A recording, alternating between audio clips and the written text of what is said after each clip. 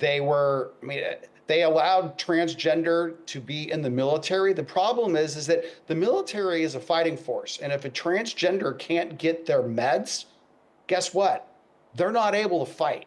So the American military's first priority is to fight and win wars if called upon to do so, period. And Joe Biden and Kamala Harris went out of their way to introduce woke politics into not only the US government, but into the American military, weakening the force, demoralizing the force. That's why we have a recruiting problem in the American military. And what do you want to bet that that's going to change over the course of the next 4 years? Because Donald Trump is going back to a merit-based system where if you can, it doesn't matter if you're a man or a woman, black, brown, or blue, if you can fulfill the requirements of the job, you get the job. It doesn't, you shouldn't have to be this race or that race or be gay or straight. If you're qualified and you get the job. That's the America, the land of opportunity that we know, where you have equal chance to get the job, but not the outcome. The outcome is not resolved, and that's what these policies under Biden-Harris did, and they are gone from government. Well, Matt, thanks so much for joining us with your views. We do look forward to getting regular updates from you from the United States. Thanks so much for joining us on NDTV. Well, Trump has promised also to bring back energy jobs and boost fossil fuel production. The big question in this aspect being, is dismantling environmental protections really the long-term solution for America's energy future? Well, we'll have to wait and see. But meanwhile, Trump, as we have been covering with our experts, has issued a flurry of executive orders and directives as he sought to put his stamp on his new administration on matters ranging from energy to criminal pardons and immigration. Here are the key takeaways for you. The golden age of America begins right now. For American citizens, January 20th, 2025 is Liberation Day.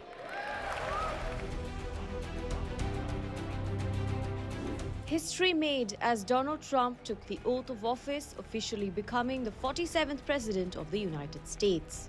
With Chief Justice John Roberts administering the oath, Trump placed his hand on the same Bible used by Abraham Lincoln during his swearing-in back in 1861, a striking symbol of both tradition and transformation as the United States turns a new page. Trump's pick for Vice President J.D. Vance was also sworn in, securing his position as the president's right-hand man. And just like he promised, Trump signed a flurry of executive orders right after being sworn in that includes withdrawal from the Paris Climate Agreement and the World Health Organization. The 78-year-old also issued pardons for 1,500 participants in the January 6, 2021 riots at the U.S. Capitol. Full pardon or commutation? Full pardon. We have about 6 commutations in there where we're doing further research. Okay. Nice to see you again.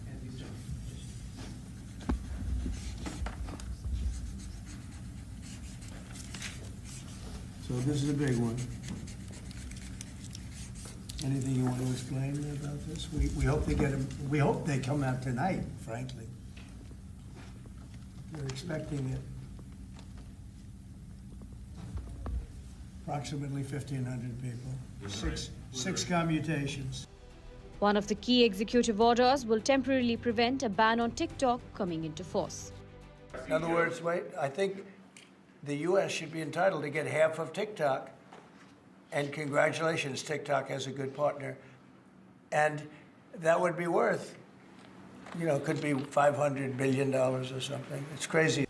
In a sign of an impending tariff war, Trump said he may impose 25% tariffs on Canada and Mexico as early as the 1st of February, while promising punitive measures on other countries as part of the new U.S. trade policy.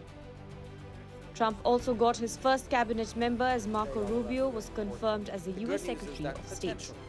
In a break from tradition, Trump extended invitations to several world leaders. Italian Prime Minister Giorgia Meloni, Argentinian President Javier Milei, Chinese Vice President Hang Zheng were in attendance. Front and center was External Affairs Minister S. Jaishankar, representing India. Former living presidents and first ladies were present at the Capitol Rotunda to witness Trump's return to power. former First Lady Michelle Obama's absence did not go unnoticed. Her office had announced just last week that she would not be attending the inauguration without offering an explanation. Former House Speaker Nancy Pelosi, who had been a fierce critic of Trump throughout his first term, was also absent. The ceremony saw the world's wealthiest individuals sitting together. Tech titans Elon Musk, Sundar Pichai, Jeff Bezos and Mark Zuckerberg sat side by side, marking a significant moment as they witnessed Trump's dramatic return to the presidency. The inauguration featured stirring musical performances with Christopher Marquio singing "O America", Carrie Underwood performing "America the Beautiful", and Lee Greenwood singing "God Bless the USA". As the United States embarks on a new chapter under Trump's leadership, the eyes of the world are fixed on America. With promises of liberation and change, the question now remains, how will this new era reshape the course of history? Bureau Report, NDTV World.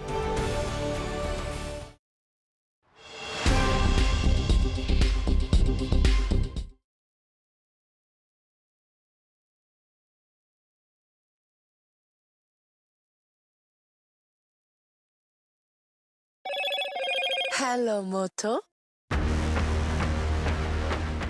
Motorola Edge 50 Pro, world's first AI-powered pro-grade camera.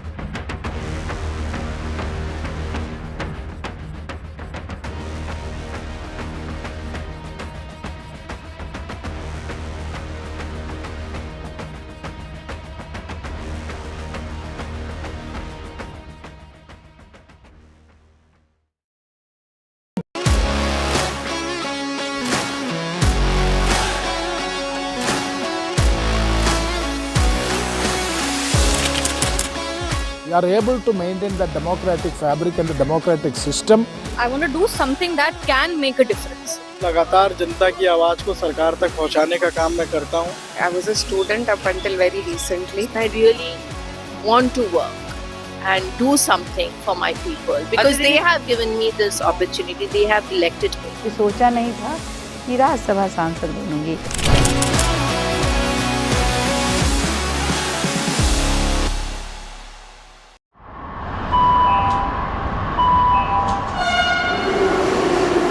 Kind attention, please. Delhi Election Metro 2025 is arriving on People's Platform. Please mind the gap. BJP or AAP, who will get to the Delhi Secretariat station? दरवाजे बाईं तरफ खुलेंगे. Who will Delhi voters open the victory doors for? And who will be shown the door? Can the BJP throw AAP's victory run off track? Or will it be Kejriwal's ticket to win again? Can Congress take the election metro to revival? We will track it all for you. Delhi's decision destination. Doors will open on the left. Stay tuned to NDTV for mega metro poll coverage. I've been reporting on all issues, big and small, from Andhra Pradesh, Telangana, rest of South India, bringing you all the action, all that you need to know, all that you want to know. The energy of Maximum City is infectious. I bring in that energy in our news coverage from financial capital, Mumbai. Covering from the southernmost part of India over the last 23 years, I bring in-depth and 360-degree coverage from the Dravidian heartland. The land of Mishti is also known for its bitter politics. I have seen much water flow under the Howrah Bridge, covering Bengal in all its vivid colors.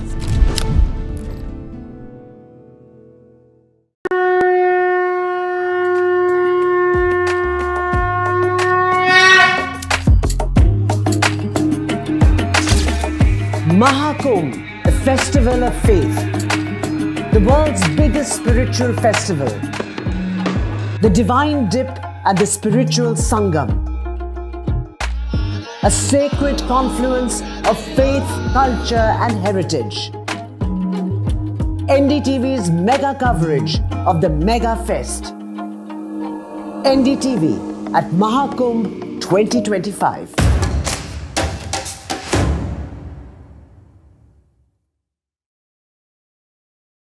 In today's interconnected world, India's voice is more crucial than ever. When India speaks, the world listens. At NDTV World, we are that voice, bringing you intelligent and insightful news from India and beyond. From geopolitics and diplomacy to economic shifts, migrations, tech disruptions, and the stories of our diaspora. We cover the news that shapes our global future. NDTV World, your new home for global news is here. Hello and welcome to the best of the World Economic Forum in Davos, Switzerland. For 2 decades, NDTV has been a window to the world's greatest thinkers, leaders, Nobel laureates and stars at the World Economic Forum in Davos, Switzerland. From Bill Gates to Shakira to Randy Zuckerberg to top ministers to what is often the biggest story, India, a global economic powerhouse. Conversations around our greatest challenges from AI to wars to sustainability. Join us, NDTV's Vishnu Shom and me, Neeraj Shah, as we engage with the world's finest. NDTV at Davos from January 20th to January 25th.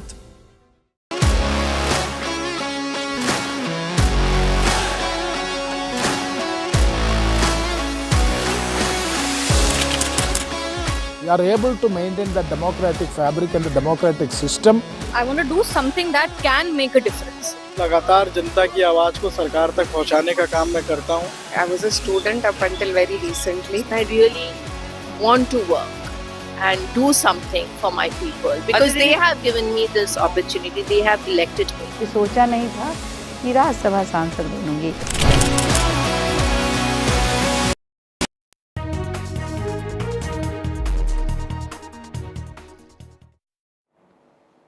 Let's turn our attention to surprise tax raids that were conducted by 65 teams at various locations in Hyderabad. Well, the Income Tax Department conducted raids on film producer Dil Raju's properties, including his office and homes in Hyderabad. As per our sources, these raids were carried out at 8 different locations. Now, in case you don't know, Dil Raju owns Sri Venkateshwara Creations, which is a leading production company, and he was recently appointed as the chairman for Telangana Film Development Corporation by the state government. Searches are also being conducted on producer Naveen, who's the owner of Maitri Films. Maitri Films actually produced the Allu Arjun starrer Pushpa 2. And as I mentioned, 65 teams are conducting searches at multiple premises. My colleague Uma Sudhir joins you with the lowdown. So massive raids taking place on film personalities here in Hyderabad. 2 main production houses that we are talking about. One is the Dil Raju Productions, which belongs to Dil Raju, who is a producer, distributor, and also deals with real estate. And 2 of his big films had released. One was Game Changer with Ram Charan and Kiera Advani, and the second one was Sankranti Ki Vastunam, which was with Venkatesh and Aishwarya Rajesh, and also Meenakshi Chaudhary had starred in it. And even though Game Changer had mixed reviews and did not do so exceedingly well, but Sankranti Ki Vastunam has done well, and its collections are said to be, in fact, as much as the RRR when it had released here. The other big production house that is being searched now is Maitri Productions, whose CEO is being searched. Their offices are being searched. Also, the producer, Mr. Naveen, his residence and office also being searched. What we are being told is that in the case of Dil Raju as well, his family members, his relatives, as well as his staff members are being searched, officers as well as residents, and also in the case of Mr. Naveen, once again multiple premises. So as many as 65 teams said to be on the job of searching these residents because Pushpa 2, of course, despite the controversy that it was involved in, or rather ended up being involved in during the premiere or the special show that happened even before the release of the film. Despite that, Pushpa 2 has done exceedingly well in multiple languages, and that is being now linked to the raids that are happening in Hyderabad at multiple locations.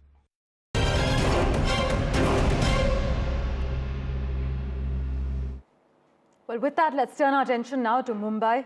In a big development in connection to Saif Ali Khan's stabbing case, the Mumbai police have now recreated the crime scene with the accused at Saif Ali Khan's residence early this morning. The accused in the high-profile case Mohammad Shariful Islam, who's a 30-year-old Bangladeshi national, was arrested early on Sunday morning from Thane, and a court had remanded the accused into police custody for 5 days. Police believe that the accused may have received support to carry out this crime and had also mentioned a possible international conspiracy during the court proceedings. My colleague Anuj has been tracking the finer details for us. Anuj, tell us what you know so far, the latest details you can disclose, and also Saif Ali Khan is expected to be discharged from Lilavati Hospital today? Yes, a word on Saif's health update first. He's expected to come out of the Lilavati hospital any time from now onwards. Right. It was expected to happen yesterday, but the procedure got delayed because of certain official reasons. But he's expected to come out of the hospital today. But more importantly, what happened here today morning was the recreation of the crime scene, and that is what we'd all been waiting for, right? Because we all knew in theoretical terms what had unfolded on the early hours of the 16th of January, but we did not exactly, or the police in fact did not exactly knew it in practical sense, which is why the demonstration of it with the help of the accused was very important, and that took place at 5:30 a.m. in the morning. And after that the individual was also taken to the Bandra station. Now we are here outside Bandra residence of Saif Ali Khan, and we can see that the police has also made their way to this place, right? After 5:30, when they took the individual away, via the Bandra station road, that was the road chosen by the accused to leave this particular place. This is the first time the police has come here, outside the residence of Saif Ali Khan, and there have been multiple recce's which have been taking place outside Saif Ali Khan's house here by the police to understand better how exactly is it that the individual made his way to this place. Now, the fact that the police teams are continuing to come here even after the recreation of the scene has taken place probably hints at what the Mumbai police would be looking at. We also reportedly know that they have found the fingerprints, close to 19 to 20 fingerprints of the accused on multiple objects or items in Saif's house, but we see that this is the second time or the third time since last afternoon that the police has sent their teams to have a look at this place and to also know about the strength of the AC duct which was used by the individual to go up to till the 11th floor of this particular building. Anuj, as always, thank you so much for joining us with the lowdown from Ground Zero.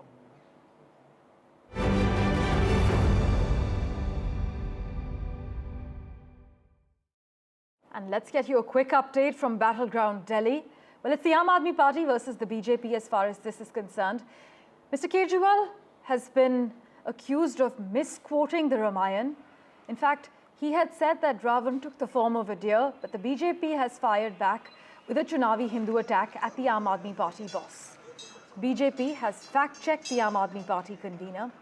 Listen in to what Mr. Kejriwal had to say, followed by the BJP's reaction. तो एक दिन रामचंद्र जी खाने का इंतजाम करने जंगल में गए। माता सीता को अपनी झोपड़ी में छोड़ गए और लक्ष्मण को बोले कि तू सीता मैया की रक्षा करेगा। इतने में रावण आया सोने का हिरण बनके। आया कि नहीं आया? सोने का हिरण बनके आया। सीता मैया लक्ष्मण को बोली मेरे को ये हिरण चाहिए। लक्ष्मण बोला ना मैया, भगवान राम कह के गए हैं कि मेरे को आपकी रक्षा करनी है। उसने बोली नहीं, मैं तेरे को आदेश देती हूँ, जाओ और हिरण को पकड़ के लाओ। लक्ष्मण के पास चारा नहीं था, लक्ष्मण चला गया और वो रावण अपना वेश चेंज करके और सीता मैया का हरण करके ले गया। ये बीजेपी वाले भी उस सोने के हिरण की तरह हैं, इनके चक्कर में मत आ जाना, नहीं तो हरण हो जाएगा। Joining us right now is the Delhi BJP President Viren Sachdeva, who has come at Hanuman Mandir here in Connaught Place. Sir, आज आप पहुंचे हैं यहाँ पर, क्या आपने आज दिल्ली वालों के लिए फास्ट? हमने दिल्ली वालों के लिए उपवास रखा है, हमने अपने धर्म के लिए उपवास रखा है, अपने सनातन के लिए उपवास रखा है। हमारे धर्म को, हमारे सनातन को गाली देने का काम अरविंद केजरीवाल ने किया, अपमान करने का काम किया, हमारे रामायण चरित्र मानस की गलत व्याख्या करने का काम किया। कौन सा रावण हिरण उनके आता है जी, वो भी सोने का रावण। ये अभी तक सोने के मुंह से नहीं निकले, इनको शीश महल में सोने की आदत पड़ गई है। आज तक इनको सोना सोना दिखता है। और जिस तरह से इनकी नानी इनको बताती थी, क्या बताती थी हमें नहीं पता, लेकिन ये कहते थे राम मंदिर नहीं बनना चाहिए। आज चुनाव है तो चुनावी हिंदू बने हुए हैं, तो चुनावी हिंदू बनने का ये मतलब नहीं आप हमारे धर्म का मजाक उड़ाएंगे। तो इसलिए आज हमने उपवास किया है और दिल्ली वालों के लिए भी किया है, अपने धर्म के लिए किया है और भगवान श्री राम न्याय करेंगे। लेकिन आज सर आज आप वही हनुमान मंदिर पहुंचे हैं जहां पर कोई भी चीज को शुरू करने से पहले अरविंद केजरीवाल यहां पर पहुंचते हैं। हम तो बता रहे हैं ना कि अरविंद केजरीवाल चुनाव की राजनीति से जोड़ के इसको करते हैं, लेकिन हमारे सनातन को, हमारे धर्म को गाली देने वाला प्रभु श्री राम उसको क्षमा नहीं करेंगे। Ishika Verma is live with us as well with a quick update. Ishika, as you've covered, the BJP has fired a Chunavi Hindu attack at the Aam Aadmi Party. Have we heard from the Aam Aadmi Party yet?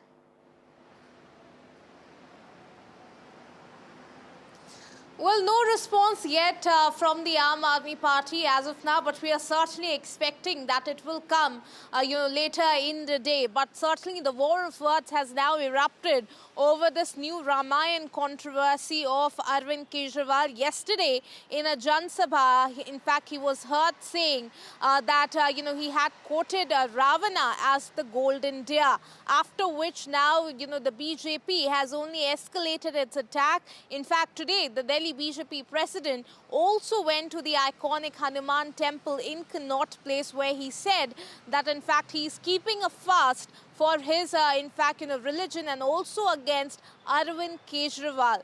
Now what we are also seeing here, that the Hindutva factor only getting more highlighted as the Delhi elections date near, and certainly BJP is not going to let it go this time. Over to you. Ishika, thanks so much for joining us with that brief update. We have with us live from Rochester, David K. Johnston. Also with us, immigration expert and CEO of Open Avenues, Danielle Goldman. Thank you so much for making time for us on NDTV. Danielle, I'd like to come to you first. The cancellation of the appointments through this CBP One app immediately after Trump's inauguration, it's actually left thousands of migrants in limbo. What does this sudden policy shift say about the administration's approach to asylum seekers as well as their rights? Yeah, thank you so much for having me today. I will say that the new administration's approach aims to send a clear, hardline message right out of the gate.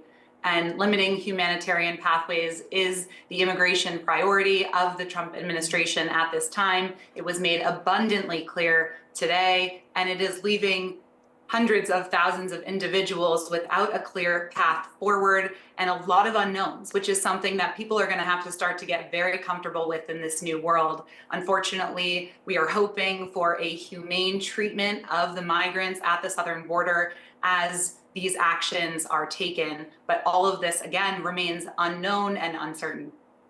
Indeed. In fact, that's a sentiment many are echoing within the United States at the moment as well. David, despite his hardline rhetoric on China, though, during his first term, Trump has actually chosen not to impose new tariffs, at least on his first day. Does this signal a shift in his approach to China, and what does this mean for US-China relations moving forward? Well, I think Donald is going to use tariffs, which are effectively a sales tax on Americans and which allow domestic manufacturers to raise their prices to just below the price of the tariffed good, to negotiate with the Chinese. He's going to try and get what he thinks will be better trade deals with China. Similarly, the 25% tariffs he's proposed on America's two biggest trading partners, Mexico and Canada, also wouldn't take effect immediately, but any tariffs will raise prices while he's promised he's going to lower prices. Meanwhile, he's also withdrawn the US from the Paris Agreement for a second time, David. Reports also suggest the US is withdrawing from the World Health Organization. How does this actually place the US as far as the global conversation on both health and climate is concerned? What does it mean for international cooperation as far as these aspects are concerned? Well, it's interesting that Donald Trump has put himself in the same position on the Paris Climate Accords as Tehran. I don't know who would have ever thought something like that would happen. Donald believes these things are hoaxes, that there is no climate disruption despite all the evidence. The sympathy he may have, he made very clear today when he talked about the billionaires who've lost their homes in the terrible fires in Los Angeles, not the ordinary people who lost their homes, but the billionaires. And I think that's indicative of what you're going to see going forward, that this is going to be a government of, by, and for American oligarchs. And it's going to be based on fictions. I mean, I call this the Trump imaginary universe because many of the statements he made today in his inaugural address have no relationship whatsoever to reality. Donald just makes this stuff up in his head, as I've been documenting now for close to 40 years. Well, it's a Trump imaginary universe, David, that's got him back into the White House. Many would argue that it's his charisma, and his critics would argue just the opposite. But Daniel, one of the new proposals includes ending automatic citizenship for those born in the United States. What legal and constitutional challenges do you foresee arising from such a drastic move? And how would it actually reshape the current understanding of US citizenship? There is no doubt that there will be challenges here. The 14th Amendment clearly states that anyone born in the United States is a citizen. This is written in the Constitution. He can try and do this, but the reality is just because a president says that this is the case, it doesn't mean that that is what is going to happen, and the courts are going to challenge this. So this is going to be a long, drawn-out battle, as will many of these orders be as we see these initial executive orders play out and through the next 4 years. Also, Danielle, the courts will ultimately determine the success or failure of this agenda, right? They will. They absolutely will. It will be challenged, and we will see this ultimately land in court, and this will play out over time. Right. David, meanwhile, many warn that Trump's second term could send shockwaves through global democratic norms. How do you think his approach to governance, both at home and abroad, will influence authoritarian regimes as well as democratic movements across the world? I think this is the biggest concern we should have about the Trump administration. Donald had talked when he was previously president about suspending the Constitution.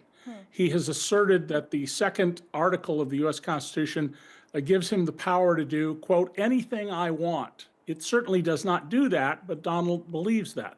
So he is going to be a friend not of democratic societies and liberty, but a friend to people like Xi, Kim, especially Putin and MBS in Saudi Arabia. Donald, like millions of Republicans in America, and I take this from Mitt Romney, who was the Republican Party presidential candidate 12 years ago, doesn't really believe in democracy. He believes that he is special and that no one else is qualified to be president. And I frankly will expect that if he's reasonably healthy, that 4 years from now he will try to stay in office. He has said the worst thing he did was to voluntarily leave office 4 years ago. Well, David K. Johnston and Daniel Goldman, thank you so much for joining us on NDTV with your views. Let's wait and see how this Trump 2.0 term plays out. We will, of course, revert to you for regular updates from the United States. With that, we're slipping into a very short break, but news and updates continue right here on NDTV 24/7. Do stay tuned.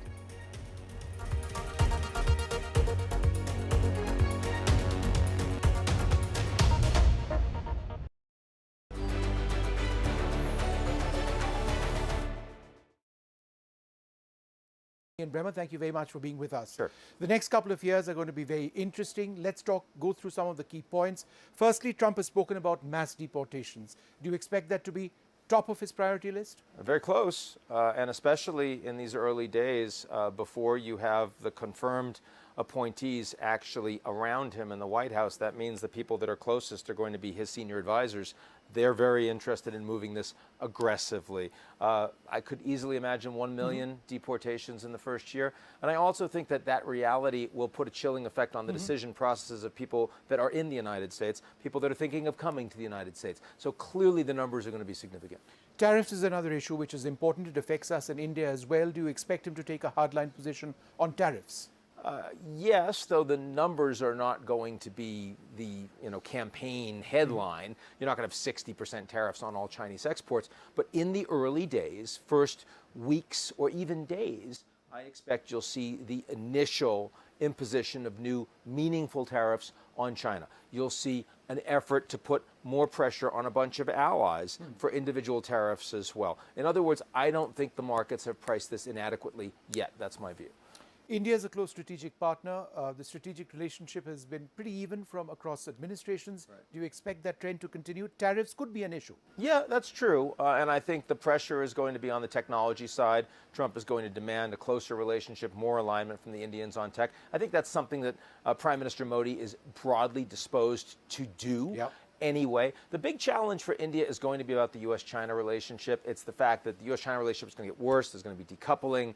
There's going to be more confrontation, maybe even a trade war. And India is going to have a harder time navigating that in the next year than they had under the last four with Biden. Also on Russia. Go ahead. There's going to be more sanctions on Russia that are going to hit India's trade with Russia as we get closer to a negotiation. Right. Do you expect the oil sale from Russia to India being potentially impacted? To be further impacted. And I think that because it is going to be hard for Trump to get Putin over the finish line, India's relationship is going to be under more pressure, definitely. Getting Putin over the finish line, what needs to be done? Do you expect the Ukraine war to end in a finite period of time?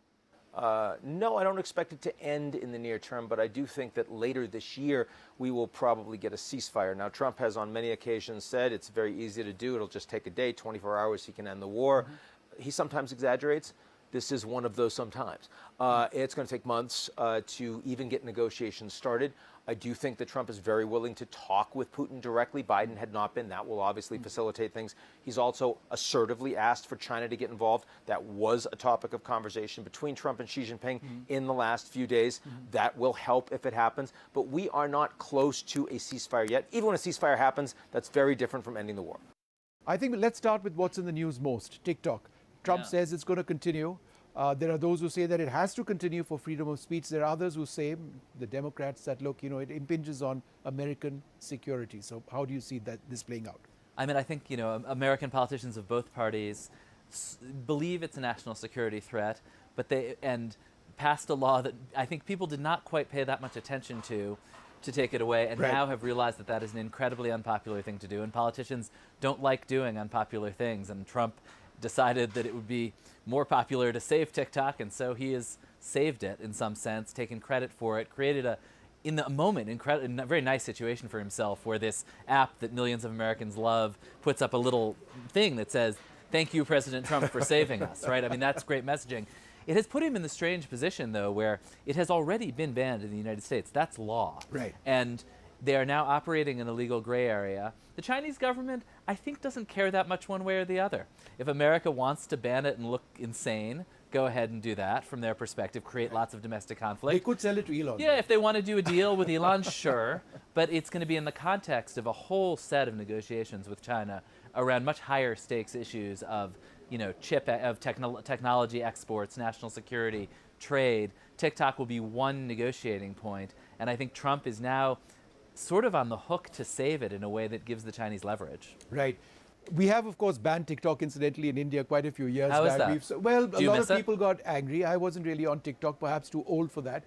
My children certainly did have problems with that, but we sort of prioritized national security. Be that as it may, the other big issue, and there are so many, the war. Let's talk about Russia and Ukraine. It's not going to be easy for him to just sort of end it, right? I mean, it doesn't work that way. He was able to force through a ceasefire in Gaza, and I think he obviously believes that, his force of will, his political momentum can really push people to the table. But this is a very different situation where Russia feels that they're winning, and I think the Europeans, the United States, Ukrainians are now eager to reach a peace settlement, and that's a difficult negotiating position. And the Trump administration has been lowering expectations for an immediate settlement.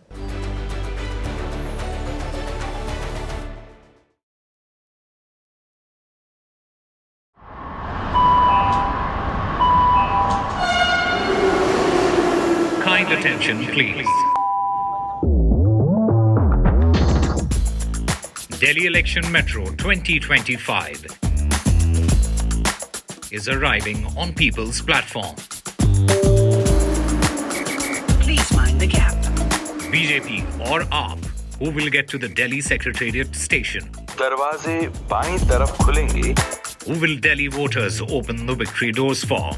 And who will be shown the door? Can the BJP throw AAP's victory run off track? Or will it be Kejriwal's ticket to win again? Can Congress take the election metro to revival? We will track it all for you. Delhi's decision destination. Doors will open on the left. Stay tuned to NDTV for mega metro poll coverage. I've been reporting on all issues, big and small, from Andhra Pradesh, Telangana, rest of South India, bringing you all the action, all that you need to know, all that you want to know. The energy of Maximum City is infectious. I bring in that energy in our news coverage from financial capital Mumbai. Covering from the southernmost part of India over the last 23 years, I bring in-depth and 360-degree coverage from the Dravidian heartland. The land of Mishti is also known for its bitter politics. I have seen much water flow under the Howrah Bridge, covering Bengal in all its vivid colors.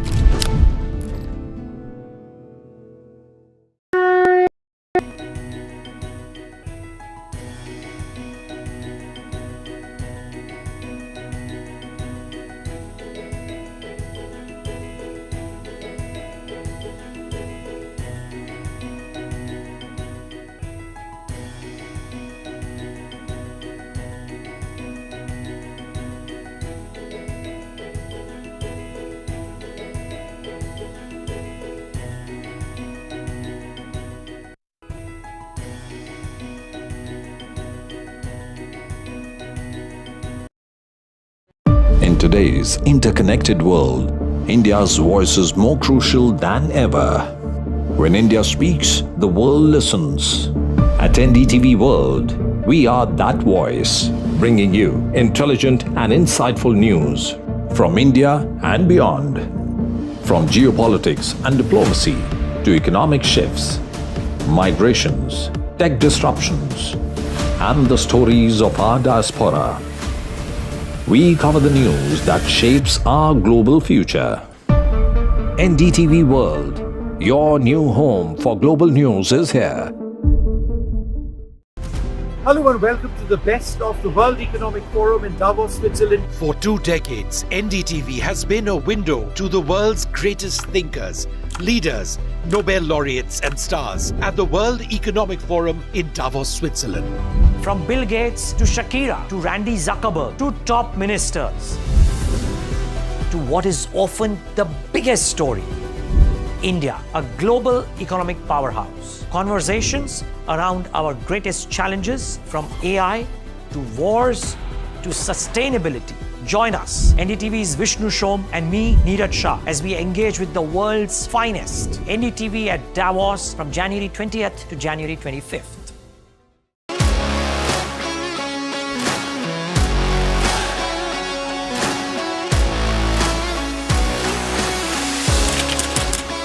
We are able to maintain the democratic fabric and the democratic system. I want to do something that can make a difference. लगातार जनता की आवाज को सरकार तक पहुंचाने का काम मैं करता हूं. I was a student up until very recently. I really want to work and do something for my people because they have given me this opportunity. They have elected me. सोचा नहीं था कि राज्यसभा सांसद बनूंगी.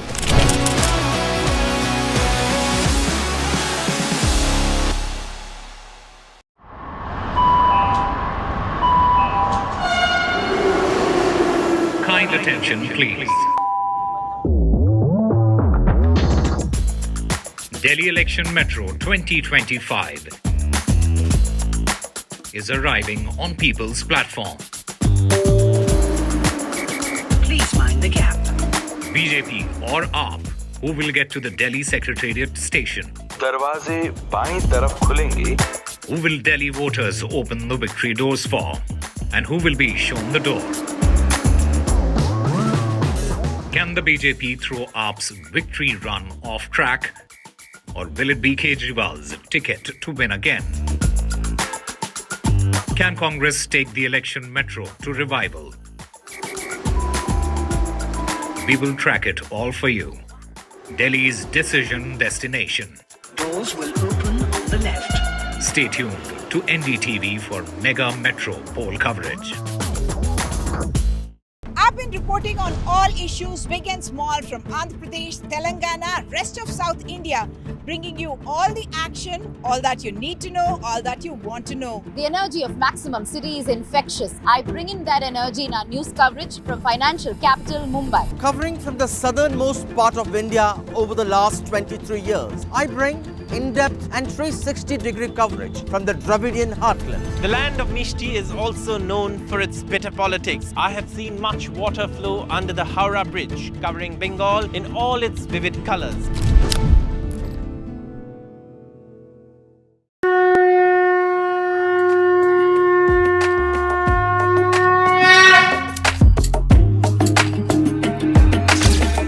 Mahakumbh, the festival of faith, the world's biggest spiritual festival, the divine dip at the spiritual Sangam, a sacred confluence of faith, culture and heritage. NDTV's mega coverage of the Mega Fest. NDTV at Mahakumbh 20.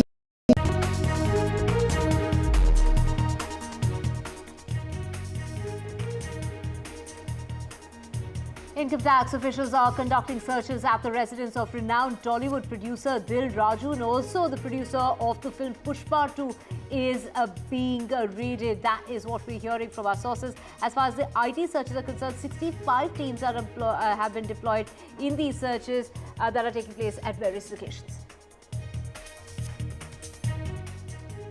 It's MK Stalin versus the centre as far as UGC draft rules are concerned. MK Stalin's appeal to India bloc chief ministers. It is the opposition that must stand united against the UGC rules is what the chief minister is saying.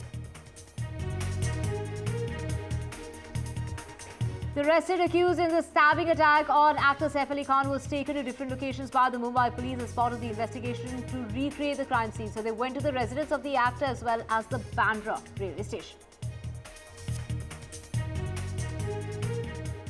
And it's the BJP versus the Aam Aadmi Party in the run-up to the Delhi election in this epic war as far as Ramayana is concerned. Well, Kejriwal misquoted Ramayana is what the BJP is saying. So the BJP attacking Kejriwal for saying that it was Ravan who had in fact, disguised himself as a golden deer in order to lure Sita. But it wasn't Ravan. In fact, it was Ravan's uncle, Marich, who had disguised himself as a deer.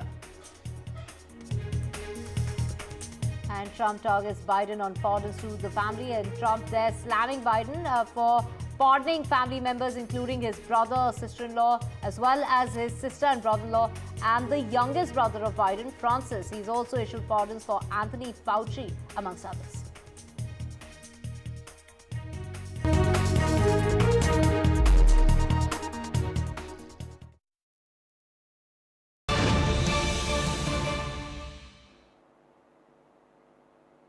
And let's get you breaking news coming in. A very good morning. You're watching NDTV 24/7. A Kolkata rape and murder case in which now the Bengal government has moved the Calcutta High Court. The West Bengal government there is now asking for capital punishment. So the West Bengal government there is moving Calcutta's High Court Division bench against the trial court sentence in the RG Kaur rape and murder case. The trial court pronounced a sentence of life imprisonment for Sanjay Roy. The Advocate General who has moved the division bench headed by this is seeking the death penalty when it comes to the accused. Do remember that Sanjay Roy so far has been maintaining that he is innocent, he isn't guilty of the crimes. He has been denying any sort of wrongdoing, saying that he wasn't the one who was involved in the crime that took place in August of last year. Of course, the family has been going on saying that there was more than one person involved, looking at the extent of the injuries of the victim.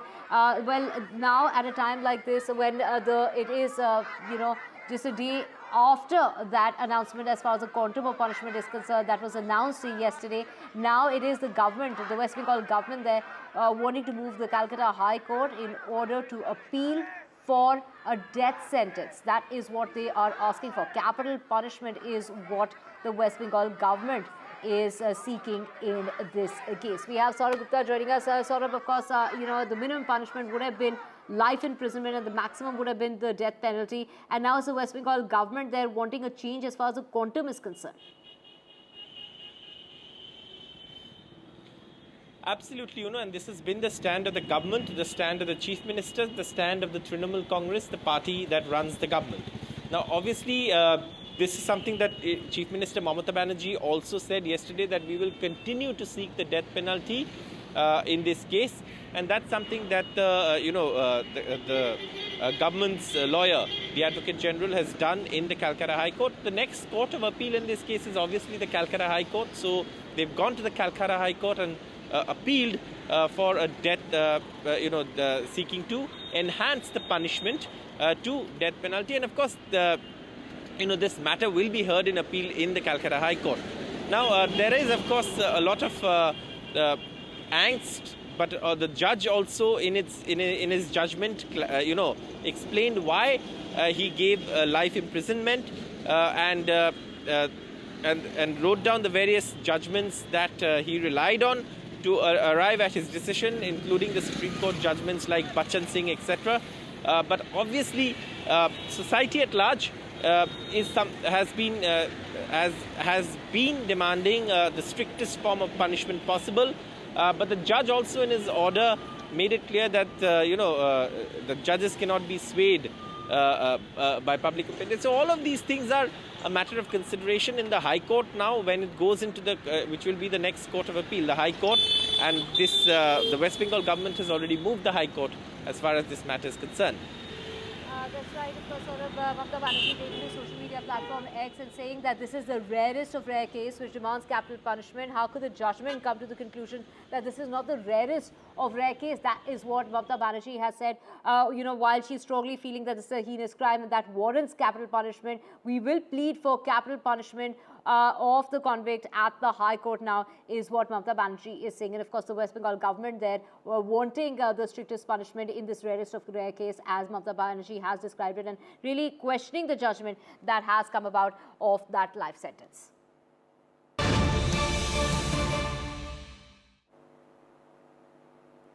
And switching to more breaking news coming in, and this is in regard to news coming in from Chhattisgarh. While 14 Maoists have been killed in a major encounter that's taken place, this is near the Chhattisgarh-Odisha border. This is where a large amount of weapons and explosives have been seized.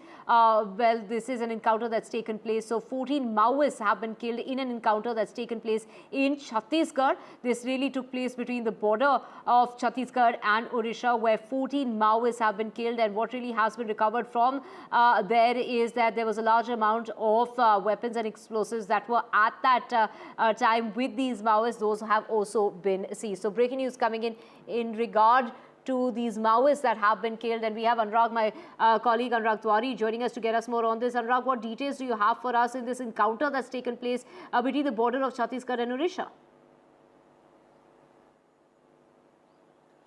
Yes, the security forces got an input about the presence of Naxals near Kulhadi Ghat area, and this place is around 5 kilometers away from the Nuapada area of Odisha, and it comes under Garyaban district. So they have launched on 19th, they have launched an interstate operation involving police personnel from Odisha police as well as Chhattisgarh police and paramilitary forces. And after that, so far they have recovered the dead bodies of 14 Naxals, including 2 women members, and the Naxalite named Chalpati, who is the central committee member carrying a bounty of 1 crore, has also been killed. This is what our sources are telling us. And the security forces, they have recovered huge amount of arms and ammunition, including IED, 1 SLR, and INSAS rifles they have recovered from this place, and the search operation is underway.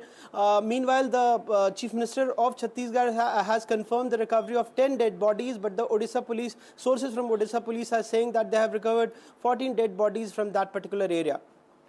Right, that figure that was updated, of course, with a lot of explosives and a lot of weapons that were recovered from the area, like Anurag is mentioning. So that encounter that took place, due to the intel that was received, and 14 Maoists have now been killed in that particular encounter that's taken place. This is in area which is between Chhattisgarh and Odisha. Switching tracks now to more news, and that is the Income Tax Department conducting searches as far as the film producer Dil Raju is concerned. Do remember, Dil Raju is a very prominent Tollywood producer, and his residence as well as his offices, there are raids that are being conducted not just there but also including the residences of his family members, his relatives as well. It is Dil Raju who had produced 2 films in the month of January itself. So just during Makar Sankranti is when he had produced 2 films, one of which didn't do so well, that was Game Changer, but the other film has done very, very well, and it has broken some sort of records as well. Do remember, he's currently appointed as the chairman for the Telangana Film Development Corporation by the state government, and searches are also underway at the producer Naveen's residence. This is the owner of Maitri Films that has produced the much controversial film Pushpa 2. Do remember that controversy surrounding the film started from the very start of that trial show that took place just before even the release of the film, and now 65 teams have been conducting searches since early this morning at multiple locations, in connection with these 2 producers who have made very successful films. We have my colleague, in fact, Uma joining us, who is getting us more on this. And Uma, when we talk, and then we also have Sajjana Galrani, actor, joining us as well. Sajjana, over to you first. Let's talk about, very successful producers who have had very successful films lately, whether it's Pushpa 2 that was released in December, or this film of Dil Raju, which is doing exceedingly well, and now it is the IT officials who are conducting searches. Why are they really targeting these producers? Because, this is not the first time it's really happening. Well, Pushpa 1, the original Pushpa installment was released. A similar, investigation was carrying on even at the time, whether it was the director or even the producer of the film. Big problems happen to big people. That's as simple as that, is how I look at it. And these income tax raids are not a new thing in the southern film industry. Whenever a producer is having huge success, obviously they smell those crores and crores of rupees and tons of money coming their way. And if they have the smallest of the hint or the tiniest of the hint that, okay, maybe all the money, all the income is not declared the way it has to be legally declared, then there arrives the trouble, and there arrives the scrutiny. And you cannot actually call the income tax raid as a trouble. Sometimes they also just might come for a scrutinization whether you have really declared all your income or no. Because like we all know, Pushpa is the biggest hit of the country. It has even crossed the collection of Jawan. I think 1700 or 1800 crores is what it is on. So even if you have forgotten to declare 20 crores or 50 crores somewhere, then definitely it's a big jackpot for the income tax team, and that's what they're here to assess and to find out, and they're just doing their duty. And the producers are equally very strong like a mountain in the Telugu film industry, or rather in the South Indian film industry. They know it, that if there is huge success success comes with a price always, and they are ready to pay the price. They're ready to face the income tax raid, or I would rather call this as the income tax visit to just scrutinize. Income tax scrutiny is what I would call it, rather than a raid. And it'll all come to an end in a good note, because today's date, I think everything is moreover in our UPIs. All transactions, gone are those days when people used to go to the counter, pay money and buy tickets. 99.99% people, according to me, even vegetable people are using UPI. So forget about corporates, or forget about film theaters. Every small thing needs a UPI transaction, needs the scanner to be scanned, and then the payment goes in. So if it's going in white money, then it is definitely credited to the producers with white money. So now I'm just wishing the producers great luck, that if they have really precisely, correctly filed their advance taxes, because with so much money coming in, the kind of scrutiny which is going to go on right now is to check whether the advance taxes are really paid. Or even now, I think advance taxes can definitely be paid, because March 31st is when the financial year will end and everything will be coped up. Right, of course, UPI payments for not just buying tickets but also for the parking, charges is for the smallest of amount. People are opting for UPI payments instead. We also have Uma with us. Uma, take us through the kind of money that these films have generated by these very prominent producers. So there are three films that we're talking about. Pushpa 2 released on December 5 and it's been more than 6 weeks and it has garnered, what we understand from trade sources, more than 1822 crore rupees, and that is a massive, massive amount, the kind of money that none of the Bollywood films have really seen.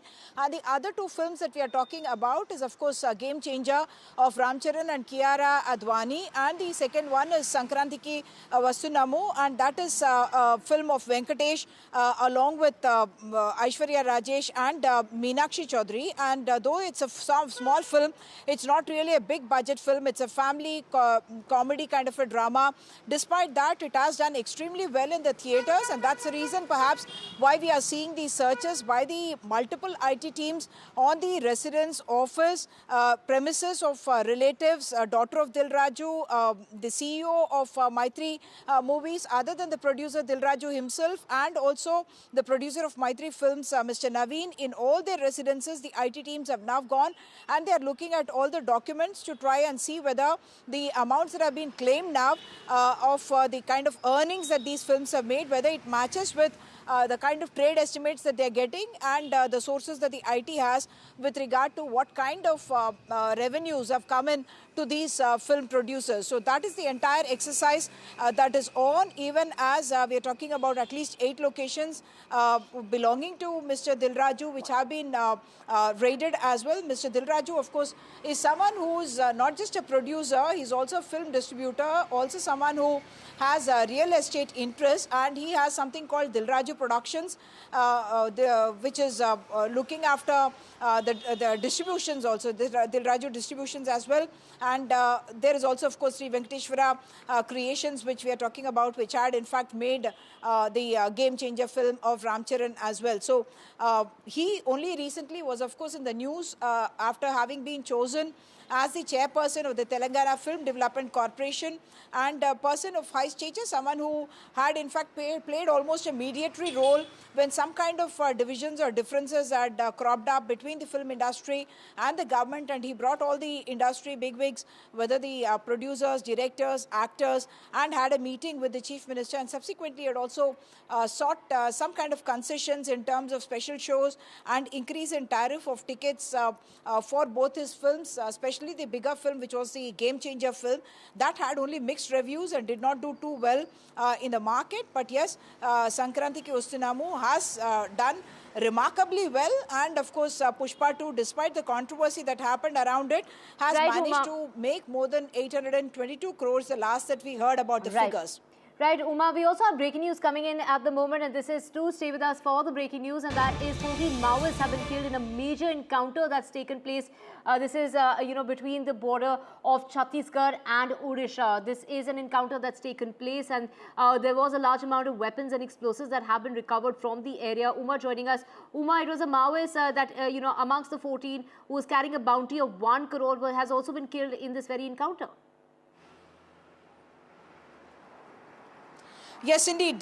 This is somebody who we identify as Chalapati, and he has been in the central committee, and he was someone who was carrying a bounty of 1 crore rupees on his head, and he is someone who set up, organized the operation in Andhra Pradesh as well as in the neighboring states as well. What we understand about this entire operation is that it was launched on the night of January 19 and targeted the Maoists who were in the Kulari Ghat Reserve Forest in Chhattisgarh, and that's about 5 kilometers in Odisha's Naupada district.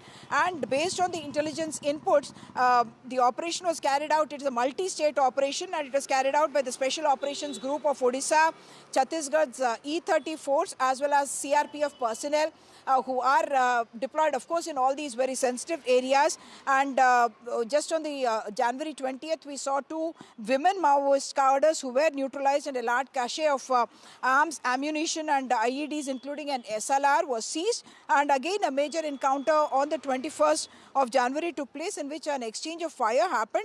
And that had led to the death of these 12 Maoists that we are talking about. And from them as well, weapons and ammunitions have been recovered. The scale of this operation, if you had to look at, this is something that is involving Maoists from multiple states, and therefore the security forces as well garnered from Odisha, Chhattisgarh, as well as the Central Paramilitary Force, which is the CRPF, and we are told as many as 1,000 personnel from all these states are involved in this operation, and therefore it's a very high-scale operation, interstate operations with a lot of coordination that was required between these multiple security agencies. And we must remember that neutralizing someone like Mr. Chalapati would be considered a very major gain. We have not got the inputs yet on the identity of the others, but I would presume that not all top leaders travel together. The usual standard operating procedure is that if you have very high level ranking officers in one place, that could lead to security risk, and therefore the SOP is that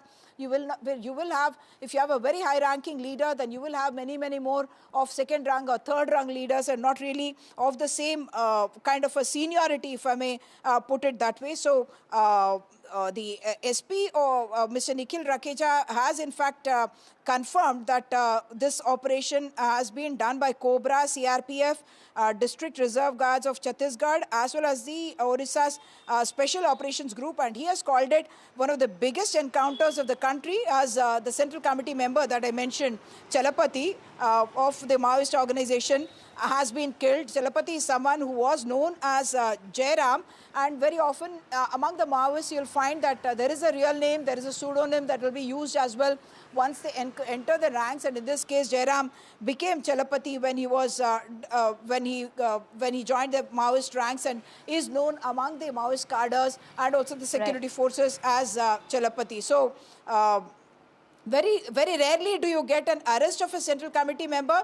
In this case, Chalapati getting killed is quite a big plus for the security forces in the region. Back to you. Right. Thank you so much, Uma, for getting us all those details of that Maoist carrying a bounty of 1 crore rupees who has been killed in the encounter. Do remember, all in all, 14 Maoists have been killed in that encounter that's taken place between the border of Chhattisgarh and Odisha.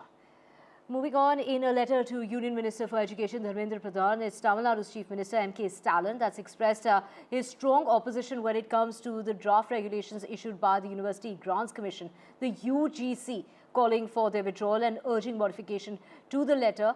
And this is the need as far as, particularly in Tamil Nadu. The Tamil Nadu Assembly had earlier passed that resolution on the 9th of January opposing the UGC draft regulations, terming them an attempt to basically, this is something that Stalin has completely been opposing for a while, and he has been asking other members, in fact, of the India bloc also to in fact voice the same concerns. So this is what he has been saying so far. Let's just listen in to how the DMK is reacting. The current UGC guidelines regarding appointment of the vice chancellors to the university has completely taken away the rights of the elected state governments. So the education which is in the concurrent list, the union government is practically taking things in the concurrent list into union list, which has to be opposed, which is again the spirit of cooperative federalism, and the justification given by the UGC or the supporters of this draft is totally unacceptable. Right, and to get more on this, we have my colleague Sam Daniel joining us. Sam, of course, we heard M.K. Stalin calling UGC the draft impractical and burdensome. This is, of course, M.K. Stalin against the centre as far as UGC is concerned, with the Chief Minister really opposing those rules of the UGC. That's right, Divya. After adopting a resolution against the draft regulations of the UGC, which aims to bring drastic changes with respect to appointment of vice chancellors and admission to undergraduate and postgraduate programs across the country, M.K. Stalin is now trying to cobble support from other chief ministers, including BJP ruled states, CMs from these states. And he's also written to Union Education Minister Dharmendra Pradhan to withdraw this. He has flagged 3 concerns. One, while the state government is deploying all its resources, wealth in developing universities with a larger vision of higher education and social justice, the attempt to appoint vice chancellors centrally, excluding the ruling governments in these states, he says, is taking away the powers of the states and centralizing powers which could undermine federalism. Secondly, he also flags that this is a kind of an attack on the autonomy of these universities. Tamil Nadu has always argued that it stands on top among the well-performing states when it comes to higher education with respect to NIRF rankings. And the system has worked well, and this should not be changed. And if the central government has its way, Divya, then the governors would play a larger role. And when it comes to appointment of vice chancellors, the state government will not have any say at all. And that M.K. Stalin calls as undermining federalism. With respect to a plan to have entrance exams for undergraduate and postgraduate admissions, he says it's again going to overburden students, and he hopes... Sam, we will come back to you. Let's just cut across to Gautam Adani, who is at the Mahakumbh. This is Gautam Adani there making his way towards Mahakumbh. Do remember that he will be there today. He will also be participating in the Seva. This is the Seva as far as, do remember, the Adani group has tied up with the ISKCON officials in order to provide meals. These are free meals to 1 lakh devotees per day. That started from the 13th of January, the Mahakumbh, going all the way till the 26th. So there you can see Gautam Adani there, just arriving in Prayagraj before he makes his way towards the Mahakumbh. He is going to be participating in the Mahakumbh today. So a lot expected on grounds of that, Mahaprasad that is being served to the devotees on a daily basis. This is, in collaboration with the ISKCON, as well as Gautam Adani there, the Adani group there, wanting to serve the people there at the Mahakumbh. So Gautam Adani is expected to be participating in the kitchen. He is expected to be serving people as well as perhaps being involved in the cooking of that prasad as well, the Mahaprasad that is being served to the devotees. So Gautam Adani, who has reached Prayagraj, he will be participating in the Mahakumbh. So Gautam Adani there at the Mahakumbh. This is visuals on your screen of Gautam Adani, who has just arrived in Prayagraj, and he will be participating in this is going to be part of the Mahaprasad that Gautam Adani is going to also be participating in when he reaches the Mahakumbh, and from there on he is, in fact, we are expecting a lot of participation today at the Mahakumbh of Gautam Adani. There you can see visuals on your screen reaching the Mahakumbh. He has just left, he just landed in Prayagraj. So from here, of course, he will be making his way. He will be at the ISKCON Pandal. He will be participating in the Bhandara Seva. From what we are hearing is that he could also perhaps be participating in the cooking of that prasad that is served on a daily basis that the Adani group has tied up with ISKCON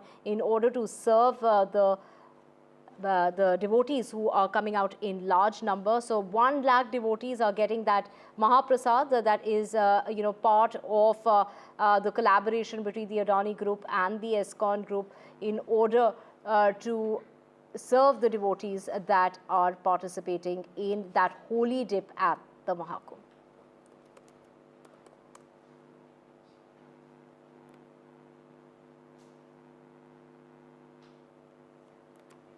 So the Adani group, in partnership with ISKCON there, of course, they have come together to do the Mahaprasad Seva that we offer to the during the entire duration of the Mahakumbh.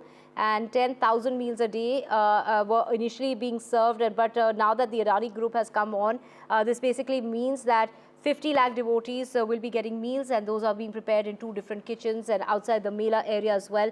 The Mahaprasad will be distributed at 40 places in the Mahakumbh, and that is where Gautam Adani is going to be participating in that Mahaprasad. This is the Bhandara Seva that Gautam Adani is going to be participating in at the Mahakumbh. So these are the Mahaprasad is being distributed at 40 different places in the Mahakumbh. There are 2,500 volunteers as well that are participating in this initiative. So Gautam Adani there making his way towards the Mahakumbh, and he will be participating in the Mahakumbh today.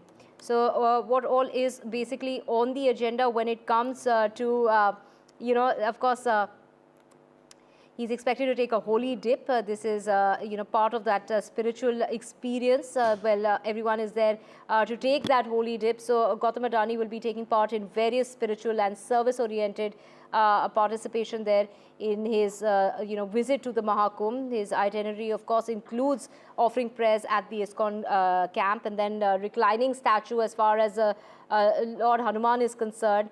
Also, extensive arrangements are being made by ISKCON for this very special occasion. So Gautam Adani will be actively participating in the community kitchen or the Bhandara at the ISKCON camp. He will be serving meals to devotees as part of his spiritual engagement, and this is going to be in collaboration with ISKCON and Geeta Press that has been tirelessly working in order to facilitate the pilgrims. Now the group has deployed battery operated vehicles also to assist those that are unable to walk around in the area. So massive meal distribution. The Adani group is distributing that Mahaprasad to over 1 lakh devotees daily. The meals consisting of roti, dal, rice, vegetables and sweets are prepared in that massive, there are 2 kitchens that are preparing those meals. There are 40 different areas where these meals are being served. Ranveer joining us to get us more on this. Ranveer, take us through the details of how long is the distance from the airport to you know, the area where the Mahakumbh is taking place. What all is on the agenda? We do know that Gautam Adani is going to be participating. He's perhaps going to even be involved in the cooking process of that you know, prasad that is being prepared every single day by the Adani group in collaboration with the ISKCON. Ranveer joining us on the phone line to get us details. Ranveer, take us through what all is going to be happening at the Mahakumbh. Gautam Adani there expected to take that holy dip.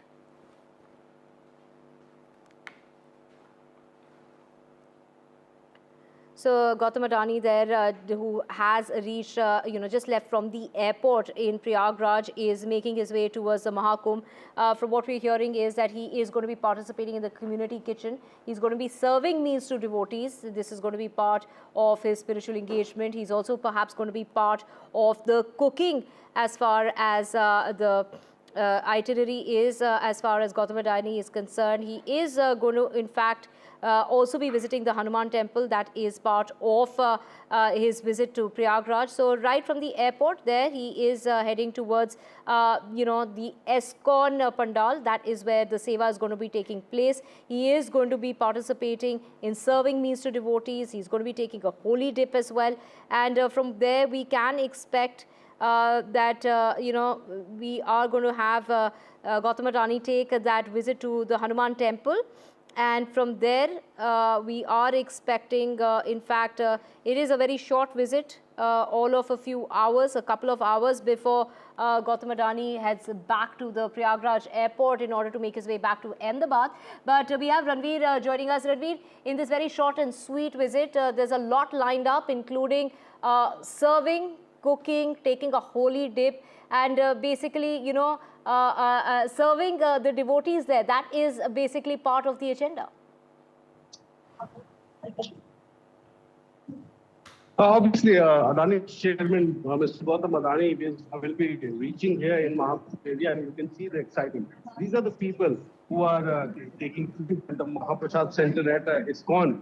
And this is ISKCON camp where you can see a huge number of devotees. And Adani sponsored ISKCON to prepare food for around 150,000 people per day. It means in the entire 45 days, Mahakumbh Mela, there will be food preparation by ISKCON for around 1 lakh.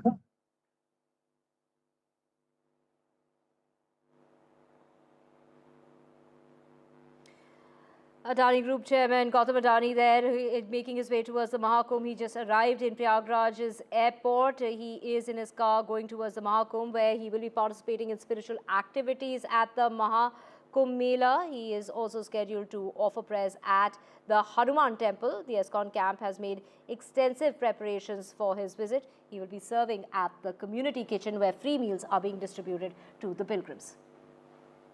And let's just cut across to Anurag Thakur there, who is holding a press conference.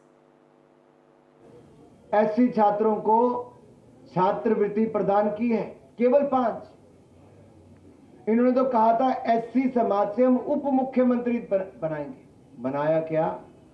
5 नहीं 11 साल बीत गए। लेकिन Bharatiya Janata party की जहां जहां सरकारें हैं,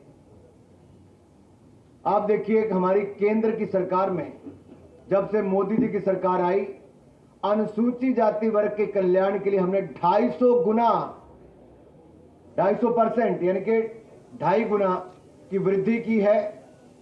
और एससी एसटी ओबीसी के उद्यमियों के लिए पीएम मुद्रा योजना हो, इसमें 40 करोड़ के ऋण के प्रदान किए। स्टैंड अप इंडिया हो, उसमें हमने एससी एसटी और महिलाओं के लिए उपलब्ध करवाया है। और एससी छात्रों के लिए नरेंद्र मोदी जी की सरकार ने 34 लाख से अधिक एससी छात्रों के लिए, शेड्यूल कास्ट कम्युनिटी के मेरे अनुसूचित जाति वर्ग के भाइयों बहनों के लिए 3,546 करोड़ रुपए की छात्रवृत्ति प्रदान की है। कहां आपदा सरकार के 5 लोगों को, 5 एससी छात्रों को दिया, और दूसरी ओर हमने 34.5 लाख एससी छात्रों को 3,546 करोड़ रुपए की स्कॉलरशिप प्रदान की है। Yes, you have heard it right. 34.5 lakh SC students have got 3,546 crore rupees of scholarship from the Narendra Modi government. And the Gujarat government provides to the SC students who are getting training in the ITI colleges 400 rupees per month as a stipend. और मैं आज जो कहने वाला हूं अपने दिल्ली के सभी वरिष्ठ नेताओं के साथ, अध्यक्ष जी के साथ, रामवीर जी के साथ और बाकी नेताओं के साथ, कि हम दिल्ली में तकनीकी और व्यावसायिक पाठ्यक्रमों के जो हमारे छात्र छात्राएं हैं उनके स्टाइपेंड योजना कर शुरू करें। किसके नाम पे? डॉक्टर भीमराव अंबेडकर स्टाइपेंड योजना होगी, जिसके अंतर्गत हम आईटीआई और स्किल सेंटर पॉलिटेक्निक आदि में पढ़ रहे हमारे अनुसूचित जाति के विद्यार्थियों को 1,000 रुपया प्रति माह स्टाइपेंड देंगे। जी हां, 1,000 रुपया प्रति माह स्टाइपेंड शेड्यूल कास्ट कम्युनिटी के अपने भाई और बहनों के लिए जो आईटीआई स्किल सेंटर पॉलिटेक्निक में पढ़ रहे हैं, उनको दिल्ली में हम देंगे हमारी सरकार बनने के बाद। जो आपदा सपनों में नहीं सो सकती, हम दिल्ली के युवाओं के उन सपनों को साकार करेंगे मोदी जी। अगला जो मैं आप सबके सामने रखने वाला, आपने देखा होगा ठंड हो, बारिश हो, तपती गर्मी हो। अगली स्लाइड पे अगर आप जाएंगे तो एनडीए सरकार में महाराष्ट्र में हमने ऑटो और टैक्सी ड्राइवर के लिए एक कल्याण बोर्ड की स्थापना की, जिसके तहत ड्राइवरों को पेंशन, उनके उपचार यानी कि चिकित्सा उपचार के लिए वित्तीय सहायता प्रदान की जाती है, उनके बच्चों को छात्रवृत्ति दी जाती है। लेकिन अगर आप दिल्ली में देखें तो आज से 11 साल पहले ऑटो के पीछे अपनी फोटो लगाने का काम तो इन आपदा वालों ने किया था, वो आज तक फोटो ही लगाते हैं। ऑटो वालों के लिए कुछ नहीं किया इन्होंने, कल्याण बोर्ड की स्थापना नहीं की आपदा वालों ने, और आपदा वालों ने ऑटो टैक्सी ड्राइवरों के लिए 2025 से अब तक कोई कल्याणकारी योजना नहीं लॉन्च की। और मेरी खुली चुनौती अरविंद केजरीवाल जी से, अगली बार मीडिया के सामने आए तो जवाब दें, क्यों उन्होंने एससी समाज के हमारे विद्यार्थियों के लिए क्यों केवल 5 बच्चों को स्कॉलरशिप दी, और क्यों ऑटो टैक्सी ड्राइवर वालों के लिए कल्याण बोर्ड स्थापित नहीं कर पा, क्यों कल्याणकारी योजना नहीं करवा पाए। अगर अरविंद केजरीवाल जी को चेहरा दिखाने का इतना शौक है तो जवाब दे, मुंह खोलें, इन सवालों का जवाब दें। कल्याणकारी योजना क्यों नहीं शुरू की ऑटो टैक्सी वालों की? आज हम मोदी जी की गारंटी यहां देकर जा रहे हैं आप सबके सामने। ऑटो और टैक्सी ड्राइवरों के लिए हम auto taxi driver welfare board बनाएंगे, कल्याणकारी बोर्ड बनाएंगे, और इसका गठन करने के बाद हम 10 लाख रुपए तक का जीवन बीमा और 5 लाख रुपए तक का दुर्घटना बीमा हम अपने टैक्सी ड्राइवर और ऑटो वाले भाइयों को देंगे, उनके बच्चों को प्रदान होगा।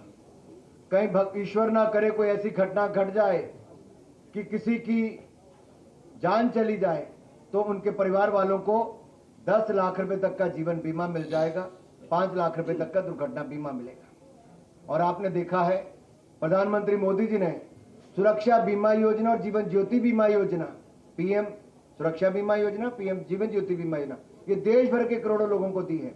अब दिल्ली वालों को भी इसका लाभ मिलेगा। उच्च शिक्षा प्राप्त करने वाले टैक्सी ड्राइवर और ऑटो वालों के ऐसे बच्चों को स्कॉलरशिप भी दिल्ली की भारतीय जनता पार्टी की सरकार देगी। और रियायती, क्योंकि आपको देखिए ऑटो का हो टैक्सी का हो, आपको इसकी इंश्योरेंस करवानी पड़ती है, और इंश्योरेंस का जो बीमा है या प्रीमियम है वो हम उस पर भी रियायत देंगे, यानी कि आपकी जेब पर उसका भी बोझ नहीं पड़ेगा। अगला अगर आप देखिए, जो मैं आपको अगली स्लाइड पे लेके जाने वाला, पंडित दीनदयाल उपाध्याय जी का ये पार्टी है हमारी भारतीय जनता पार्टी, उनकी सोच से आगे बढ़ती है। अंत्योदय हमारी सोच में है और अंत्योदय के सिद्धांत पे चलते हुए गरीबी रेखा से बाहर निकालने का कार्य हम लगातार करते आए।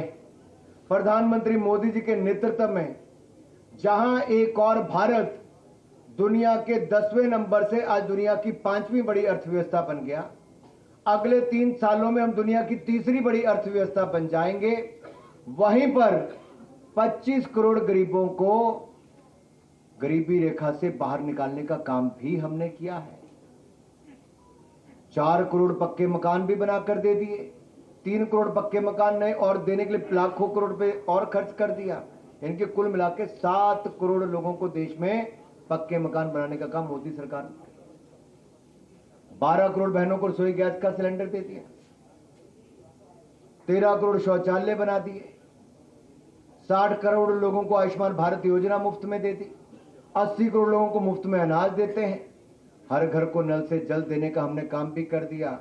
अब जब मैं अंत्योदय की बात यहां पर कर रहा हूं तो मैं उन बहनों और भाइयों की बात कर रहा हूं जो कमजोर वर्गों से आते हैं और डोमेस्टिक वर्कर्स को, क्योंकि अनऑर्गेनाइज सेक्टर में आता है, असंगठित क्षेत्र में आता है, इनको मान्यता देने का काम भारतीय जनता पार्टी की सरकारों ने किया है।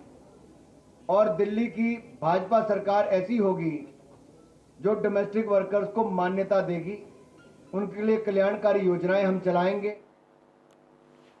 Right, we just heard Anurag Thakur there coming out with the promises in the run-up to the Delhi elections and wooing literally this is in regard to free education that is going to be provided from KG to PG to the needy as well as the scheduled caste, and the auto drivers who will get now 10 lakh rupees insurance from the BJP if they come into power in the national capital, promising even scholarship for the kids of the auto drivers. So those are the promises that are being made as far as free education for the needy, aid for the scheduled caste students in government schools, as well as 1,000 rupees stipend for the scheduled caste students. So this is what Anurag Thakur has gone on to promise. That is the BJP coming out with new promises just ahead of the Delhi elections in order to woo the auto drivers, the families, as well as the scheduled caste and the needy, promising their education that will be free by the BJP.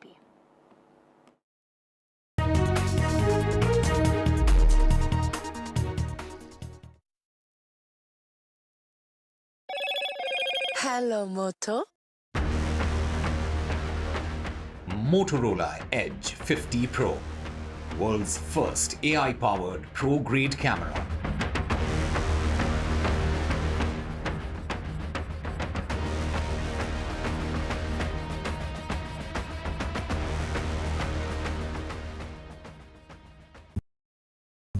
In today's interconnected world, India's voice is more crucial than ever. When India speaks, the world listens. At NDTV World, we are that voice, bringing you intelligent and insightful news from India and beyond. From geopolitics and diplomacy to economic shifts, migrations, tech disruptions, and the stories of our diaspora.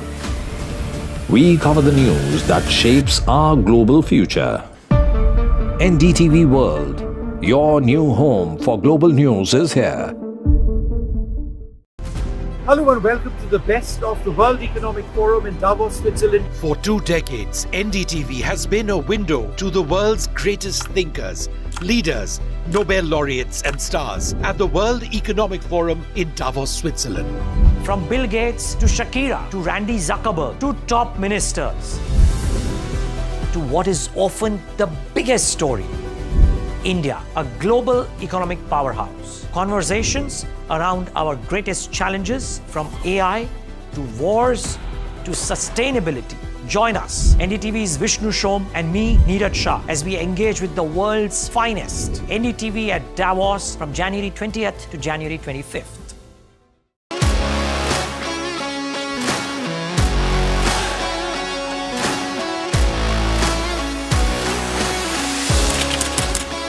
We are able to maintain the democratic fabric and the democratic system. I want to do something that can make a difference. लगातार जनता की आवाज को सरकार तक पहुंचाने का काम मैं करता हूं. I was a student up until very recently. I really want to work and do something for my people because they have given me this opportunity. They have elected me. सोचा नहीं था कि राज्यसभा सांसद बनूंगी.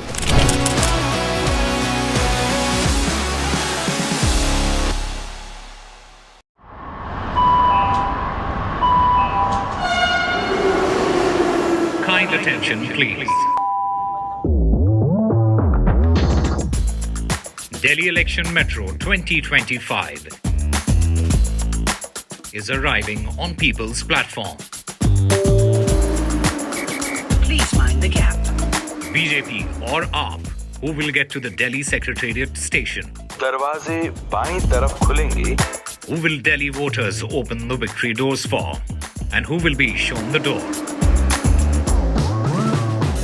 Can the BJP throw AAP's victory run off track? Or will it be Kejriwal's ticket to win again? Can Congress take the election metro to revival? We will track it all for you. Delhi's decision destination. Doors will open on the left. Stay tuned to NDTV for mega metro poll coverage. I've been reporting on all issues, big and small, from Andhra Pradesh, Telangana, rest of South India, bringing you all the action, all that you need to know, all that you want to know. The energy of Maximum City is infectious. I bring in that energy in our news coverage from financial capital Mumbai. Covering from the southernmost part of India over the last 23 years, I bring in-depth and 360-degree coverage from the Dravidian heartland. The land of Mishti is also known for its bitter politics. I have seen much water flow under the Howrah Bridge, covering Bengal in all its vivid colors.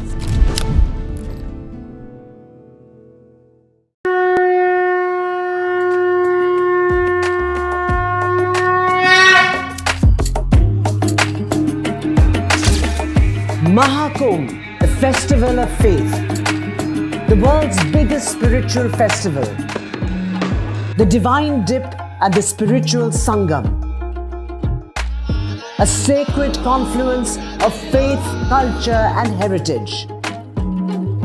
NDTV's mega coverage of the Mega Fest. NDTV at Mahakumbh 2025.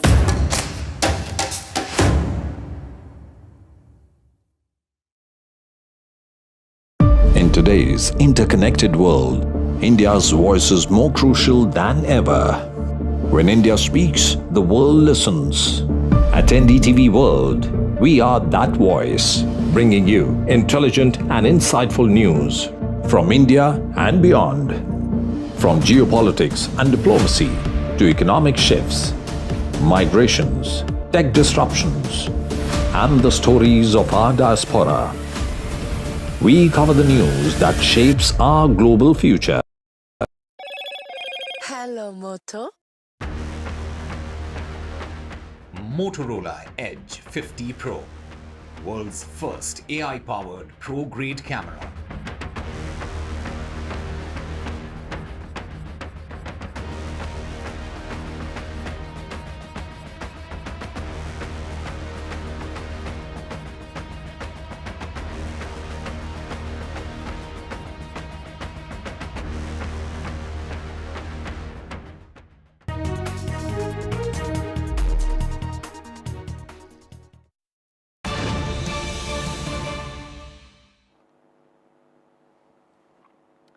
Welcome back. Let's just get to the very latest, and it is the UGC row that's exploded. This is with MK Stalin there writing a letter to other chief ministers, and of course it is Kerala's chief minister also that has moved the resolution in the assembly. So the Kerala chief minister there presenting the resolution when it comes to the UGC against the draft and the rules of the UGC. So that is Kerala's chief minister Pinarayi Vijayan also there. Well, this is something that has taken place with Pinarayi Vijayan also, opposing the University Grounds Commission as far as the draft regulations are concerned, calling them a violation of states' constitutional rights. Speaking to the media, he has gone on to say that the Kerala government has written to Dharmendra Pradhan, urging him to review the proposed regulations. The chief minister has also reached out to non-BJP chief ministers to collectively oppose the draft. So this is Kerala's chief minister Pinarayi Vijayan opposing the UGC draft regulations. He's claimed the regulations violate states' constitutional rights and autonomy. He has criticized the central control over vice chancellors' appointments when it comes to universities. We have my colleague Ishika joining us on the phone line to get us more on this. So Ishika, this is a move that has been made by the Kerala chief minister even before a move like this that was made by MK Stalin. Well, yes, certainly now the Kerala Chief Minister Pinarayi Vijayan in fact has moved a resolution, and that resolution is certainly that central government should withdraw the current UGC draft standards immediately. And in fact, in this particular resolution, he has said, that the House is of clear opinion that the draft UGC norms of 2025 which do not reflect the spirit of constitution and completely excludes the opinion of the state government, including in the appointment of the vice chancellor, and are incompatible with the federal system and democracy. Now here, in fact, in this resolution, he has also said that, the central government and the UGC, which without any discussion completely excluded the state government from important appointments, should in fact rethink this, and certainly now has passed this resolution that central government should immediately withdraw the draft UGC norms of 2025. Over to you. Right, thank you so much, Ishika, for joining us with all those details. Let's just also switch tracks now.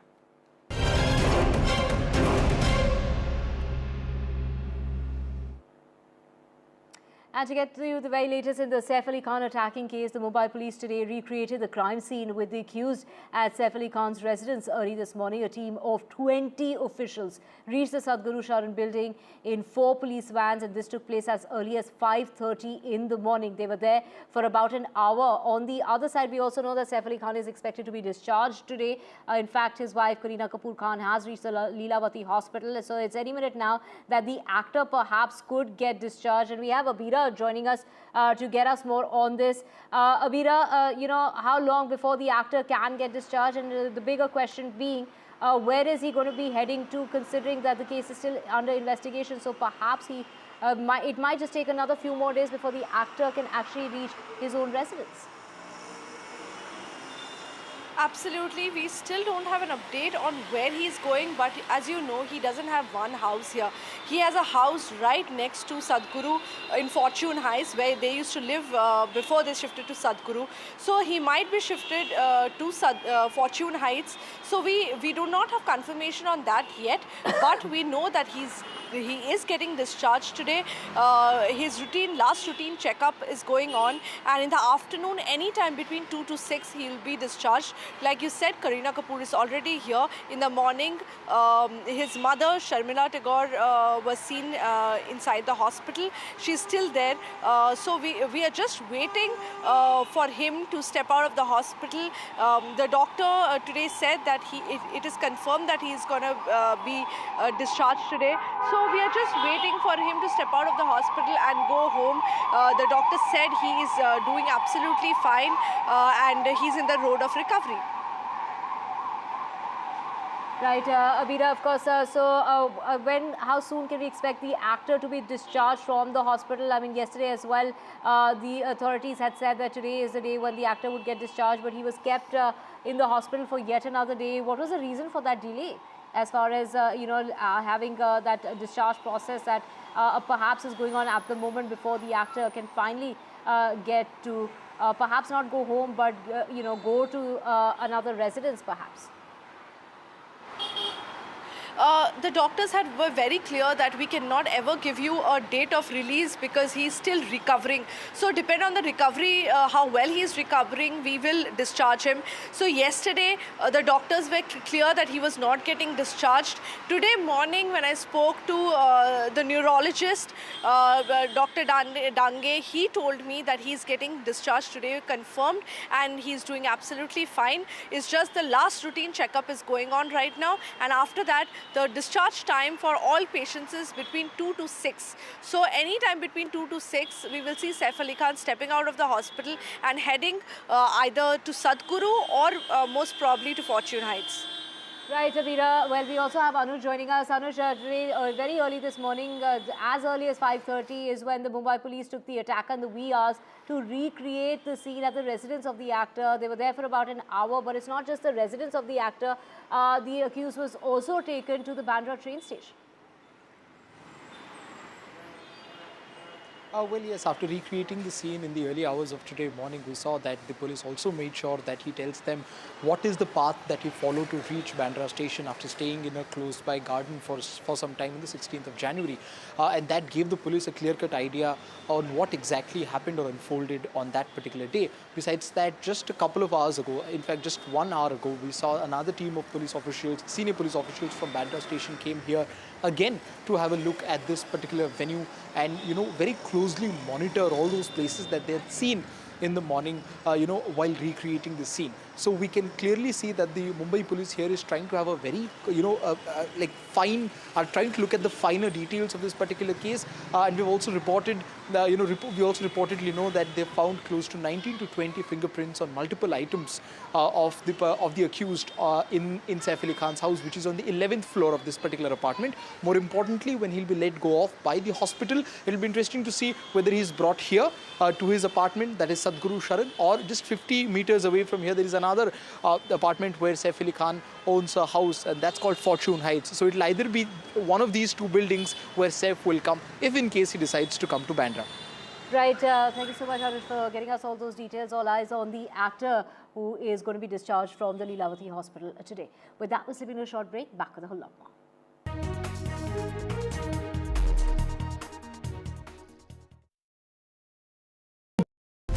Hello and welcome to the best of the World Economic Forum in Davos, Switzerland. For 2 decades, NDTV has been a window to the world's greatest thinkers, leaders, Nobel laureates and stars at the World Economic Forum in Davos, Switzerland. From Bill Gates to Shakira to Randy Zuckerberg to top ministers to what is often the biggest story, India, a global economic powerhouse. Conversations around our greatest challenges, from AI to wars to sustainability. Join us, NDTV's Vishnu Shom and me, Neeraj Shah, as we engage with the world's finest. NDTV at Davos from January 20th to January 25th.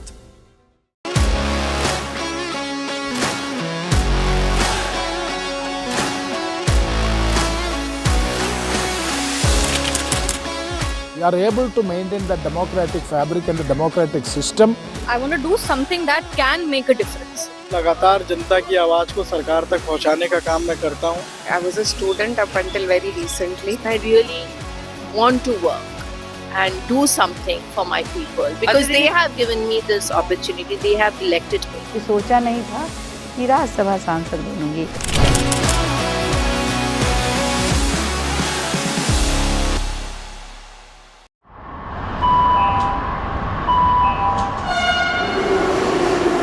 Kind attention, please. Delhi Election Metro 2025 is arriving on People's Platform. Please mind the gap. BJP or AAP, who will get to the Delhi Secretariat station? दरवाजे बाईं तरफ खुलेंगे. Who will Delhi voters open the victory doors for? And who will be shown the door? Can the BJP throw AAP's victory run off track? Or will it be Kejriwal's ticket to win again? Can Congress take the election metro to revival? We will track it all for you. Delhi's decision destination. Doors will open on the left. Stay tuned to NDTV for mega metro poll coverage. I've been reporting on all issues, big and small, from Andhra Pradesh, Telangana, rest of South India, bringing you all the action, all that you need to know, all that you want to know. The energy of Maximum City is infectious. I bring in that energy in our news coverage from financial capital Mumbai. Covering from the southernmost part of India over the last 23 years, I bring in-depth and 360-degree coverage from the Dravidian heartland. The land of Mishti is also known for its bitter politics. I have seen much water flow under the Howrah Bridge, covering Bengal in all its vivid colors.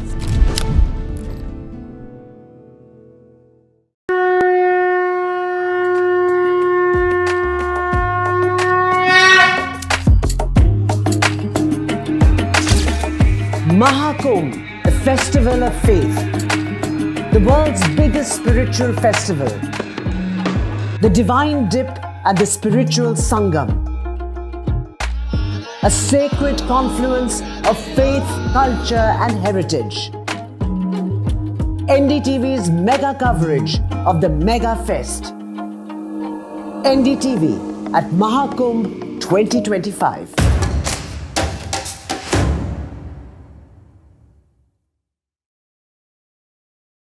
In today's interconnected world, India's voice is more crucial than ever. When India speaks, the world listens. At NDTV World, we are that voice, bringing you intelligent and insightful news from India.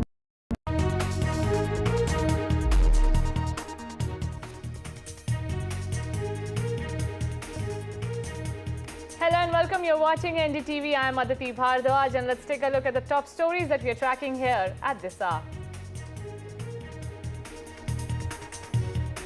Day after Tamil Nadu Chief Minister M.K. Stalin wrote to India bloc Chief Ministers to oppose the United Grants Commission draft rules, Kerala Chief Minister Pinarayi Vijayan presents a resolution in Assembly to oppose UGC draft rules.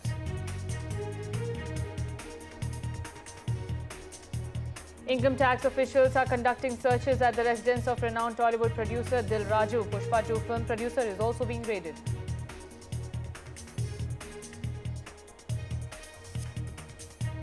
BJP launches second part of its Sankalp Patra for Delhi Assembly polls. BJP MP Anurag Thakur says we will provide free education from KG to PG to the needy students in government education institutes in Delhi. Bodies of more than 14 Maoists have been recovered in Chhattisgarh. Jairam alias Chalapati, Central Committee member of Naxalite carrying a bounty of ₹1 crore was also killed. Large quantities of weapons have also been recovered.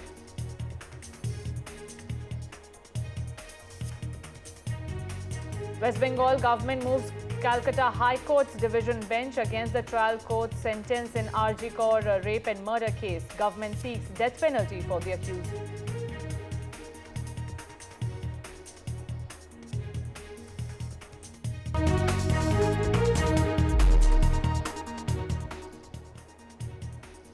And viewers, the top focus here at NDTV at this hour is the UGC row, which is exploding day by day. Well, day after Tamil Nadu Chief Minister M.K. Stalin wrote to India bloc Chief Ministers asking them to oppose the United Grants Commission draft rules, Kerala Chief Minister Pinarayi Vijayan has presented a resolution in Assembly to oppose the UGC draft rules. The resolution seeks withdrawal of UGC draft rules. Remember, just yesterday, Tamil Nadu Chief Minister M.K. Stalin wrote to Union Minister for Education Dharmendra Pradhan. Tamil Nadu Chief Minister M.K. Stalin expressed strong opposition to the draft regulations issued by the University Grants Commission, calling for them and for their withdrawal and urging modifications to better suit the needs of states, particularly Tamil Nadu. The Tamil Nadu Legislative Assembly on January 9 also passed a resolution unanimously opposing these draft regulations and urging the union government to withdraw them, including the regulations relating to appointment of vice-chancellors immediately. Stalin's letter detailed multiple concerns, including entrance examinations for undergraduate and postgraduate courses, the multiple entry and multiple exit system, cross-disciplinary teaching appointments, and the appointment of non-academics as vice-chancellors. The last point of the letter has more focus of the Tamil Nadu government. There are protests also happening against the UGC draft rules as the state is demanding centre to withdraw it. My colleague Sam Daniel is with me. Sam, take us through the highlights of Stalin's letter to the opposition-ruled state chief ministers and also the union minister. Well, he's expressing concerns, Aditi, over two components of the UGC's draft regulations, which aims to make drastic changes with respect to one, appointment of vice-chancellors to state universities.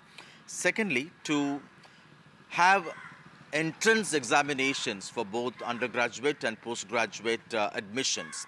M.K. Stalin says, while the state government uses its resources, wealth and vision to build and develop universities for quality higher education and social justice, the states being excluded in the exercise of appointment of vice-chancellors, he says, could have far-reaching consequences in terms of removing the autonomy of state universities, number one. Number two, he also says this would vest the centre with so much of powers, undermining the federal structure across India.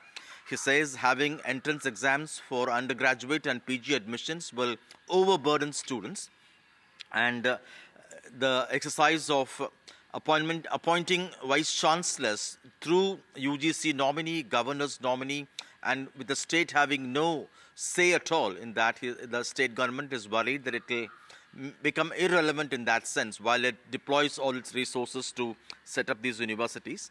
And to cobble more support, he has also written to all the non-BJP ruled states, the opposition ruled states in that sense, asking them to adopt similar resolutions on the floor of their assemblies and to mount pressure on the central government to withdraw this particular move.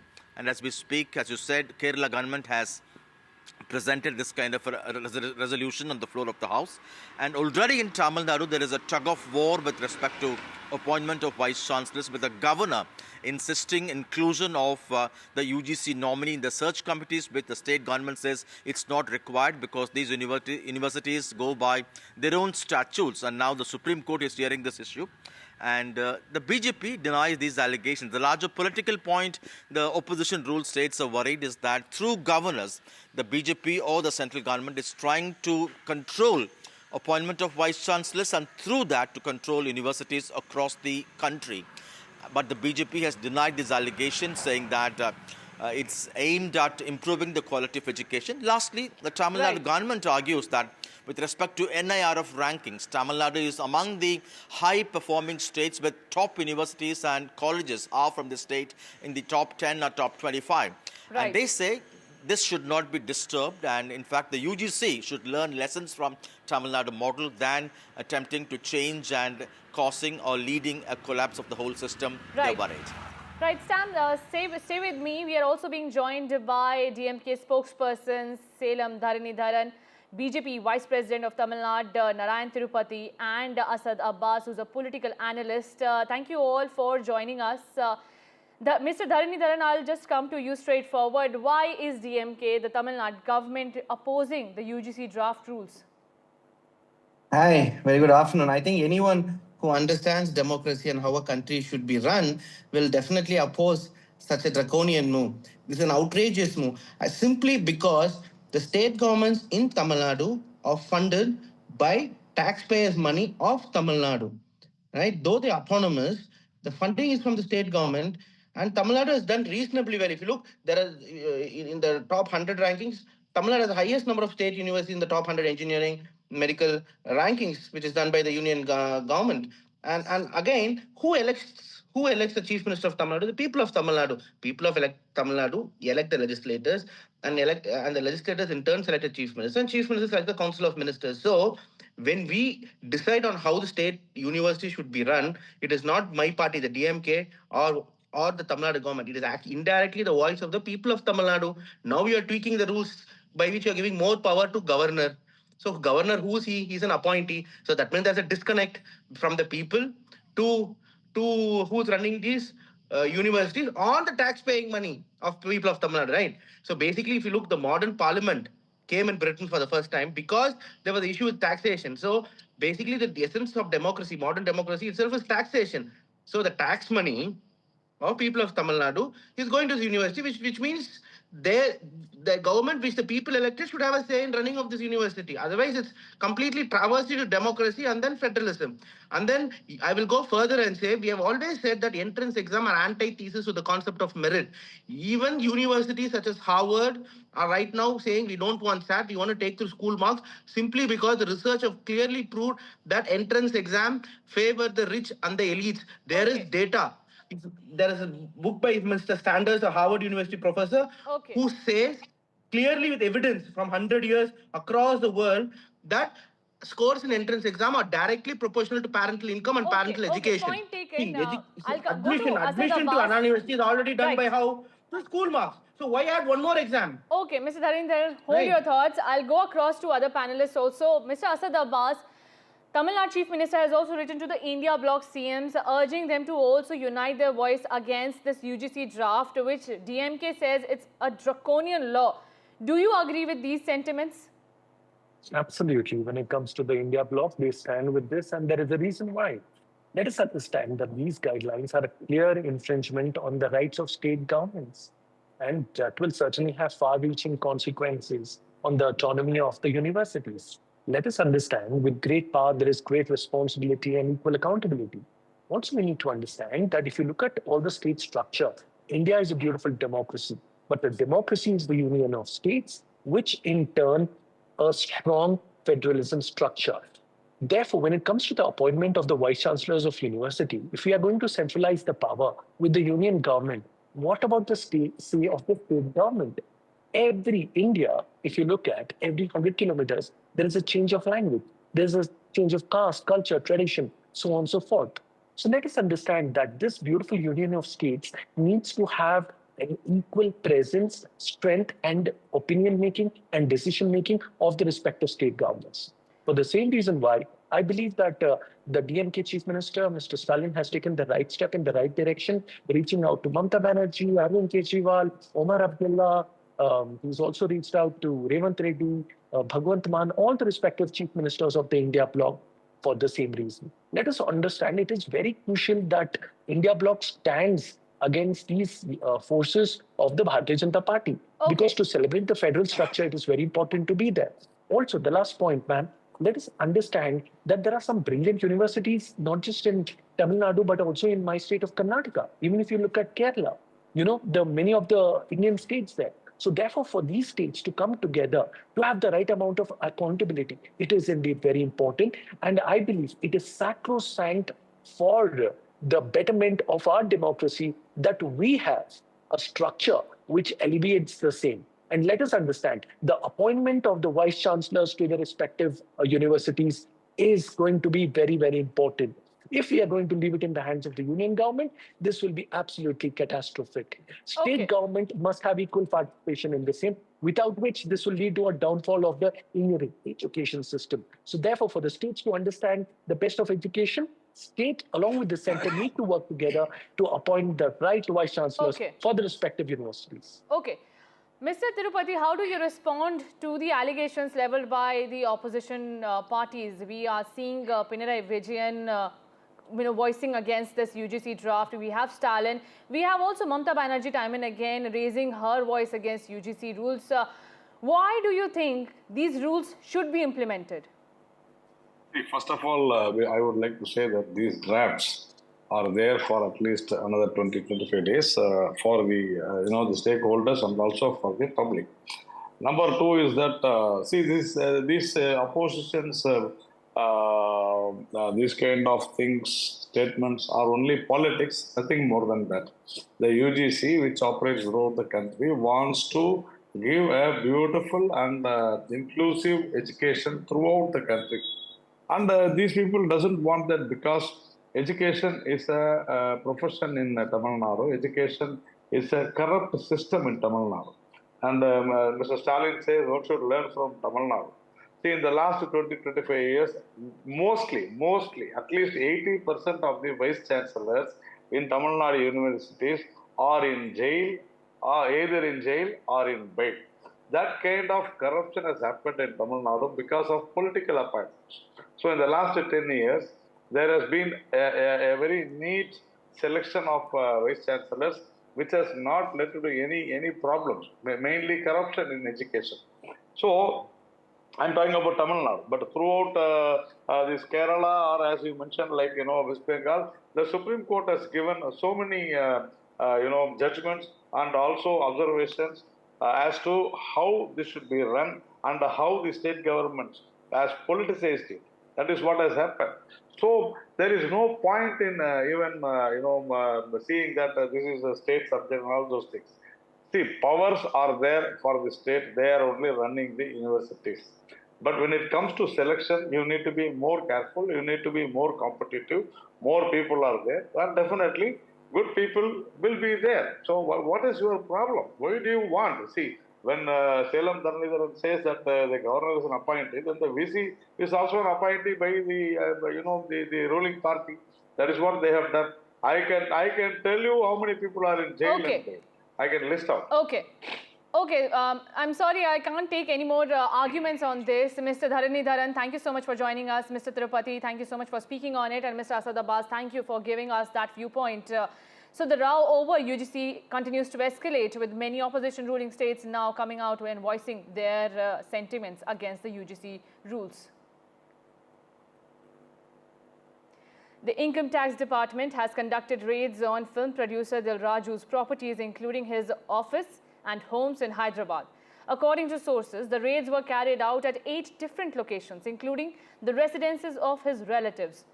In January, remember, Dil Raju produced 2 films. While the pan-Indian film Game Changer underperformed at the box office, his other release was a big hit. He was recently appointed as the chairman for Telangana Film Development Corporation by the state government.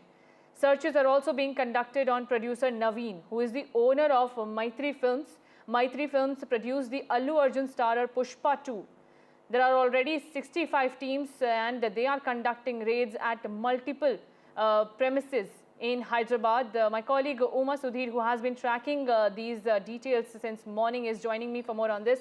Uma, what progress has been made by the IT teams so far? So the IT teams are still on the job. They have, of course, reached at least 8 different locations related to Mr. Dil Raju, and also several locations that are belonging to Mr. Naveen, who is the producer and owner of Maitri Films that had in fact released Pushpa 2.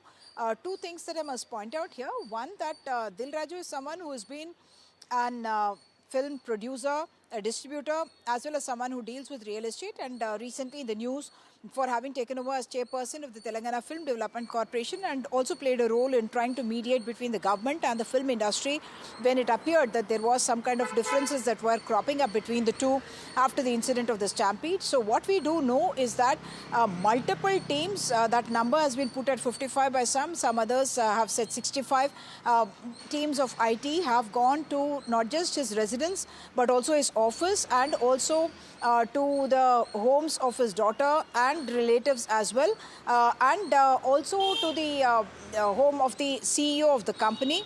There are 2 films that Dil Raju, like you mentioned, had produced. One is Game Changer that stars Ram Charan and Kiara Advani, and that had some mixed response, did not do too well. But the other film, Sankranti Ki Vastunamu, was a film that starred Venkatesh and Aishwarya Rajesh, and this is a film that has done very well compared to the other one. And though it was a low budget film, its own returns have been very good, the reports have been very good, and of course Pushpa 2, despite the controversy, has done exceedingly well, and in just over 6 weeks it was able to get 1830 crore rupees as revenues. So whether the IT department had any information that there is an the advance taxes that have to be paid on this, or the declarations that are made are not to the extent that they believe the markets are reacting, that is something that we will know only at the end of these searches when they compile all the data. Back to you. Right. Thank you so much, Uma, for joining us. Right now, AAP convener Arvind Kejriwal is holding a presser after BJP released a manifesto in two parts this time. It is a historic first by the BJP. Let's listen to what Arvind Kejriwal has to say. और जांच करा लो, और जांच करा लो, बस जांच कराएंगे तो दिल्ली की जनता तय कर लेगी केजरीवाल की जांच पे वोट देना है कि उनकी सुविधाओं पे वोट देना है। वो उस पे जवाब दे दिया, इन्होंने बहुत अच्छा जवाब दिया। कल मेरे से मैंने ये कह दिया कि जो सोने का हिरन था वो रावण सोने का हिरन बन के आया था और सीता मैया उस सोने के हिरन के ऊपर वो हो गया। तो उन्होंने ये कह रहे हैं कि रावण नहीं बन के आया था, मरीची राक्षस बन के आया था। तो मेरी वो पूरी भारतीय जनता पार्टी आज धरने पे बैठी है मेरे घर के सामने कि मैंने रावण का अपमान क्यों किया, मैंने रावण का अपमान कैसे कर दिया। पूरी भारतीय जनता पार्टी, इनको रावण से इतना प्यार है, राक्षसी प्रवृत्ति है इन लोगों की।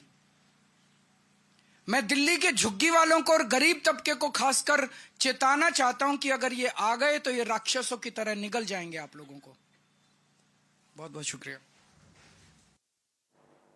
So that was former Delhi Chief Minister Arvind Kejriwal retaliating to the attack leveled by the BJP. Since morning we are seeing the showdown over Arvind Kejriwal's comment when he was addressing a rally in the national capital yesterday, where he said that Ravan took form of deer and lured Ram to the forest.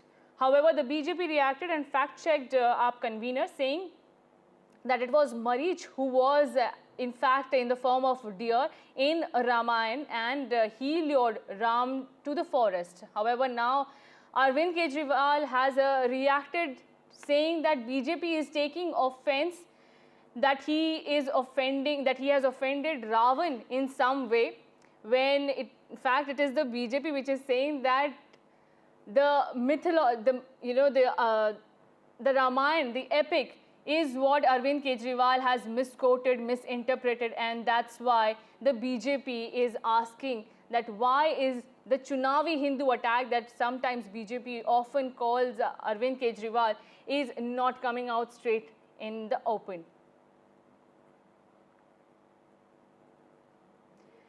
Shifting our focus to Chhattisgarh, so far the bodies of more than 14 Maoists have been recovered. Chalapati, the Central Committee member of Maoists carrying a bounty of ₹1 crore, was also killed in these large-scale drives that were conducted in Chhattisgarh. Large quantities of weapons, including automatic weapons like SLR rifle, have also been recovered in this encounter.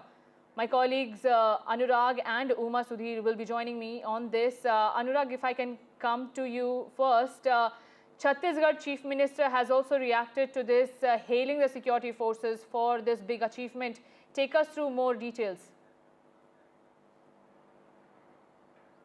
Yes, this could be one of the biggest operations against Naxals in recent times, because the security forces received an input about the presence of more than 60 Naxals in this area, Kulhadi, Ghati area near Bhalu Diggi forest. And after that, a joint team of Odisha Police, Chhattisgarh Police and CRPF, more than 1,000 security personnel, including 3 teams from the Odisha Police, 2 from Chhattisgarh Police and 5 from CRPF. They surrounded the jungles, the area of Bhalu Ki Diggi forest area there, and then when Naxals started firing, the security forces retaliated. It started on Sunday night, and till now more than 15 bodies of the Naxals have been recovered, and still now they have surrounded. Earlier it was 15 to 20 kilometers of radius, and now they have surrounded the Naxals from all sides, and it's only 3 kilometers. They are keeping a watch through drones also. And Gariaband SP Nikhil Rakhecha, Odisha's Naupara, because this area is just 5 kilometers away from Naupara district in Odisha.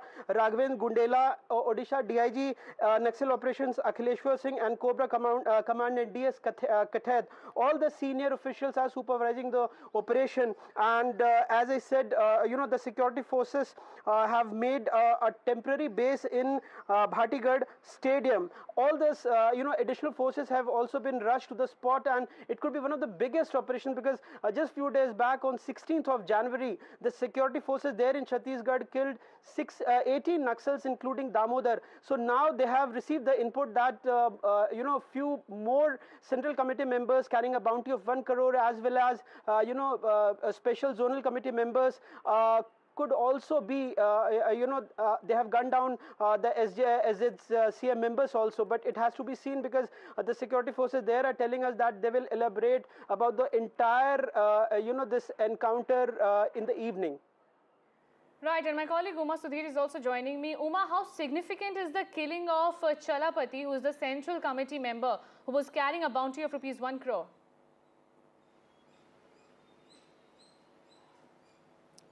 Chalapati was a Central Committee member, and the significance of the encounter that's happened on the Odisha-Chhattisgarh border has been highlighted by the Union Home Minister Amit Shah, who has tweeted on X to say, Naxalism is breathing its last today. What he has said is that it's another mighty blow to Naxalism. Our security forces achieved major success towards building a Naxal-free Bharat. The CRPF, SOG, Odisha and Chhattisgarh police have neutralized 14 Naxalites in a joint operation along the Odisha-Chhattisgarh border. With our resolve for a Naxal-free India and the joint efforts of our security forces, Naxalism is breathing its last today. So that is a very, very significant statement being made by the Union Home Minister about the encounter that has taken place. What we do know is that Chalapati is someone who's called Jairam, and he in fact is from Andhra Pradesh, and he hails from Andhra Pradesh, Chittoor district of Andhra Pradesh, where also we have in the past seen Maoist movements, and even now stray incidents are reported, and that's the area where you would recall that the Chief Minister of Andhra Pradesh, present-day Andhra Pradesh, who was Chief Minister at that time, also was in fact subjected to a attempted assassination happened in the Chittoor district, just as he was about to go to Tirupati, Alipiri attack it was called. So that is where Chalapati hails from. He was also in fact part of the peace talks that happened between the government and the Maoist group at that time, but of course that failed subsequently, but he was part of that group as well. And subsequently, what we do know about this encounter is that there are multiple states that are involved. There's a massive coordination effort that has happened between these states. There is the SOG from Odisha, the Chhattisgarh forces, as well as the CRPF, which is a paramilitary force with presence all over. We are told there are as many as 1,000 security personnel on the ground. Anurag was just explaining to us the geography and how much of a area this entire operation is covering. It had started on the 19th itself, and on the 20th, initially we were told about the neutralizing of 2 women Maoists. And now, of course, that number has increased to 14, and as Anurag reported, possibly even 15 is the number that we are talking about. Whether there is more than one Central Committee member in that group which has been now killed, that is something that we have to wait and see after the identification happens. Very often, these Maoists have a different name, and their faces are also not very well known, because they do not get themselves photographed and are not available freely on social media, and therefore identification does take time. They want to confirm with multiple sources who is who, and the names also very often tend to repeat, and therefore there is that confusion, and that's the reason why I think the security forces are taking some time to identify, and also to go into the areas where the operation has happened also is a little dangerous usually for the security forces, and therefore they wait and watch and very slowly comb the area before they get to the bodies themselves. Back to you. Right. Thank you so much, Uma, for giving us those details. I also thank my colleague Anurag for joining us on this broadcast. Shifting our focus to West Bengal. West Bengal government has moved the Calcutta High Court's division bench against the trial court's sentence in RG Kaur rape and murder case. The trial court pronounced a sentence of life imprisonment to the accused. Matter has been allowed to be filed. Yesterday, while sentencing him to life imprisonment, the trial court said that this is not rarest of the rare case, and hence he was granted life sentence. But the West Bengal government now seeks capital punishment for the accused. Let's listen to my colleague Saurabh Gupta joining us with those details.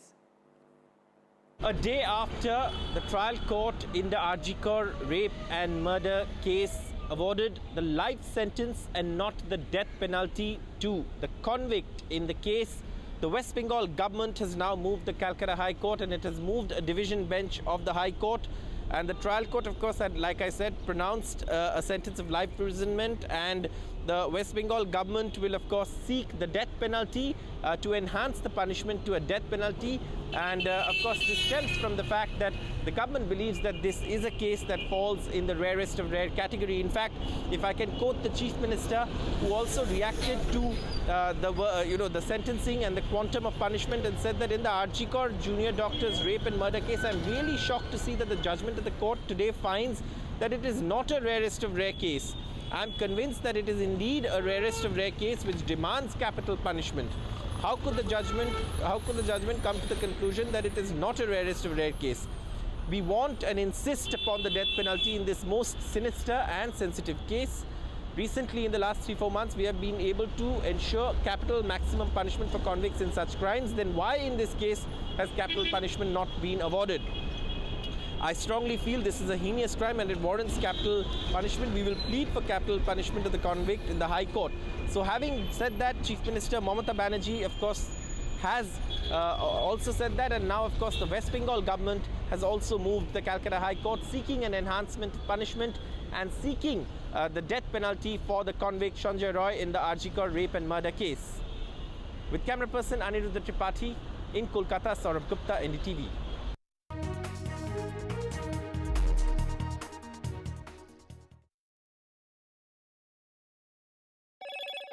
Hello, Moto. Motorola Edge 50 Pro, world's first AI-powered pro-grade camera.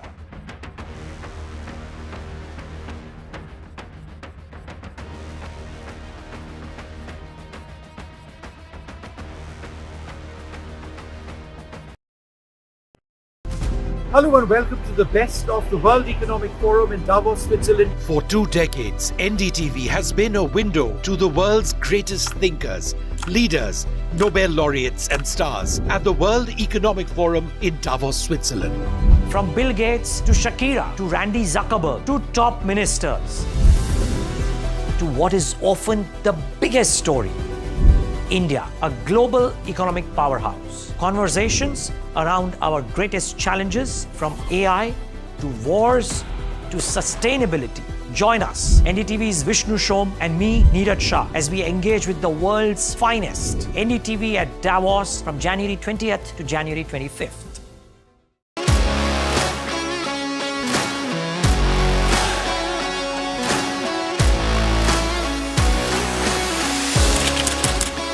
We are able to maintain the democratic fabric and the democratic system. I want to do something that can make a difference. लगातार जनता की आवाज को सरकार तक पहुंचाने का काम मैं करता हूं. I was a student up until very recently. I really want to work and do something for my people because they have given me this opportunity. They have elected me. सोचा नहीं था कि राज्यसभा सांसद बनूंगी.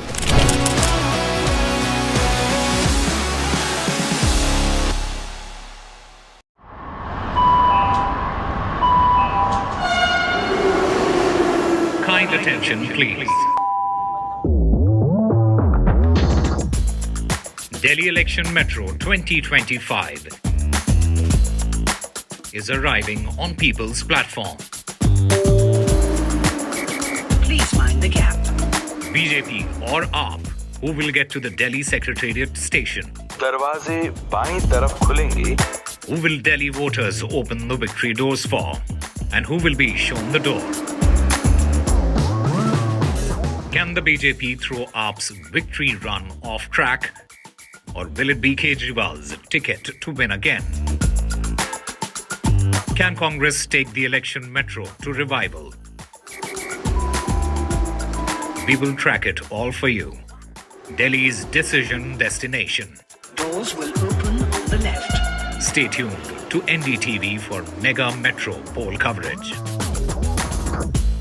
I've been reporting on all issues, big and small, from Andhra Pradesh, Telangana, rest of South India, bringing you all the action, all that you need to know, all that you want to know. The energy of Maximum City is infectious. I bring in that energy in our news coverage from financial capital Mumbai. Covering from the southernmost part of India over the last 23 years, I bring in-depth and 360-degree coverage from the Dravidian heartland. The land of Mishti is also known for its bitter politics. I have seen much water flow under the Howrah Bridge, covering Bengal in all its vivid colors.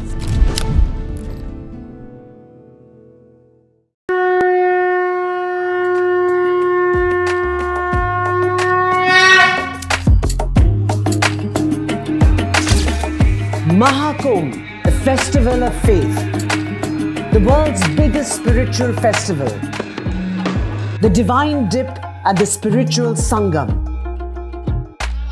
a sacred confluence of faith, culture and heritage. NDTV's mega coverage of the Mega Fest. NDTV at Mahakumbh 2025.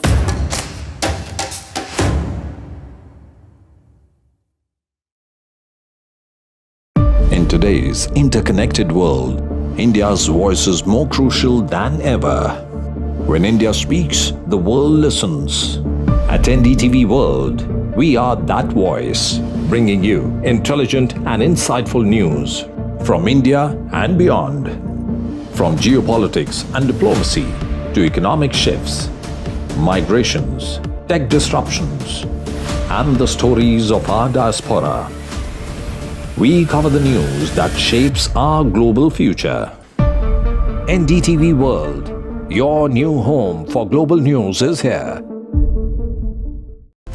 Hello and welcome to the best of the World Economic Forum in Davos, Switzerland. For 2 decades, NDTV has been a window to the world's greatest thinkers, leaders, Nobel laureates and stars at the World Economic Forum in Davos, Switzerland. From Bill Gates to Shakira to Randy Zuckerberg to top ministers to what is often the biggest story, India, a global Hello, Moto. Motorola Edge 50 Pro, world's first AI-powered pro-grade camera.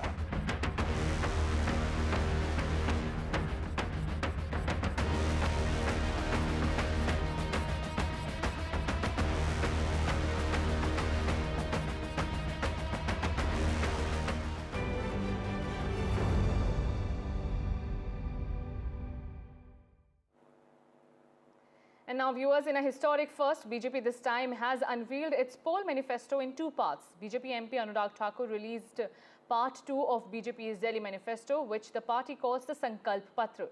Thakur announced several ambitious schemes, including free education for needy students from kindergarten to postgraduate level in government institutions.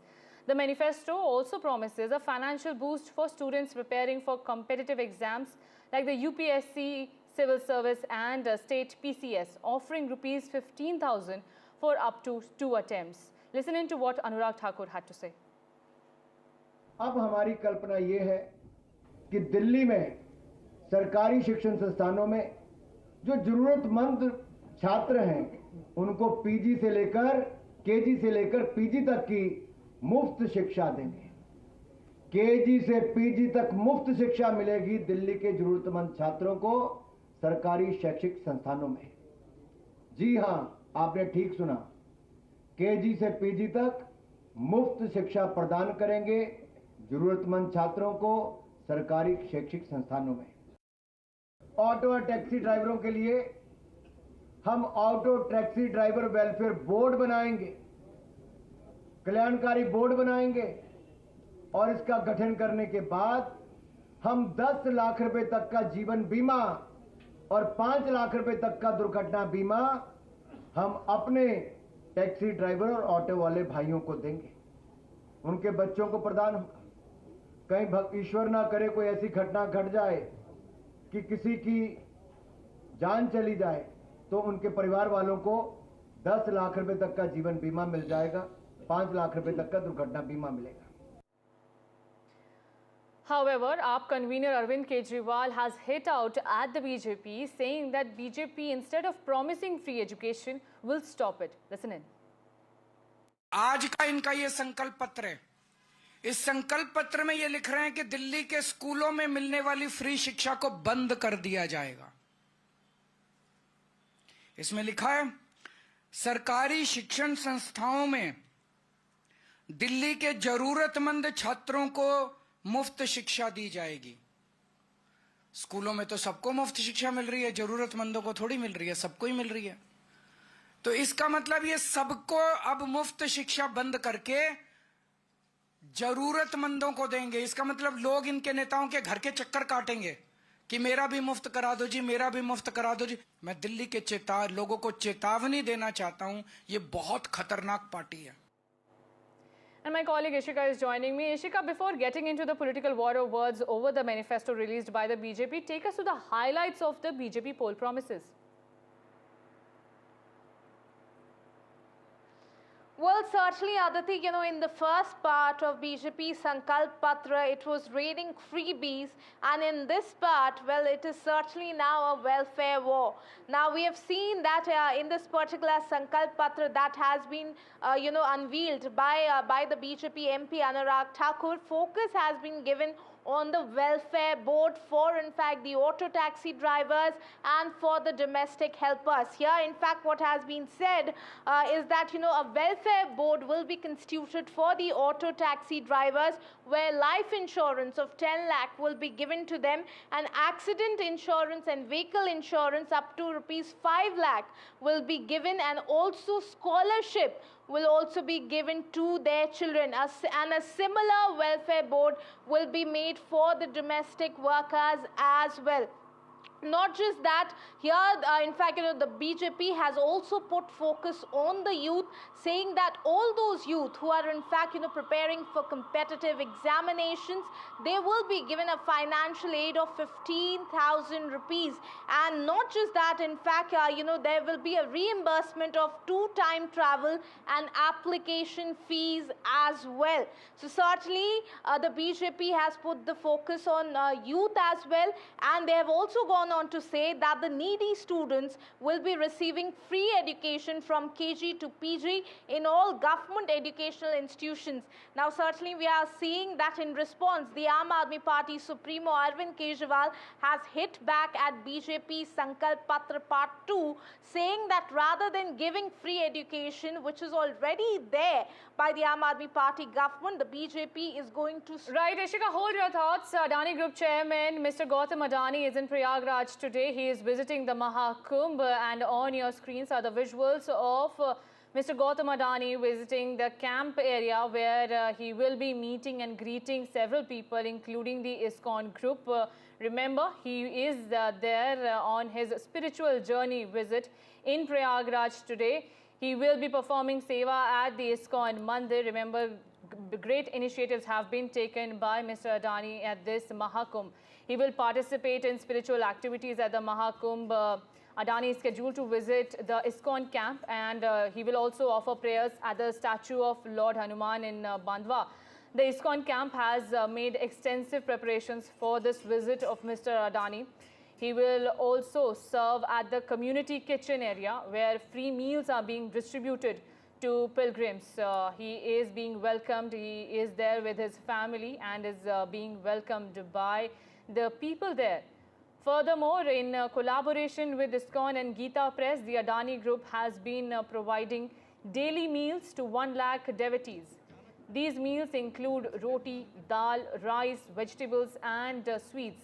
Additionally, 1 crore Aarti offerings are being distributed, and Adani will be participating in these charitable efforts. Right now, Mr. Adani is in Prayagraj at the Kumbh Mela, and this is the largest congregation. You can see the visuals on your screens. These are the drone visuals capturing the grand event which happens only in some years. The Adani Group has also set up battery-operated vehicles to help pilgrims who are unable to walk around the expansive fairground. The group has been working to ensure a seamless experience for the elderly, differently abled, and children by offering golf cart facilities for easier mobility.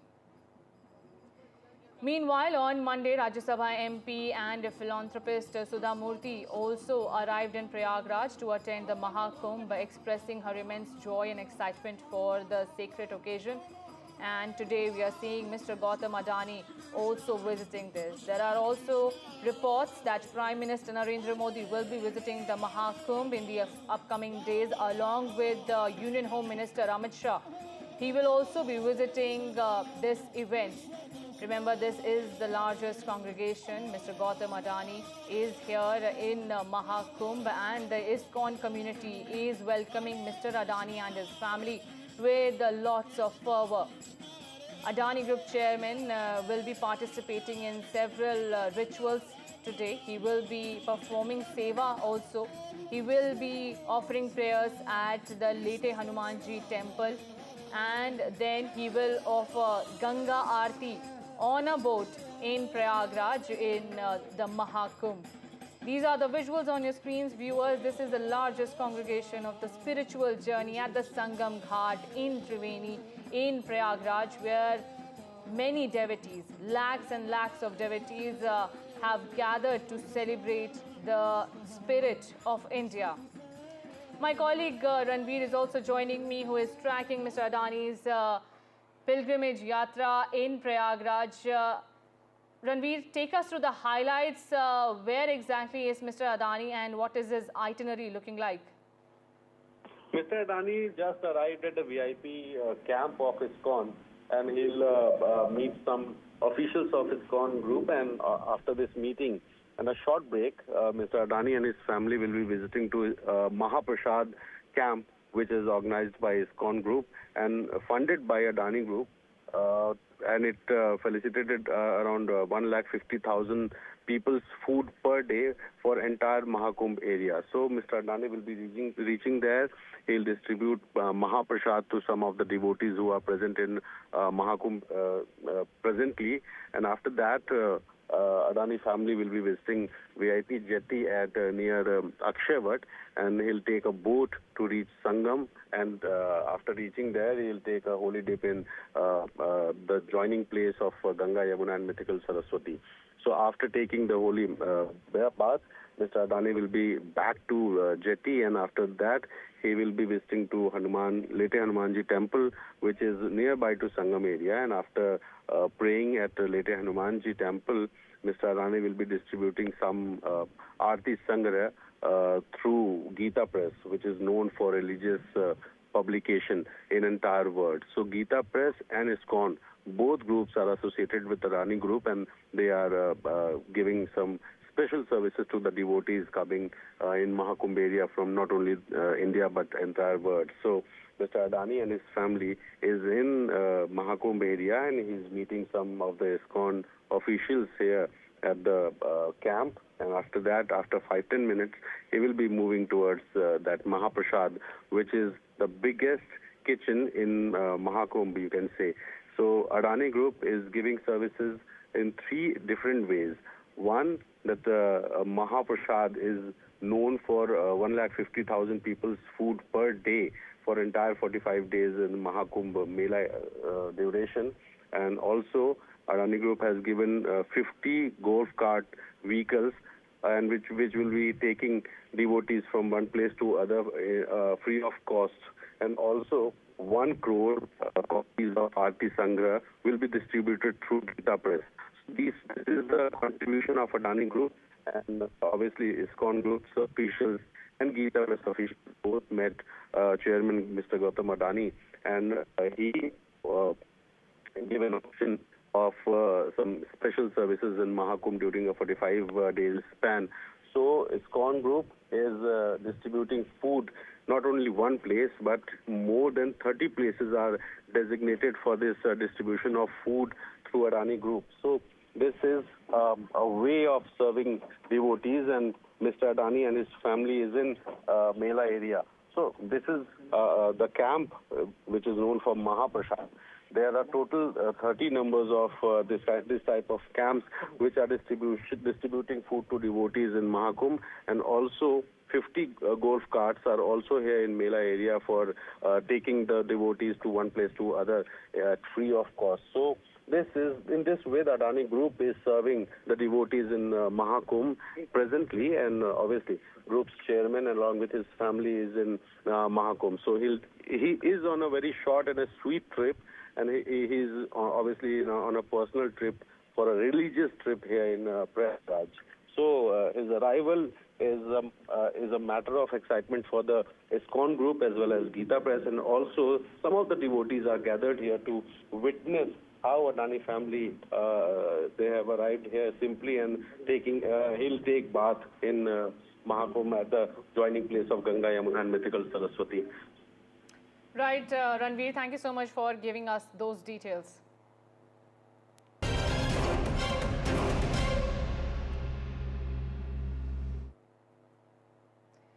And in a big development in connection to Saif Ali Khan's stabbing case, the Mumbai police have recreated the crime scene with the accused at Saif Ali Khan's residence early this morning.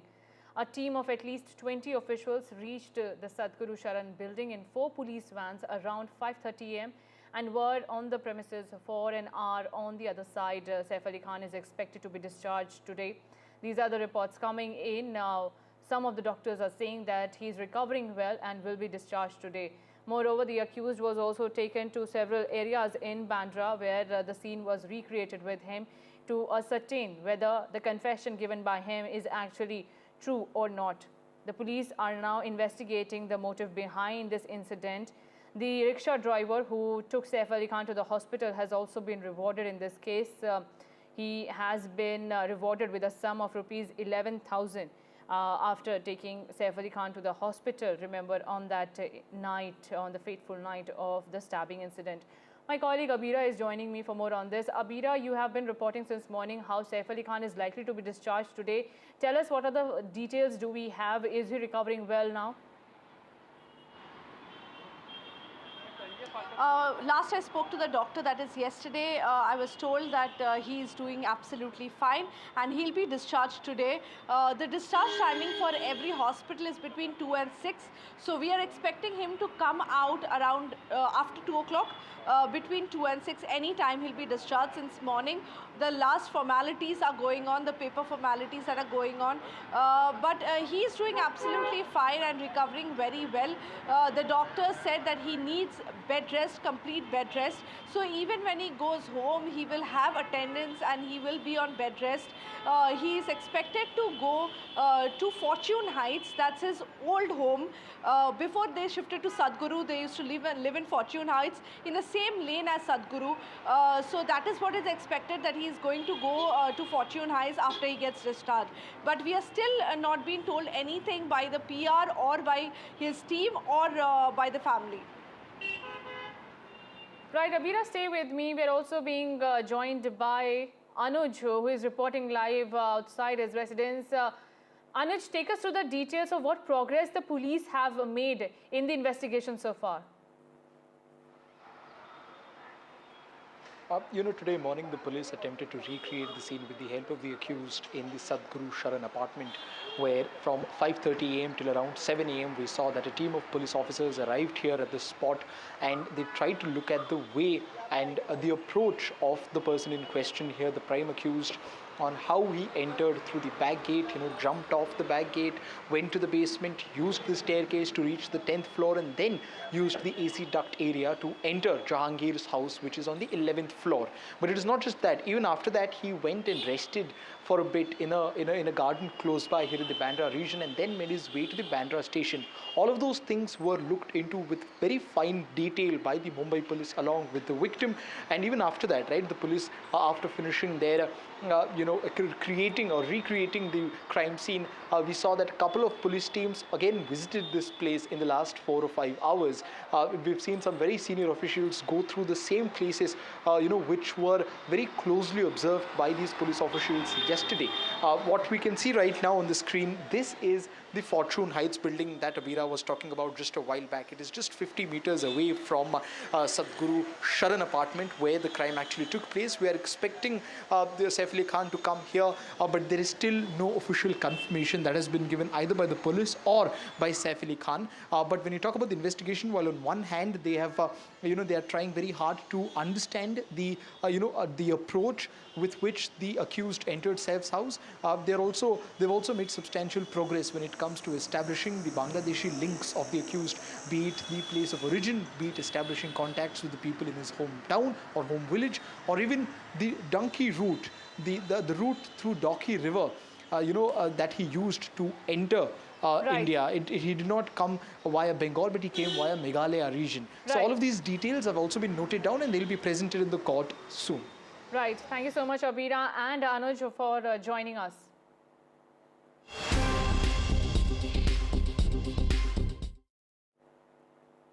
And viewers, Donald Trump returns to the White House, takes office as the 47th United States President. Well, he signed a slew of executive orders.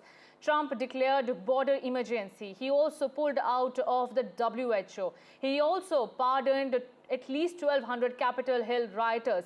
US government has withdrew its state from Paris Accords as well. Trump has also paused the TikTok ban, getting him 75-day window. He also took a jibe at North Korean leader Kim Jong-un, which was met with a lot of laughter. What exactly he said? Let's listen in. We love you, we respect you so much, and we have a big commitment to each and every one of you. Starting today, America will be stronger and greater than it's ever been before. That's happening, folks.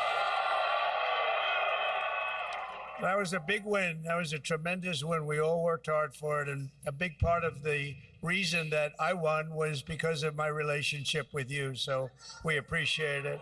Instead of worrying about political agendas, you don't have to worry about that at all. There's only one focus: defeating America's enemies. We're not going to be defeated. We're not going to be humiliated. We're only going to win, win, win. We're going to win, win, win.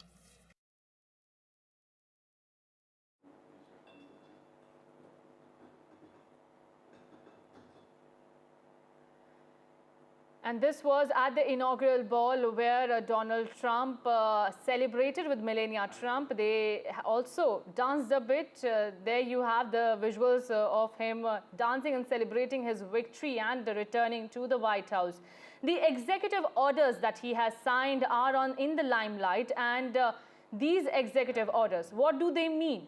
And what it means for the world? Well, for that and to explain a bit, my colleague Vishal Vivek is joining me to explain what executive orders are exactly. So executive orders are signed statements about how the president wants the federal government to be managed. These orders can be instructions to federal agencies or requests for reports.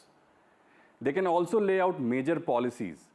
For example, former President Joe Biden signed an ordinance to create a structure for establishing regulations on artificial intelligence.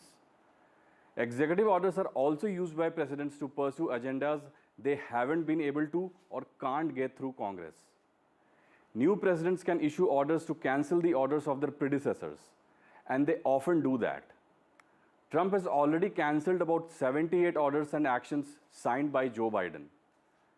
According to the American Bar Association, the orders do not require congressional approval and can't be directly overturned by lawmakers. Despite appearing to wield a lot of power, there are some limitations to how far an executive order can go. Both Congress and the courts can potentially block executive orders. Congress can also deny funding to federal agencies and cripple the enforcement of an order.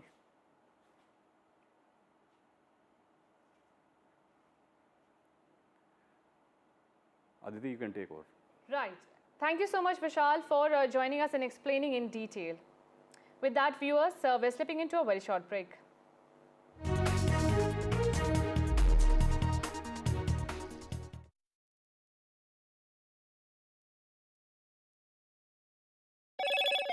Hello, Moto. Motorola Edge 50 Pro. world's first AI-powered pro-grade camera.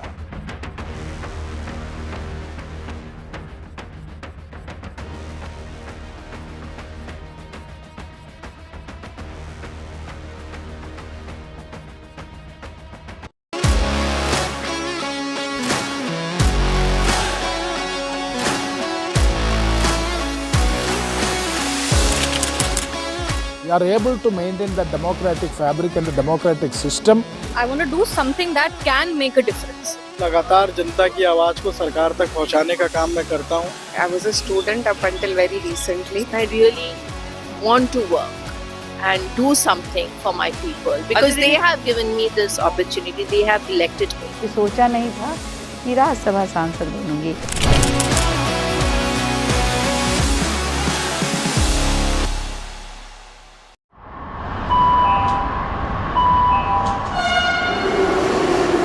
Kind attention, please.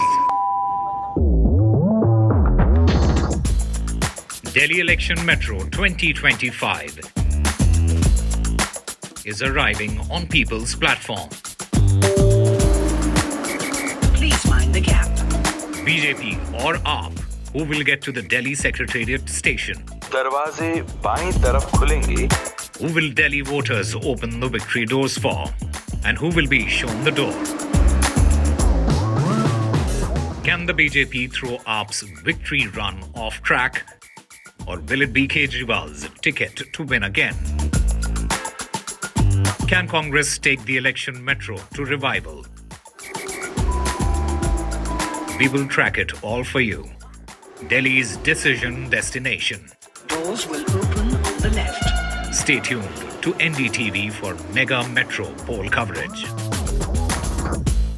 I've been reporting on all issues, big and small, from Andhra Pradesh, Telangana, rest of South India, bringing you all the action, all that you need to know, all that you want to know. The energy of Maximum City is infectious. I bring in that energy in our news coverage from financial capital Mumbai. Covering from the southernmost part of India over the last 23 years, I bring in-depth and 360-degree coverage from the Dravidian heartland. The land of Mishti is also known for its bitter politics. I have seen much water flow under the Howrah Bridge, covering Bengal in all its vivid colors.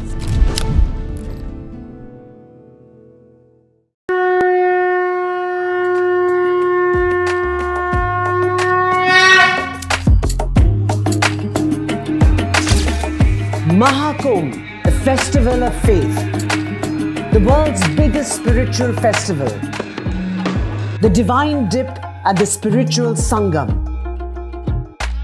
a sacred confluence of faith, culture and heritage.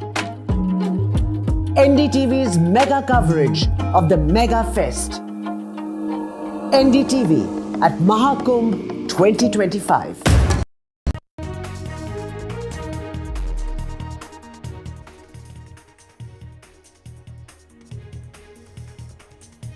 In a historic first, BJP releases manifesto in parts. Part 2 of BJP's Delhi manifesto has been released. BJP announces scholarship for needy students. Aam Aadmi Party says BJP is planning to stop free education in Delhi.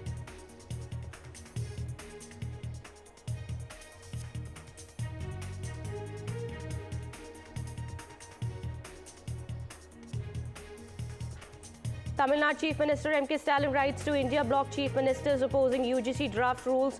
Kerala Chief Minister Pinarayi Vijayan has presented a resolution in the Assembly to oppose the UGC draft rules.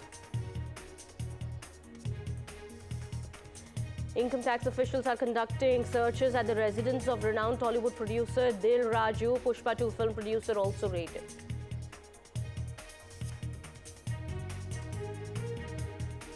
West Bengal government moves Calcutta High Court's division bench against the trial court sentence in RG Kaur rape and murder case. Government has sought death penalty for accused Sanjay Roy.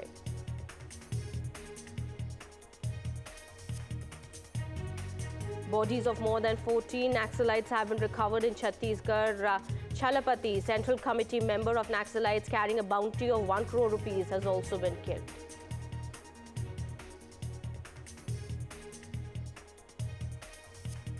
Adani Group Chairman Gautam Adani visits Maha Kumbh. offer seva at ISKCON Pandal, Ganga Puja at Prayagraj.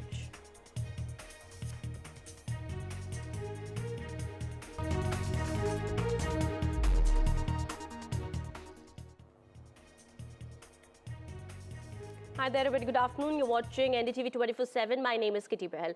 A big Aam Aadmi Party versus BJP fight is brewing ahead of the Delhi polls. The BJP has released its second manifesto for the upcoming Delhi election and promised to provide free education from kindergarten to PG for needy students in government education institutes of the city if they're voted to power. Launching BJP Sankalp Patra for Delhi Assembly polls, BJP MP Anurag Thakur has said that the party will provide to the youth of the city one-time financial assistance of 15,000 rupees for preparation of competitive exams and also reimburse two-time travel and application fee. Now the Aam Aadmi Party has hit out at the BJP saying that education is already free in Delhi and the BJP will stop free education if it comes to power.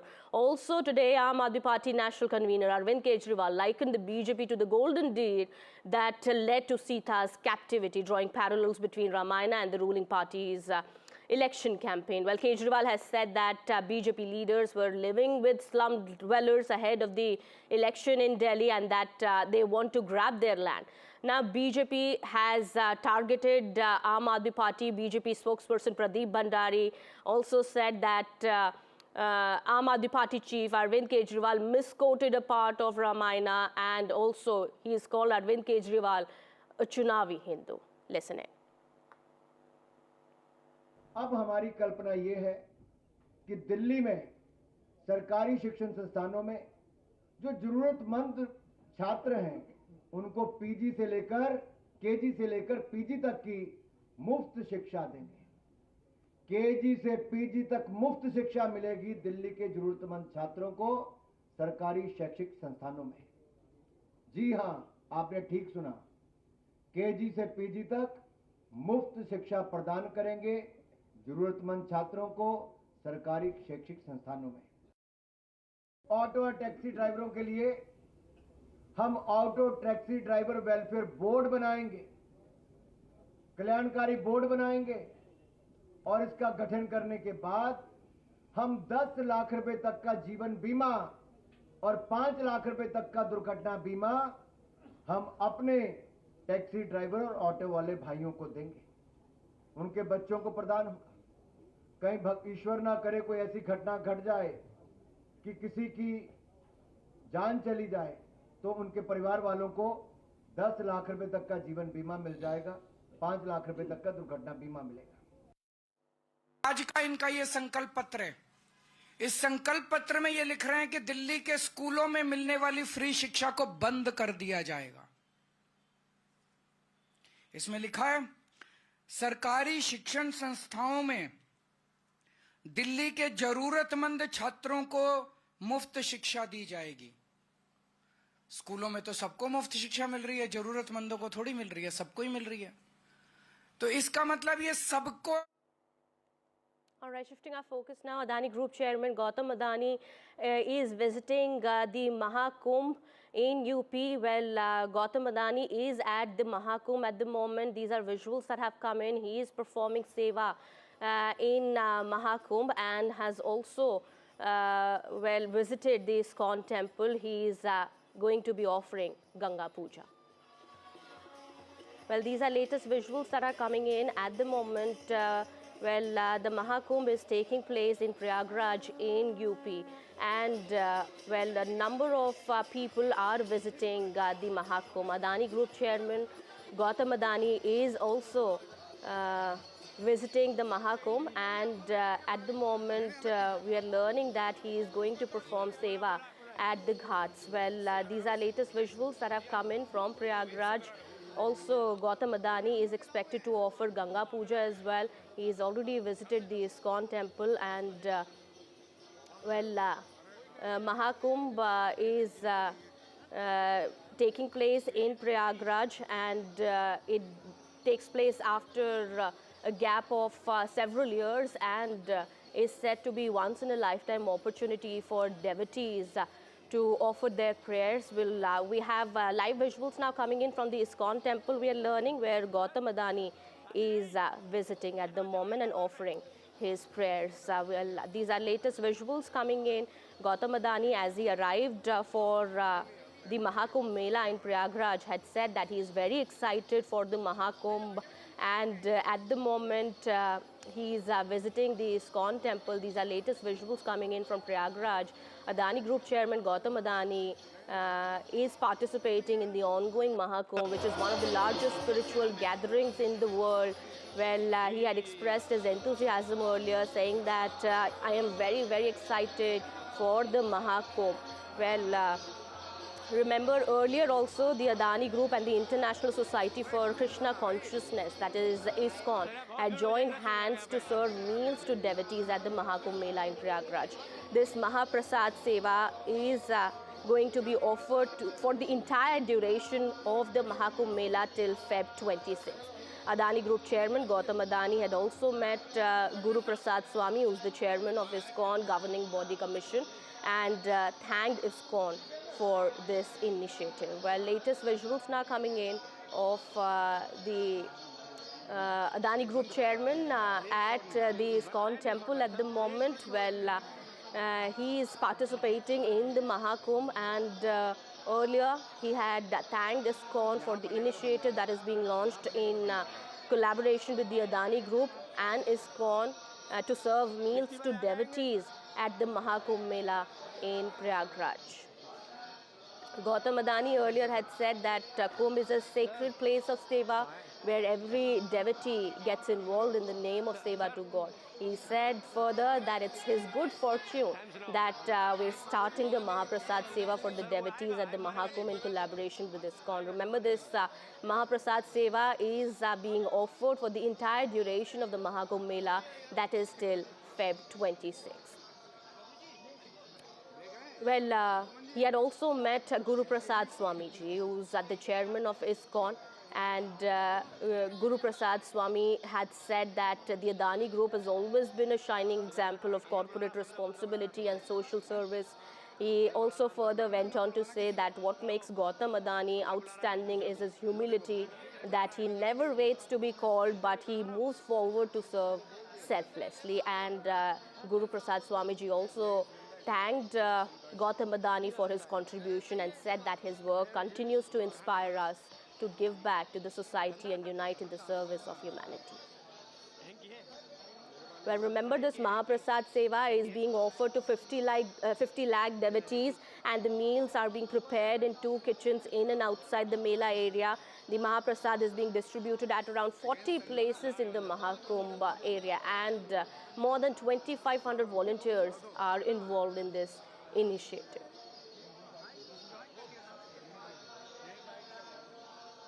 Also, golf carts have been arranged for the differently abled, elderly and mothers with children. 5 lakh copies of Gita Sar are also being distributed among the devotees. All right, my colleague Pallav Mishra also joins us on the broadcast, getting us more from the ground. Pallav, we have visuals coming in of Gautam Adani visiting the Mahakumbh, and as I've been saying it earlier, that in collaboration with Gautam Adani's Adani Group and ISKCON, the Mahaprasad Seva has been started for the devotees of the Mahakumbh. This will continue till Feb 6, the entire duration of the Mahakumbh, offering prasad and meals to the devotees who've gathered for this spiritual gathering.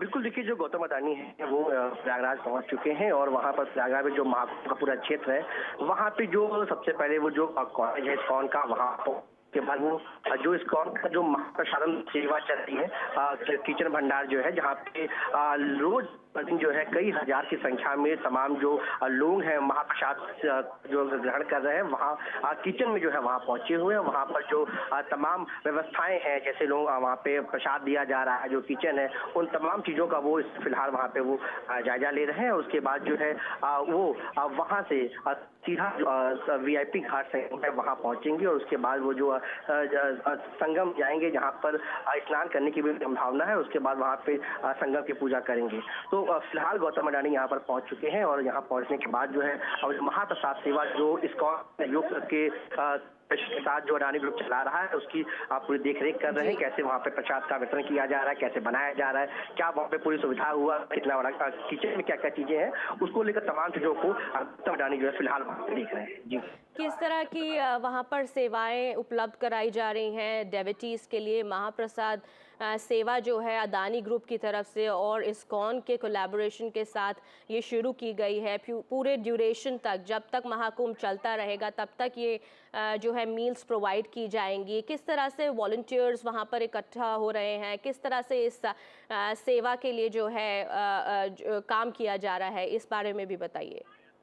देखिए, जो Adani group corporation के साथ उसको लेकर महाकुंभ और पूरे प्रयागराज शहर मिलाकर 3 किचन जो है बनाए गए हैं। एक किचन जो डीएसए ग्राउंड में है, इसके जहां से करीब 40 अलग अलग पॉइंट बनाए गए हैं पूरे शहर के अंदर, जहां पर महाप्रसाद सेवा का वितरण किया जाएगा। 24/2 ये सुविधा है। उसके अलावा 2 जगह पे, एक नेत्र महाकुंभ है जहां पर फ्री सर्विसेज दी जा रही हैं। जो आंख के इलाज के लोग आ रहे हैं, वहां पे डॉक्टर्स, वॉलेंटियर्स और हेल्थ केयर है, उनको सुबह शाम जो है सुबह दोपहर शाम खाना नाश्ते का पूरा इंतजाम है। ये फ्री सेवा है, चल रही है। और जो सेक्टर उस 6 में है, उसके अलावा सेक्टर 18 में जो है इस्कॉन का पूरा है, जहां पर एक किचन है जो सबसे बड़ा किचन है। वहां पर भी लगातार जो है सुबह से लेकर शाम तक जो है पूरी सेवा चल रही है, महाप्रसाद की सेवा चल रही है। और इसमें जो है खास बात यह है कि जो श्रद्धालु आ रहे हैं उनके अलावा जो पूरे महाकुंभ का जो पूरा क्षेत्र है, मेला परिसर है, वहां पे जो है उनको भी भोजन उपलब्ध कराया जा रहा है। इसके अलावा जो उत्तर प्रदेश परिवहन निगम के जो तमाम ड्राइवर्स और कंडक्टर्स हैं, उनको भी जो है फ्री ऑफ कॉस्ट जो है पूरा ये जो महाप्रसाद सेवा का जो पूरा वितरण है वो चल रहा है। और ये अनुमान है कि प्रतिदिन करीब जो है कई हजार संख्या में जो है लोग महाप्रसाद का जो है लाभ उठा रहे हैं। इसके अलावा जो पर्व है, जो स्नान के पर्व है, मकर संक्रांति, पौष पूर्णिमा, मौनी अमावस्या, जो तमाम पर्व है, इसमें अनुमान ये है कि जो है एक दिन पहले और पर्व के एक दिन बाद करीब लाखों की संख्या में लोगों को जो है एक दिन में जो है प्रसाद देने का पूरी योजना है। और अब तक जो हुआ है उसमें साफ तौर पर निकली है। तो एक बड़े स्तर पे जो है अडानी ग्रुप इस्कॉन के साथ मिलकर ये सेवा को शुरू किया हुआ है, जिसका जो लाभ है बहुत बड़े स्तर पर लोगों को मिल रहा है। उसका नतीजा ये है कि जो तमाम लोग प्रसाद खा रहे हैं, क्योंकि प्रसाद का जो वितरण हो रहा है उसकी स्वच्छता और उसकी गुणवत्ता इतनी बेहतर है कि जो तमाम लोग वहाँ पहुंच के खाना खा रहे हैं वो उसकी खुद तारीफ करते नजर आ रहे हैं। और पूरा ये करीब 45 दिन का जो जब से महाकुंभ शुरू हुआ है, करीब 13 जनवरी से आधिकारिक रूप से शुरुआत हुई है और 26 फरवरी जो महाशिवरात्रि का जो अंतिम स्नान होगा उस दिन संपन्न होगा। तो करीब 45 दिन की पूरी सेवा है वो लगातार चल रही है और लगातार इसमें जो है बड़ी संख्या में आकर का जो है लाभ उठा रहे हैं। Right. Adani Group Chairman Gautam Adani is going to be participating in the spiritual activities at the Mahakumbh Mela. He's already arrived in Prayagraj, and in those visuals that you can see, he's seen lending a helping hand while the prasad is being prepared. Also, along with him are people from ISKCON, and ISKCON and Adani Group in this collaboration have they aim to provide the Mahaprasad Seva to lakhs of devotees who've gathered here. Pallav बता सकते हैं कितने समय तक गौतम अडानी यहाँ पर रुकेंगे? वो खुद भी जो है ये फ्री मील्स जो प्रोवाइड की जा रही हैं पिलग्रिम्स के लिए, he is also going to be serving at the community kitchen bhandara area.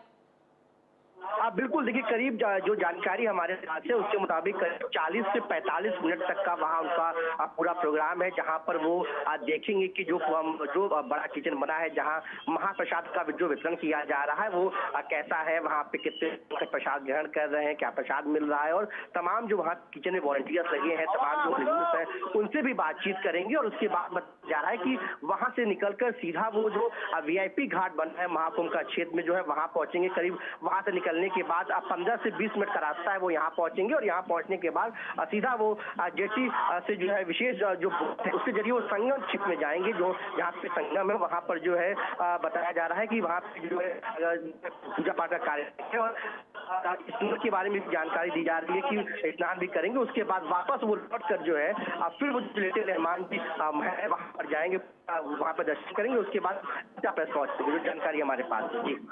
All right, these are latest visuals visuals coming in. Gautam Adani earlier also had said that he's very, very excited to be participating in the Mahakumbh, and he had expressed his enthusiasm earlier, and remember, the Adani Group and the ISKCON have joined hands to serve meals to devotees at the Mahakumbh Mela in Prayagraj. Gautam Adani just a while back seen helping while the prasad for this Mahaprasad Seva was being prepared. Well, the Mahaprasad Seva is being offered for the entire duration of the Mahakumbh Mela till Feb 26. All right, my colleague Pankaj Jha is also now joining us on the broadcast. He's getting us more from there about the ground situation there. All right, the prasad is being served, and Gautam Adani there in those visuals lending a helping hand there and offering offering his services here. All right, Pankaj, take us through the details here, what all is expected. Gautam Adani will be participating in the spiritual activities. He is also seen offering meals and preparing, helping in the preparation of the prasad that is going to be served to the devotees here. What all is planned further? The visuals we are seeing right now, Gautam Adani with his family members, they have reached here at the main center, which is in sector 19 of Prayagraj. You must be aware that Prayagraj Mahakumbh area has been converted into a separate district this time in UP for this Mahakumbh, and he has just came to this ISKCON center. There are many sectors in the Kumbh area, and in every sector there is a one Mahaprasad distribution center, and ISKCON in association with Adani Group is distributing free food which is called Mahaprasad in this area. And I've been told by the ISKCON temple and the Adani Group associate members that more than 1,50,000 free meal, lunch and dinner, it is being distributed in this Kumbh area. After visiting this center, he will go to the Sangam area and he will take a holy dip there with his family members. Afterwards, he will go and take blessings of Leti Way Hanumanji, and being Tuesday today, there's a very auspicious day for Hanumanji, Mangalvar, this is called Tuesday. And then he will go to the Adi Sankaracharya Vimanan Mandap, where you know that Adani Group in association with Gita Press, they are supposed to distribute 1 crore Aarti Sangra book. And the members of the Gita Press, they have gone to Ahmedabad and they have made the chairman. So he will visit that center also. All right. Guru Prasad Swamiji also had said that the Adani Group has always been a shining example of corporate responsibility and social service. And through these activities, it's very much visible. Gautam Adani, along with his family members, is at the Mahakumbh Mela, and as you've been saying, it's an auspicious day. A lot of activities are planned further ahead as well, and this is very much visible in the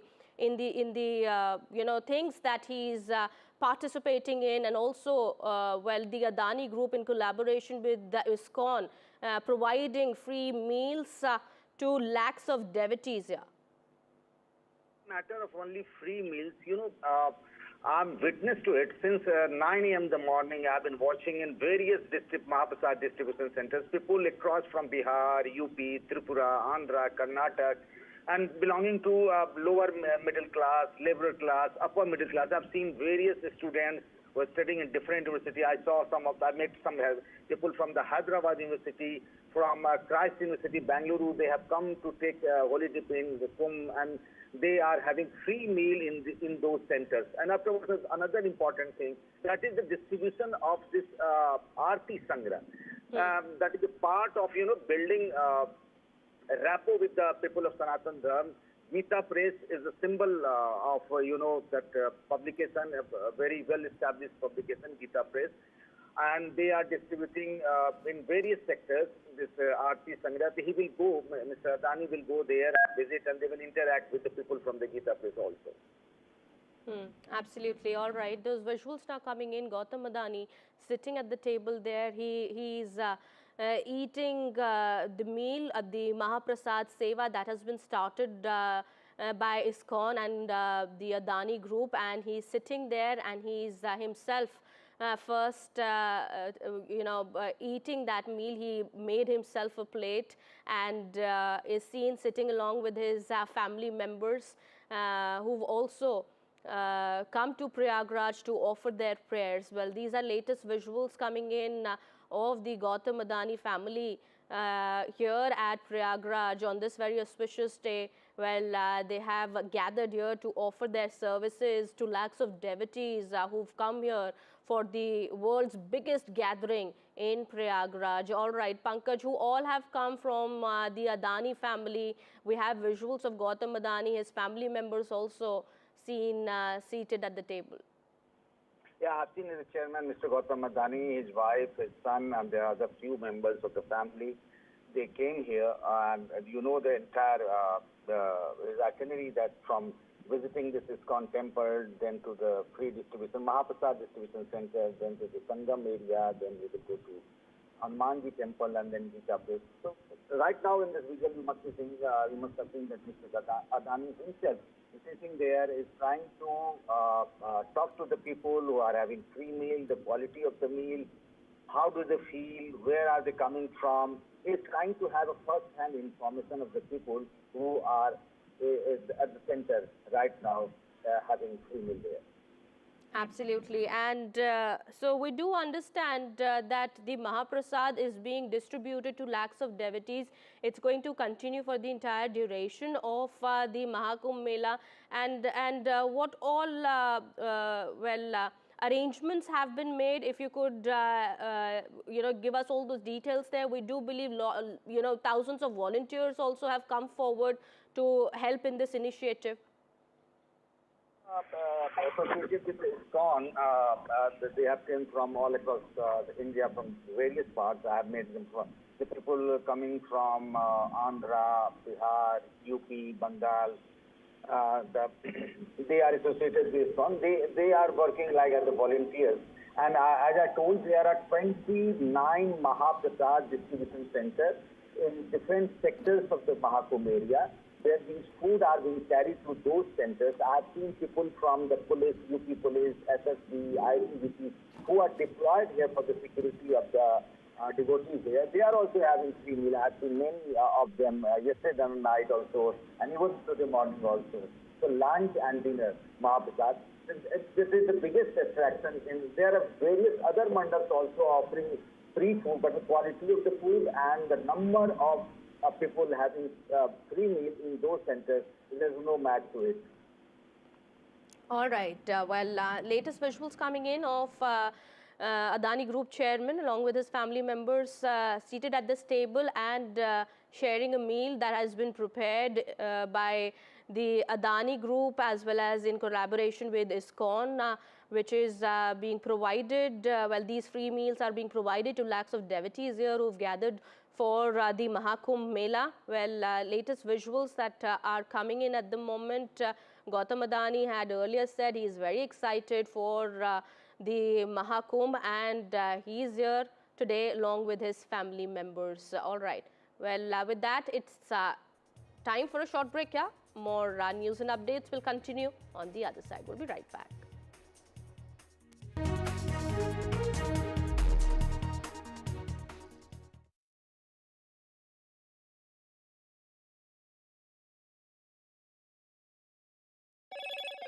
Hello, Moto.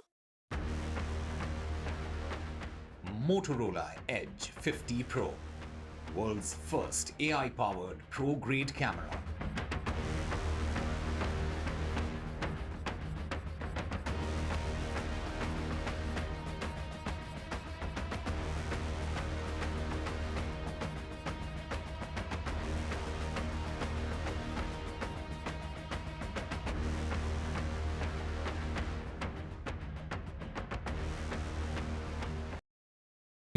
In today's interconnected world, India's voice is more crucial than ever. When India speaks, the world listens.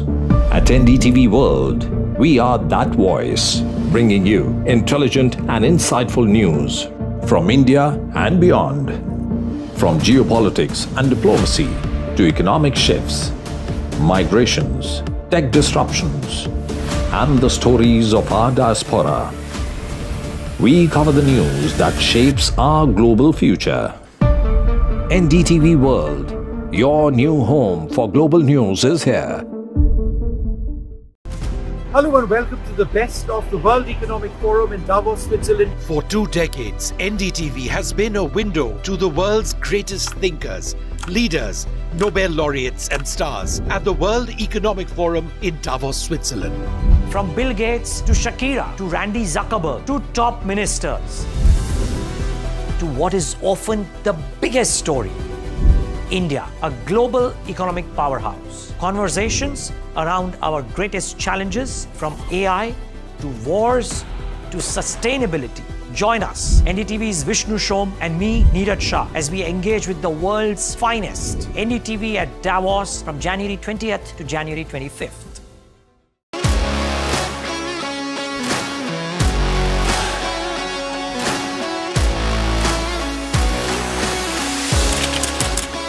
We are able to maintain the democratic fabric and the democratic system. I want to do something that can make a difference. लगातार जनता की आवाज को सरकार तक पहुंचाने का काम मैं करता हूं. I was a student up until very recently. I really want to work and do something for my people because they have given me this opportunity. They have elected me. सोचा नहीं था कि राज्यसभा सांसद बनूंगी.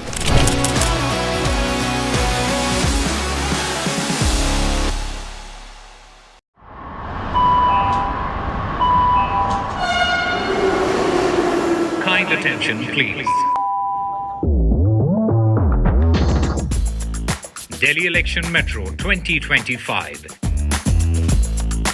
is arriving on people's platform. Please mind the gap. BJP or AAP, who will get to the Delhi Secretariat station? दरवाजे बाईं तरफ खुलेंगे. Who will Delhi voters open the victory doors for? And who will be shown the door? Can the BJP throw AAP's victory run off track? Or will it be Kejriwal's ticket to win again? Can Congress take the election metro to revival? We will track it all for you. Delhi's decision destination. Doors will open on the left. Stay tuned to NDTV for mega metro poll coverage. I've been reporting on all issues, big and small, from Andhra Pradesh, Telangana, rest of South India, bringing you all the action, all that you need to know, all that you want to know. The energy of Maximum City is infectious. I bring in that energy in our news coverage from financial capital Mumbai. Covering from the southernmost part of India over the last 23 years, I bring in-depth and 360-degree coverage from the Dravidian heartland. The land of Mishti is also known for its bitter politics. I have seen much water flow under the Howrah Bridge, covering Bengal in all its vivid colors.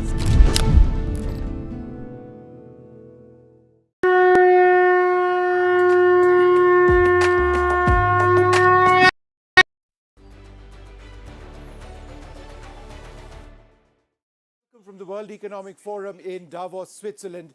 The World Economic Forum is an opportunity for leaders across the world, thinkers and so many others to reflect on some of the most pressing issues of the times. And let's face it, these are fairly difficult times. There's climate, which is a huge concern. There is conflict, which is going on. There are trade issues and economic issues. But there are also incredible opportunities, for example, artificial intelligence. We've got a very special, a wonderful guest with us, Geeta Gopinath. Great to have you with us once again, the first Deputy Managing Director of the IMF. I've gone through your latest report where you call it global growth divergent and uncertain, where you're saying that it's going to be 3.3% global growth both in 2025, 2026. That's below what the historical trend has been. What do you see as some of the primary headwinds impacting this? So, Vishnu, first of all, a pleasure to join you. We see global growth holding steady at 3.3%, but as you mentioned, it's quite divergent. On the one hand, we see the US as quite strong. We've been upgrading our forecasts. Well, on the other hand, Europe is somewhat weaker, and China also has its own challenges.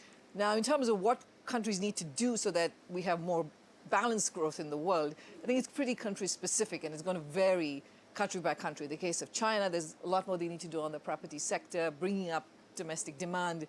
In Europe, they have to take actions to raise productivity, get growth going, and so on. So At the same time, there are a lot of developments on the external front when it comes to geopolitical tensions, trade policy in the world. And that's something that governments around the world will have to, deal with. Right. Well, we were looking at, you've also obviously mentioned India. It is a very large growing economy, but your words are cautionary, I would say. Growth in India also slowed more than expected, led by a sharper than expected deceleration in industrial activity. A couple of years back, we were well above 7%. The target has always been 8% plus. What does India need to do to get back to those 8% plus levels? Yeah. I mean, firstly, just to put things in perspective, India remains the fastest growing major economy in the world at 6.5%. Yeah. Now, the growth is lower than what we had initially expected, and that reflects the fact that in the second half of last year, 2024, we saw a slower start to public investment following the elections. Now, we expect that to bounce back, which is going to bring back some of the recovery. We're also seeing the rural sector consumption strengthening, which is something that we had expected that it would. But more generally, in terms of getting growth to higher levels on a more durable basis, I mean, India will have to continue to do some of the things it's doing, which is public infrastructure investment, keep at it, make sure that the timelines are met, improve the ease of doing business. Being able to buy and sell land should be an easier job than what it is right now, and plugging India back into the global supply chain in a much more stronger way, which will require, cutting back some of the tariffs that they have, which are quite high. Yeah. The target for India, of course, is to become a $10 trillion economy, to become developed, I think, by 2047. The first target of $10 trillion in terms of the Indian economy, do you believe that's achievable in the finite future? For 2047 is a long way off. Yes. And the world is not remaining stationary. There's lots that happen. Sure. Again, it is one of those, it's a good aspiration to have, and it's going to take much bigger structural reforms than what we've seen in the last decade. The United States you've also written about, you've said in the report that underlying demand remains robust in the United States, reflects the strong wealth effects, a less restrictive monetary policy stance. With the new Trump administration coming into power, do you see a real consolidation of the US economy? So, firstly, I think the US economy has been powering along for a few years now. US consumers are spending at a very healthy pace. The labor market is strong. Productivity growth has been actually surprisingly very good in the US. Now, what will come in the next few years depends on the details of the new administration. President Trump has announced a range of measures. We're going to have to analyze it. They're on multiple fronts, in immigration, on trade. So it's a little premature to comment on how that would work. I think what we already see is a lot of positive sentiment in the US. The stock market is doing extremely well. And, the US is now the most popular destination for foreign direct investment. It's getting a lot of foreign capital coming in. Yeah. Tariffs is something which, from the United States, it certainly concerns us in India as well. I was speaking to Nadir Godrej yesterday, where he said that, in the field of agriculture, that could be an area of concern. With the new Trump administration, do you believe that tariffs could be, problematic in terms of countries like India? Again, it's going to depend on the details of how they decide what kinds of tariffs to impose, the magnitudes of these tariffs. And of course, also we need to see the reaction of countries to it. Now, what we have seen in the past, of course, if there is a unbridled tariff war with countries imposing tariffs in retaliation, it does leave the world worse off. But for now, I think we should wait and see exactly what those tariffs may look like. China, of course, the other huge economy, and you've written, and I quote, faster than expected net export growth only partly offset a faster than expected slowdown in consumption. What are the primary, how would you look at the China story? There is also the property market and stabilization of the property market. Has that been up to scratch or up to your expectations? Yeah. Wait, Vishnu, in the case of China, domestic demand has remained weak. Consumer demand has remained weak, and that's one area where the Chinese government is focused on to try and bring back consumption spending. They've done a whole host of measures, including on the fiscal front and on monetary policy front, which is why we've upgraded the forecast for China for a little bit this year. But more is going to be needed to get money more into the hands of consumers so that they actually feel confident about spending it. In terms of dealing with unfinished homes that were sold previously, that is an issue that still needs tackling, because For a lot of Chinese, that's where their wealth is, and as long as you don't see them getting the homes that they paid for, that can be a very negative sentiment. So recognize that the government is doing a lot in terms of measures. More will be needed, more in terms of getting the private market economy also to be a bigger contributor, and also relying less on external demand and more on domestic demand. Artificial intelligence, it's a huge theme over here. For the last couple of years at the World Economic Forum in Asia, there are all sorts of questions. Is it an enabler? Does it potentially take jobs? There is also the entire issue of equity and AI. So in the context of Asia, how do you see AI and growth? Firstly, there's a lot of uncertainty still in terms of what AI will do for economies in the world. We have estimates of how much it can help in terms of raising productivity, and it's either 0.1 percentage point every year or 0.8 percentage point every year. Given that world growth is at 3% on average, if you get to 0.8, that's a large number, but we don't know that yet. And then yes, of course, there are the labor market effects. So if you look at India, for example, our estimate is that about 26% of India's workforce is exposed to AI, but about 14% will benefit from AI, and the remaining 12% will have more of a displacing effect. So a lot depends upon what gets done in terms of building digital public infrastructure, skilling the workforce so that they can use the new technology that's there. And also you need to have an environment for innovation, starting businesses, all of that to be able to make use of this. Geeta Gopinath, wonderful speaking to you. There you have it, Geeta Gopinath telling us about the overall international situation, why there are lower than expected, perhaps, historical growth numbers. The India story. India is a very large economy, but a lot more perhaps needs to be done to get back to those 8% growth levels. China, the United States, and of course artificial intelligence. I suspect that no one really knows where AI is headed going into the future. It's back to the studio. All right, so leaders from the world have assembled in Davos for this 5-day annual meeting, and India also has sent its largest contingent this time around.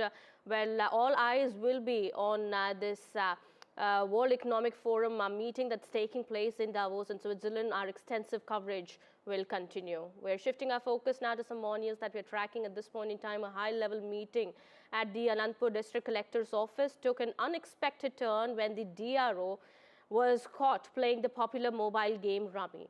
The meeting, attended by top officials, including the chairman of the SC Classification One-Man Commission, Rajiv Ranjan Mishra, and collectors from Anandpur and Sri Satya Sai districts, was meant to discuss the SC classification issue. However, the officers' actions have sparked widespread criticism. All right, that's the latest coming in. Also, we are learning now with this now, a lot of reactions also have come in just a while back on this very story that we are tracking at the moment. This was a high-level meeting that was taking place in the Anandpur District Collector's Office when the DRO was caught playing a mobile game. These are visuals that have come in, the video that has come out. He was seen playing this popular mobile game and was caught doing that. This meeting was attended by top officials that includes chairman of the SC Classification One-Man Commission.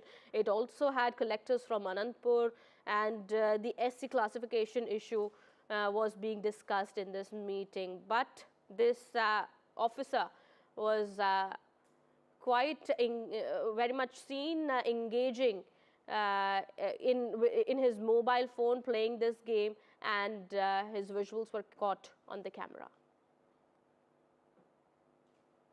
We'll be getting more details as to what action has been taken in this regard. Meanwhile, that's the latest that we're picking up at the moment. A lot of developments have taken place ever since the video has come out. This action by the officer has also sparked widespread criticism, and we'll keep an eye on the developments there.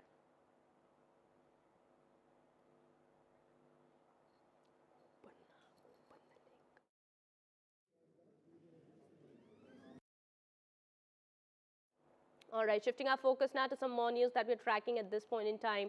Day after Tamil Nadu Chief Minister M.K. Stalin wrote to India bloc chief ministers to oppose the UGC draft rules, Kerala Chief Minister Pinarayi Vijayan also presented a resolution in the Assembly to oppose UGC draft rules. The resolution seeks withdrawal of the rules. Remember, just yesterday, Tamil Nadu Chief Minister had written to Union Minister for Education Dharmendra Pradhan. Also, Tamil Nadu Chief Minister M.K. Stalin had expressed strong opposition to the draft regulations issued by the UGC, calling for their withdrawal and urging modifications to better suit the needs of the states, particularly Tamil Nadu. Well, the Legislative Assembly had passed a resolution unanimously opposing these draft regulations and urging the union government to withdraw them, including regulations related to appointment of vice chancellors immediately. The current UGC guidelines regarding appointment of the vice chancellors to the university has completely taken away the rights of the elected state governments. So the education which is in the concurrent list, the union government is practically taking things in the concurrent list into union list, which has to be opposed, which is against the spirit of cooperative federalism, and the justification given by the UGC or the supporters of this draft is totally unacceptable. As far as this UGC new rules are concerned, it is definitely against the state rights. But rather than exploring the different means and options, particularly the legal option, and trying to set an example for others, Mr. M.K. Stalin trying to paint a picture as if this is a national movement and trying to elevate himself clearly indicates his political interest rather than his interest for the welfare of the people and rather than interest of the state rights. It clearly indicates the mispriorities of M.K. Stalin with respect to handling any situation that affects the state rights. We'll get you more on that as developments come in. Meanwhile, we are shifting our focus now. 20 Naxalites have been killed in a joint operation along the Orissa-Chhattisgarh border. Well, calling it another mighty blow to Naxalism, Union Home Minister Amit Shah has said that Naxalites were killed in a joint operation by the CRPF, SOG Orissa and Chhattisgarh police along the Orissa-Chhattisgarh border. And with the resolve for a Naxal-free India and joint efforts of security forces, Naxalism is breathing its last today.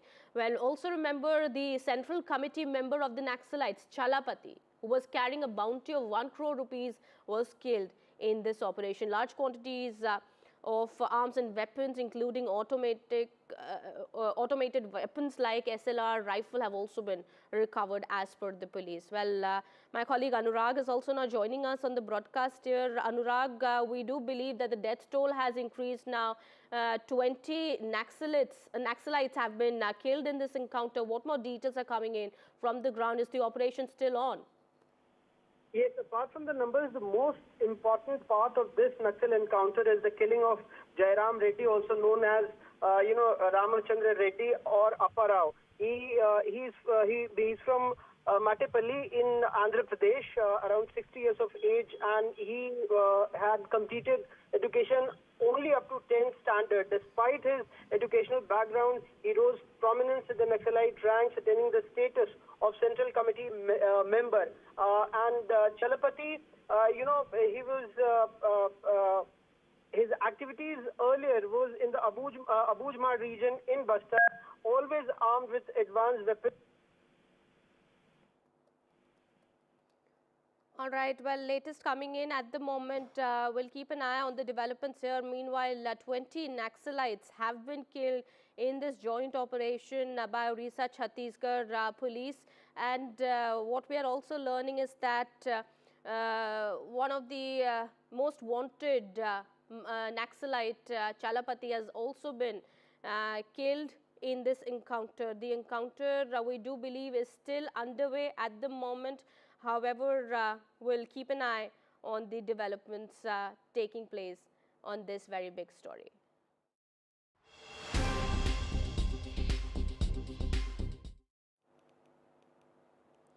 All right, shifting our focus now to some more news that we're tracking. Donald Trump took the oath of office as the 47th president of the United States with promises to push the limits of executive power, deport millions of immigrants and secure retribution against his political enemies. And also he's promised to transform America on the world stage. Well, the swearing-in ceremony of Donald Trump that traditionally takes place at an enormous temporary platform on the Capitol's scenic west lawn was moved indoors owing to a frigid forecast. Also, Vice President J.D. Vance was sworn in along with Donald Trump. Donald Trump has signed a slew of executive orders that also include border emergency, and U.S. has also signed an executive order with pardon to Capitol Hill rioters. We love you, we respect you so much, and we have a big commitment to each and every one of you. Starting today, America will be stronger and greater than it's ever been before. That's happening, folks. That was a big win. That was a tremendous win. We all worked hard for it, and a big part of the reason that I won was because of my relationship with you, so we appreciate it. Instead of worrying about political agendas, you don't have to worry about that at all. There's only one focus: defeating America's enemies. We're not going to be defeated. We're not going to be humiliated. We're only going to win, win, win. We're going to win, win, win. So could I ask you, how is it going in South Korea right now? How's it doing? You have somebody with pretty bad intentions, I guess. You know, you would say that, although I developed a pretty good relationship with him, but he's a tough cookie. How is it going over there? How is it doing? Sir, every day we train, we stay hard, and we plan for anything that you possibly could need us to do. The alliance is strong, and we're ready to receive you, Mr. President. Well, thank you very much. This is really, is this man central casting or what? If I'm doing a movie, I pick him to play my lead. I want to thank you all very much. What a good-looking group of people, and we are very secure when we have people like you in our military, and we're having a beautiful time in Washington. We just had that great election that you alluded to. For American citizens, January 20th, 2025 is Liberation Day. Today I will sign a series of historic executive orders. With these actions, we will begin the complete restoration of America and the revolution of common sense. It's all about common sense. First, I will declare a national emergency at our southern border. All illegal entry will immediately be halted, and we will begin the process of returning millions and millions of criminal aliens back to the places from which they came. And I will send troops to the southern border to repel the disastrous invasion of our country. The United States, I mean, think of this, spent more money than ever spent on a project before and lost 38,000 lives in the building of the Panama Canal. We have been treated very badly from this foolish gift that should have never been made, and Panama's promise to us has been broken. The purpose of our deal and the spirit of our treaty has been totally violated. American ships are being severely overcharged and not treated fairly in any way, shape, or form, and that includes the United States Navy. And above all, China is operating the Panama Canal, and we didn't give it to China, we gave it to Panama, and we're taking it back. So US President Donald Trump has issued a flurry of executive orders and directives. Here are the key takeaways. Take a look. The golden age of America begins right now.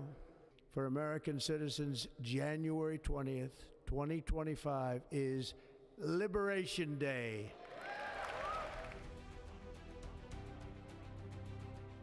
History made as Donald Trump took the oath of office, officially becoming the 47th President of the United States. With Chief Justice John Roberts administering the oath, Trump placed his hand on the same Bible used by Abraham Lincoln during his swearing-in back in 1861, a striking symbol of both tradition and transformation as the United States turns a new page.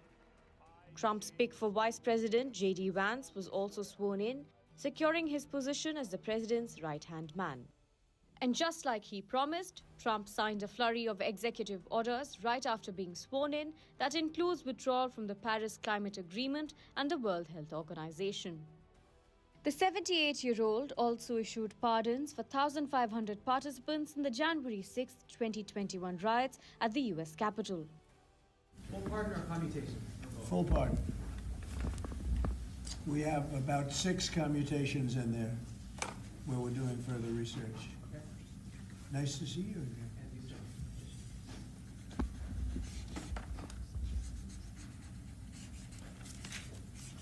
So this is a big one. Anything you want to explain about this? We hope they get them. We hope they come out tonight, frankly. We're expecting it. Approximately 1,500 people. Six commutations. One of the key executive orders will temporarily prevent a ban on TikTok coming into force. In other words, I think the U.S. should be entitled to get half of TikTok. And congratulations, TikTok has a good partner. And that would be worth, could be $500 billion or something. It's crazy. In a sign of an impending tariff war, Trump said he may impose 25% tariffs on Canada and Mexico as early as the 1st of February, while promising punitive measures on other countries as part of the new U.S. trade policy. Trump also got his first cabinet member as Marco Rubio was confirmed as the U.S. Secretary of State. In a break from tradition, Trump extended invitations to several world leaders. Italian Prime Minister Giorgia Meloni, Argentinian President Javier Milei, Chinese Vice President Hang Zheng were in attendance. Front and center was External Affairs Minister S. Jaishankar, representing India. Former living presidents and first ladies were present at the Capitol Rotunda to witness Trump's return to power. Former First Lady Michelle Obama's absence did not go unnoticed. Her office had announced just last week that she would not be attending the inauguration without offering any explanation. Former House Speaker Nancy Pelosi, who had been a fierce critic of Trump throughout his first term, was also absent. The ceremony saw the world's wealthiest individuals sitting together. Tech titans Elon Musk, Sundar Pichai, Jeff Bezos and Mark Zuckerberg sat side by side, marking a significant moment as they witnessed Trump's dramatic return to the presidency. The inauguration featured stirring musical performances with Christopher Marquio singing "O America," Carrie Underwood performing "America the Beautiful," and Lee Greenwood singing "God Bless the USA." As the United States embarks on a new chapter under Trump's leadership, the eyes of the world are fixed on America. With promises of liberation and change, the question now remains, how will this new era reshape the course of history? Bureau Report, NDTV World. So executive orders have signed statements about how the president wants the federal government to be managed. These orders can be instructions to federal agencies or requests for reports. They can also lay out major policies. For example, former President Joe Biden signed an ordinance to create a structure for establishing regulations on artificial intelligence. Executive orders are also used by presidents to pursue agendas they haven't been able to or can't get through Congress. New presidents can issue orders to cancel the orders of their predecessors, and they often do that. Trump has already cancelled about 78 orders and actions signed by Joe Biden. According to the American Bar Association, the orders do not require congressional approval and can't be directly overturned by lawmakers. Despite appearing to wield a lot of power, there are some limitations to how far an executive order can go. Both Congress and the courts can potentially block executive orders. Congress can also deny funding to federal agencies and cripple the enforcement of an order. All right, we'll keep getting you more news and updates. Well, it's time for a quick break here. More coming up on the other side. Stay tuned.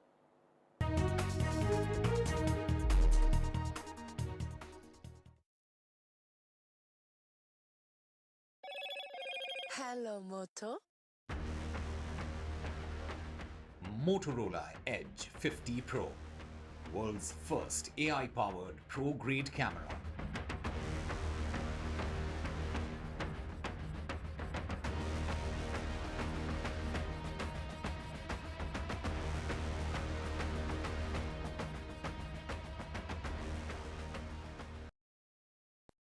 In today's interconnected world, India's voice is more crucial than ever. When India speaks, the world listens. At NDTV World, we are that voice, bringing you intelligent and insightful news from India and beyond. From geopolitics and diplomacy to economic shifts, migrations, tech disruptions, and the stories of our diaspora. We cover the news that shapes our global future. NDTV World, your new home for global news is here. Hello and welcome to the best of the World Economic Forum in Davos, Switzerland. For 2 decades, NDTV has been a window to the world's greatest thinkers, leaders, Nobel laureates and stars at the World Economic Forum in Davos, Switzerland. From Bill Gates to Shakira to Randy Zuckerberg to top ministers to what is often the biggest story, India, a global economic powerhouse. Conversations around our greatest challenges from AI to wars to sustainability. Join us, NDTV's Vishnu Shom and me, Neeraj Shah, as we engage with the world's finest. NDTV at Davos from January 20th to January 25th.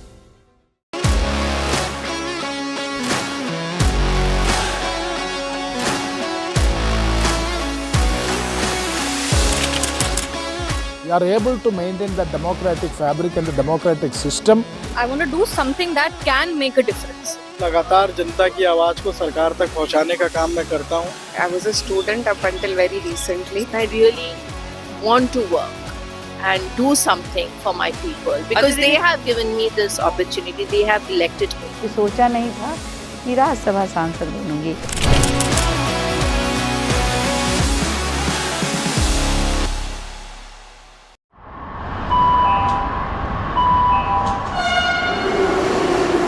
Kind attention, please.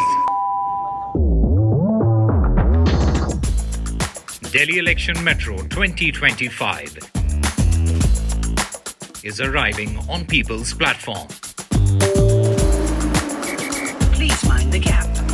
BJP or AAP, who will get to the Delhi Secretariat station? दरवाजे बाईं तरफ खुलेंगे.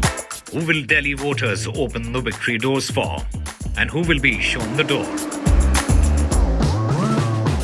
Can the BJP throw AAP's victory run off track? Or will it be Kejriwal's ticket to win again? Can Congress take the election metro to revival?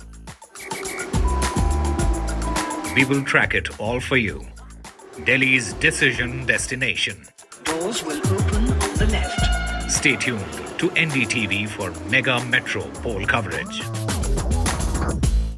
I've been reporting on all issues, big and small, from Andhra Pradesh, Telangana, rest of South India, bringing you all the action, all that you need to know, all that you want to know. The energy of Maximum City is infectious. I bring in that energy in our news coverage from financial capital Mumbai. Covering from the southernmost part of India over the last 23 years, I bring in-depth and 360-degree coverage from the Dravidian heartland. The land of Mishti is also known for its bitter politics. I have seen much water flow under the Howrah Bridge, covering Bengal in all its vivid.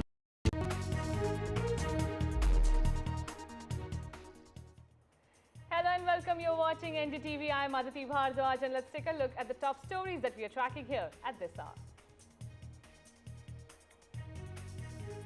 In a historic first, BJP releases manifesto in 2 parts in Delhi elections. BJP announces scholarships for needy students. Aam Aadmi Party chief says BJP will stop free education instead of providing it. And Aam Aadmi Party versus BJP's epic war of words over Ramayana. BJP fires Chunavi Hindu jibe at Arvind Kejriwal. Aam Aadmi Party hits back, calls the allegations baseless. And in an exclusive interview with NDTV at Davos, Geeta Gopinath speaks to my colleague Vishnu Shom, says India is among fastest growing economies. India's rural sector consumption is strengthening. Day after Tamil Nadu Chief Minister M.K. Stalin writes to India bloc chief ministers urging them to oppose UGC draft rules. Kerala Chief Minister Pinarayi Vijayan has presented a resolution in Assembly to oppose the rules.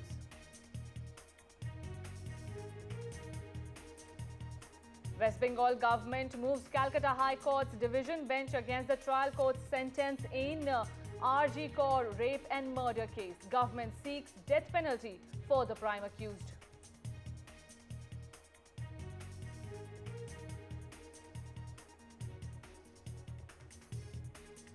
Adani Group Chairman Gautam Adani visits Mahakumbh, performs Seva at ISKCON Pandal, will perform Ganga Aarti in Prayagraj.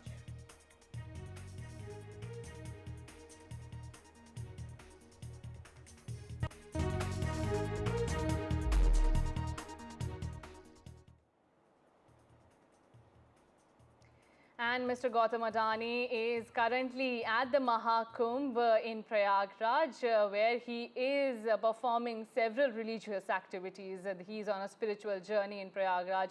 At the ongoing Mahakumbh Mela, lakhs of devotees are also being provided with Mahaprasad, thanks to the collaborative efforts of the Adani Group and the International Society for Krishna Consciousness, the ISKCON Group. This initiative aims to promote Sanatan Dharma and ensure that no pilgrim goes hungry during the sacred event. Currently, Mr. Gautam Adani is on board, will be performing Ganga Aarti. My colleague Ranveer is joining me for more on this. Ranveer, take us through the itinerary of Mr. Adani. We can see in the visuals he is at the ghat. Mr. Adani and his family is at Sangam, and he'll take a holy dip at the joining place of Ganga, Yamuna and mythical Saraswati, and after taking dip, Mr. Adani will be visiting Lete Hanumanji temple, which is nearby to Sangam, and after praying Lord Hanuman, he will be visiting Gita Press camp near Anand Viman Mandapam and distribute few copies of Aarti Sangra. Adani Group joined hand with Gita Press to distribute 1 crore publications of Aarti Sangra in Mahakumbh area to the devotees who are coming from across India and different parts of the world. So initially, Mr. Adani arrived at ISKCON camp and he met few of the officials of ISKCON group and also distributed food, inspected the mega kitchen, which is sponsored by Adani Group, and it is serving around food to around 150,000 people per day. So for the entire Mela duration, it's around 45 days, and during this 45 days, 150,000 people will get food on a daily basis through Adani Group and ISKCON. So Mr. Adani visited the mega kitchen and his family also accompanied him. So after visiting that, he is now in boat near Sangam area and he'll take a holy dip. So this is a personal visit, a religious visit, and he is in Mahakumbh for a religious purpose, obviously. But during the Mahakumbh, Adani Group helped many devotees through free fooding, free transportation, and distribution of Aarti Sangra through Gita Press. So Adani Group, along with ISKCON and Gita Press, are giving some facilities to the devotees who are coming from across the world. So a huge gathering can be seen at the mega camps of mega kitchen of ISKCON and Adani Group, and there are more than 30 camps from where foods are being distributed. So big attempt of Adani Group to serve people during the religious mega activity of Mahakumbh in Prayagraj. So Adani Group chairman, his wife, both son Karan Adani and Jeet Adani, his daughter-in-law, along with other members of the family, they are here in Prayagraj, and he arrived at around 12:30 and visited the ISKCON camp and inspected the mega kitchen, distributed food to the devotees who are in the camp of ISKCON, and also met few of the people who are here in the Mahakumbh for religious purposes. So now the family is nearby Sangam, and they'll take a holy dip in Sangam area with the Ganga, Yamuna and mythical Saraswati.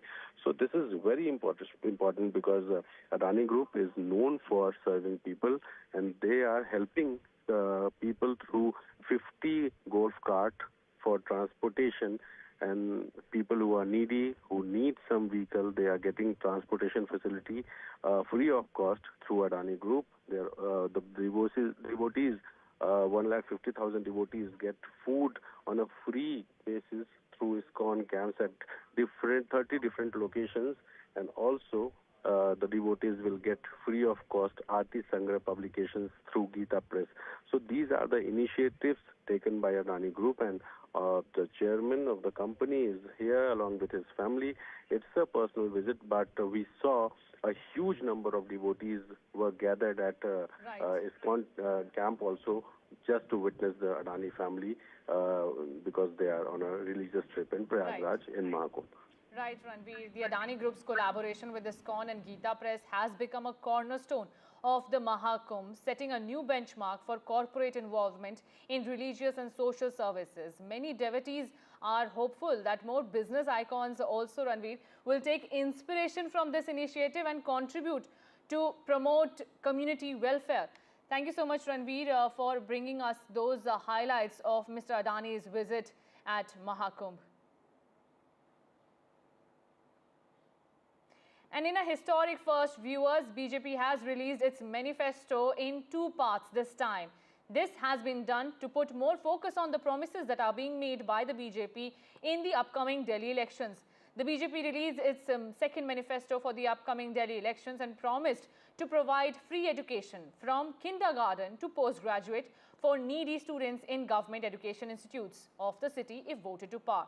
Launching BJP's Sankalp Patra for Delhi Assembly elections, BJP MP Anurag Thakur said the party will provide to the youth of the city one-time financial assistance of 15,000 rupees for preparation of competitive examinations and reimburse two-time travel and application fees.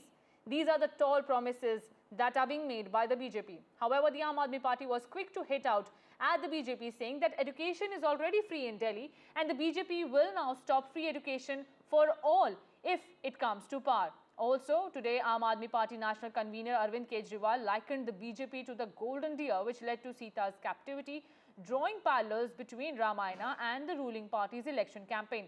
Listen in to the war of words coming in. अब हमारी कल्पना ये है कि दिल्ली में सरकारी शिक्षण संस्थानों में जो जरूरतमंद छात्र हैं उनको पीजी से लेकर केजी से लेकर पीजी तक की मुफ्त शिक्षा देंगे। केजी से पीजी तक मुफ्त शिक्षा मिलेगी दिल्ली के जरूरतमंद छात्रों को सरकारी शैक्षिक संस्थानों में। जी हां, आपने ठीक सुना, केजी से पीजी तक मुफ्त शिक्षा प्रदान करेंगे जरूरतमंद छात्रों को सरकारी शैक्षिक संस्थानों में। ऑटो और टैक्सी ड्राइवरों के लिए हम auto taxi driver welfare board बनाएंगे, कल्याणकारी बोर्ड बनाएंगे और इसका गठन करने के बाद हम 10 लाख रुपए तक का जीवन बीमा और 5 लाख रुपए तक का दुर्घटना बीमा हम अपने टैक्सी ड्राइवर और ऑटो वाले भाइयों को देंगे। उनके बच्चों को प्रदान होगा। कहीं ईश्वर ना करे कोई ऐसी घटना घट जाए कि किसी की जान चली जाए तो उनके परिवार वालों को 10 लाख रुपए तक का जीवन बीमा मिल जाएगा, 5 लाख रुपए तक का दुर्घटना बीमा मिलेगा। आज का इनका ये संकल्प पत्र है। इस संकल्प पत्र में ये लिख रहे हैं कि दिल्ली के स्कूलों में मिलने वाली फ्री शिक्षा को बंद कर दिया जाएगा। इसमें लिखा है सरकारी शिक्षण संस्थाओं में दिल्ली के जरूरतमंद छात्रों को मुफ्त शिक्षा दी जाएगी। स्कूलों में तो सबको मुफ्त शिक्षा मिल रही है, जरूरतमंदों को थोड़ी मिल रही है, सबको ही मिल रही है। तो इसका मतलब ये सबको अब मुफ्त शिक्षा बंद करके जरूरतमंदों को देंगे। इसका मतलब लोग इनके नेताओं के घर के चक्कर काटेंगे कि मेरा भी मुफ्त करा दो जी, मेरा भी मुफ्त करा दो जी। मैं दिल्ली के लोगों को चेतावनी देना चाहता हूं, ये बहुत खतरनाक पार्टी है। And my colleague Ishika is joining me for more on this. Ishika, take us to the latest war of words on the education scheme that has been promised by the BJP. Well, in fact, as you very rightly mentioned that today the BJP has in fact launched its part 2 of the manifesto for the Delhi election, and this has certainly sparked a fresh war of words between the BJP and the Aam Aadmi Party. Now, BJP in fact has announced that for all the needy students, it will be free education from KG to PG. Now, on this, Arvind Kejriwal has hit back, and he has said that in fact education is already free in Delhi, but the BJP's motive is to stop that free education. Now, not just this, if you look at the different other announcements that have been made by the BJP in this part 2, well, they have also promised welfare board for the auto rickshaw drivers and also for the domestic help, saying that in fact, 10 lakh of life insurance will be provided by this welfare board, and also accident insurance or in fact vehicle insurance of rupees 5 lakh will be provided here. Not just that, for all those needy aspirants who are preparing for competitive examination, 15,000 rupees, a one-time sum has been promised by the BJP. Not just this, what was very interesting here is that BJP today has promised to bring an SIT against the Aam Aadmi Party government. So over that also now Arvind Kejriwal has hit back at the BJP, saying that it is now up to the people of Delhi to decide whether they will support, the politics of work or the politics of investigation. So certainly the war of words only intensifying after BJP has launched its Sankalp Patra Part 2. Over to you. Right, Ishika, thank you so much for joining us. Stay with me as more controversy is trickling in this election. Well, now the controversy has also picked up pace in what Arvind Kejriwal, while quoting Ramayana, said during a rally in Delhi. Well, Arvind Kejriwal misquoted Ramayana and said that Ravan took form of a deer and lured Lord Ram to the forest during Ramayana. But the BJP was quick to launch a fact check against Arvind Kejriwal and said that AAP convener has misquoted and also insulted the Sanatan Dharma. However, Kejriwal is also hitting back at the BJP, saying, why is BJP so focused on Ravan?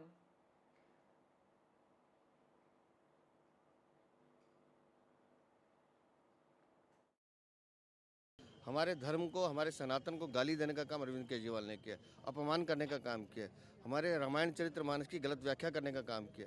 कौन सा रावण हिरण उनके आता है जी, वो भी सोने का रावण।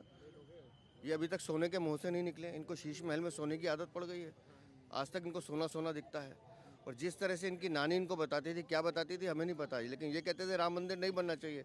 आज चुनाव है तो चुनावी हिंदू बने हुए हैं, तो चुनावी हिंदू बनने का ये मतलब नहीं आप हमारे धर्म का मजाक उड़ाएंगे। तो इसलिए आज हमने उपवास किया है और दिल्ली वालों के लिए भी किया है, अपने धर्म के लिए किया है, और भगवान श्री राम न्याय करेंगे। कि अरविंद केजरीवाल चुनाव की राजनीति से जोड़ के इसको करते हैं। And in an exclusive interview at the Davos, my colleague Vishnu Shom spoke to Geeta Gopinath, who details about India's growth story. Listen in.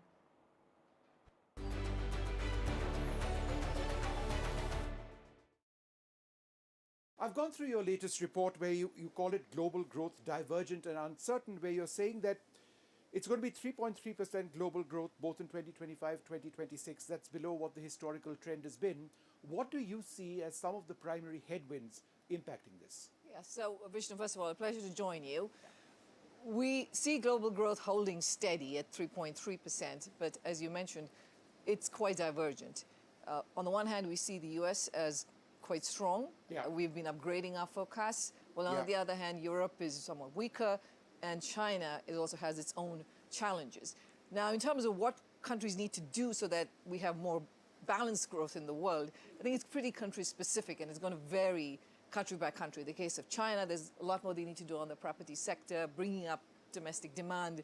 In Europe, they have to take actions to raise productivity, get growth going, and so on. So, at the same time, there are a lot of developments on the external front when it comes to geopolitical tensions, trade policy in the world. And that's something that governments around the world will have to, deal with. Right. Well, we were looking at, you've also obviously mentioned India. It is a very large growing economy, but your words are cautionary, I would say. Growth in India also slowed more than expected, led by a sharper than expected deceleration in industrial activity.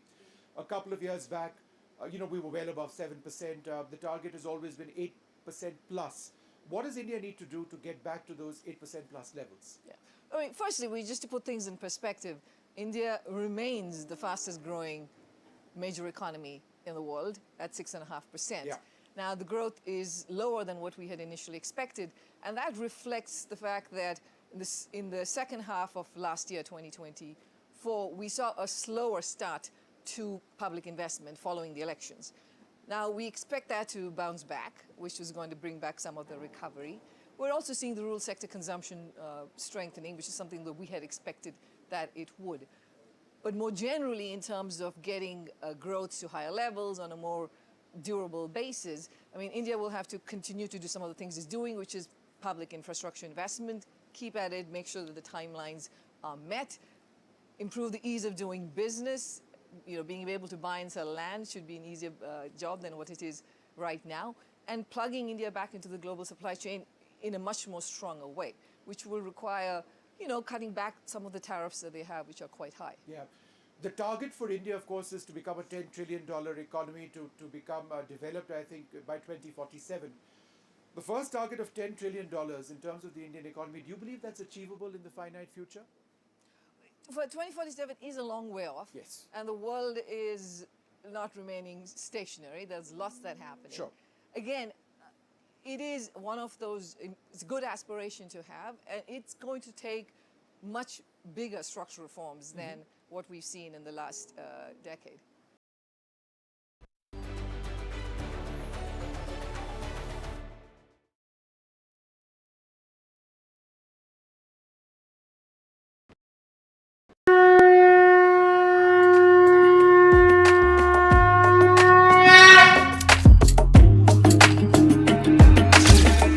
Mahakumbh, a festival of faith, the world's biggest spiritual festival, the divine dip at the spiritual Sangam,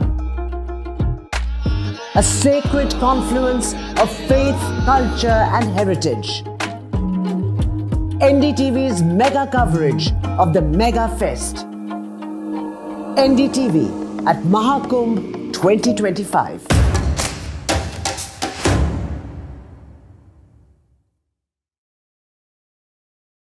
In today's interconnected world, India's voice is more crucial than ever. When India speaks, the world listens. At NDTV World, we are that voice, bringing you intelligent and insightful news from India and beyond. From geopolitics and diplomacy to economic shifts, migrations, tech disruptions, and the stories of our diaspora.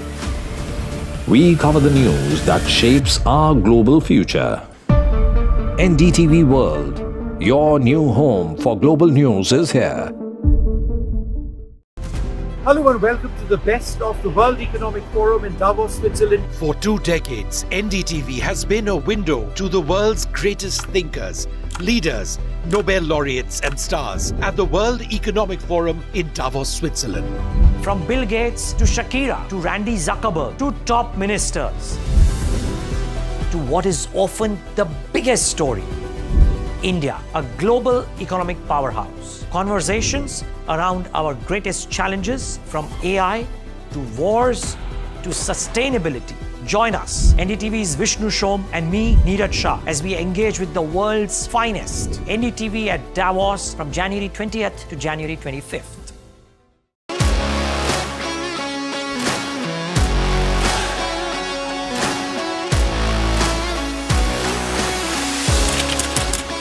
We are able to maintain the democratic fabric and the democratic system.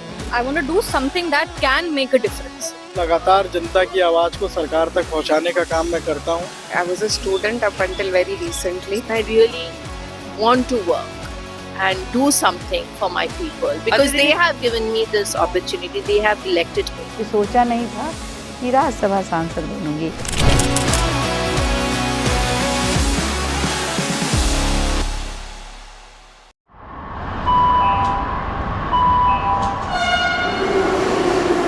Kind attention, please. Delhi Election Metro 2025 is arriving on people's platform. Please mind the gap. BJP or AAP, Who will get to the Delhi Secretariat station? दरवाजे बाईं तरफ खुलेंगे. Who will Delhi voters open the victory doors for? And who will be shown the door? Can the BJP throw AAP's victory run off track? Or will it be Kejriwal's ticket to win again? Can Congress take the election metro to revival? We will track it all for you. Delhi's decision destination. Doors will open on the left. Stay tuned to NDTV for mega metro poll coverage. I've been reporting on all issues, big and small, from Andhra Pradesh, Telangana, rest of South India, bringing you all the action, all that you need to know, all that you want to know. The energy of Maximum City is infectious. I bring in that energy in our news coverage from financial capital Mumbai. Covering from the southernmost part of India over the last 23 years, I bring in-depth and 360-degree coverage from the Dravidian heartland. The land of Mishti is also known for its bitter politics. I have seen much water flow under the Howrah Bridge, covering Bengal in all its vivid colors.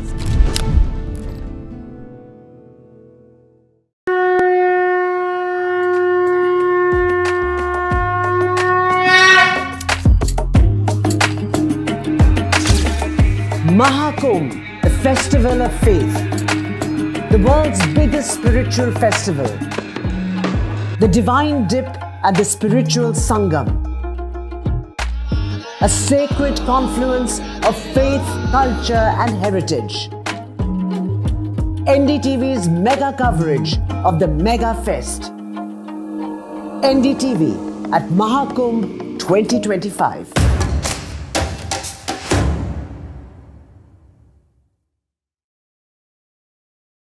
In today's interconnected world, India's voice is more crucial than ever. When India speaks, the world listens.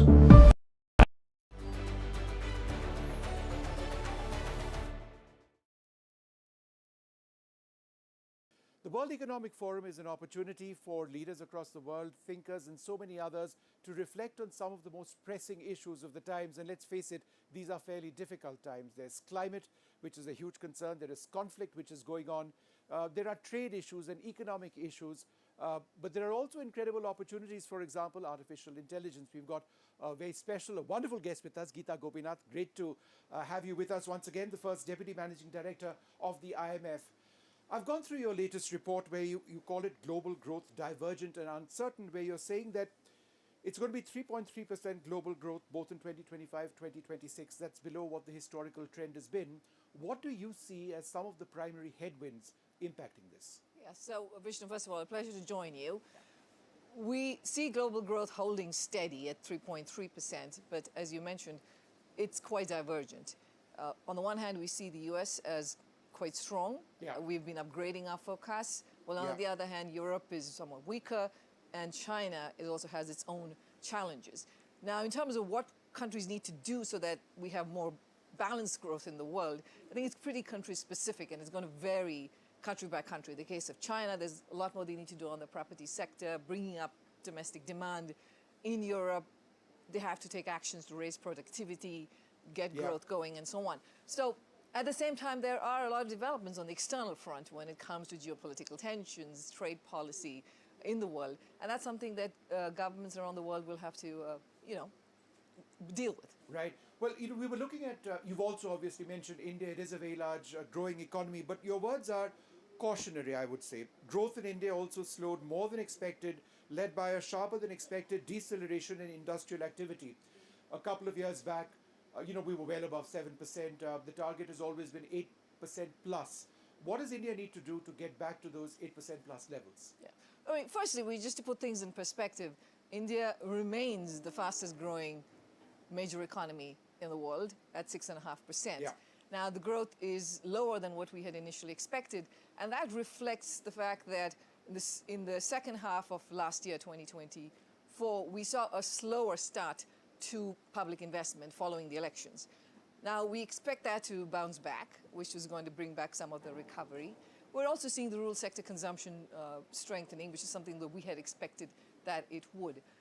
But more generally, in terms of getting growth to higher levels on a more durable basis. I mean, India will have to continue to do some of the things it's doing, which is public infrastructure investment, keep at it, make sure that the timelines are met, improve the ease of doing business. You know, being able to buy and sell land should be an easier job than what it is right now, and plugging India back into the global supply chain in a much more stronger way, which will require, you know, cutting back some of the tariffs that they have, which are quite high. Yeah. The target for India, of course, is to become a $10 trillion economy, to become developed, I think, by 2047. The first target of $10 trillion in terms of the Indian economy, do you believe that's achievable in the finite future? For 2047 is a long way off. Yes. And the world is not remaining stationary. There's lots that happen. Sure. Again, it is one of those, it's a good aspiration to have, and it's going to take much bigger structural reforms than what we've seen in the last decade. The United States you've also written about, you know, you've said in the report that underlying demand remains robust in the United States, reflects the strong wealth effects, less restrictive monetary policy stance.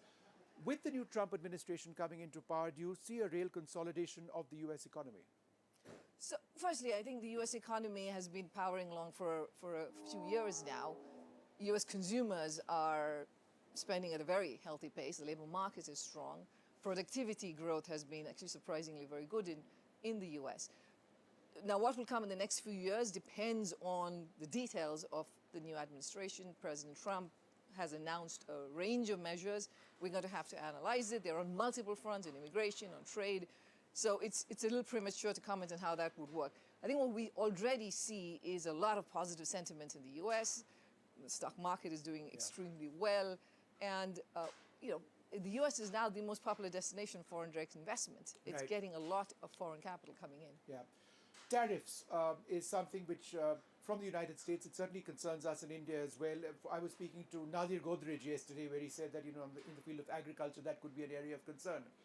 With the new Trump administration, do you believe that tariffs could be, you know, problematic in terms of countries like India? Again, it's going to depend on the details of how they decide what kinds of tariffs to impose, the magnitudes of these tariffs, and of course also we need to see the reaction of countries to it. Now, what we have seen in the past, of course, if there is a unbridled tariff war with countries imposing tariffs in retaliation, it does leave the world worse off. But for now, I think we should wait and see exactly what those tariffs may look like. China, of course, the other huge economy, and you've written, and I quote, faster than expected net export growth only partly offset a faster than expected slowdown in consumption. What are the primary, how would you look at the China story? There is also the property market and stabilization of the property market. Has that been up to scratch or up to your expectations? Yeah. Wait, Vishnu, in the case of China, domestic demand has remained weak. Consumer demand has remained weak, and that's one area where the Chinese government is focused on to try and bring back consumption spending. They've done a whole host of measures, including on the fiscal front and on monetary policy front, which is why we've upgraded the forecast for China for a little bit this year. But more is going to be needed to...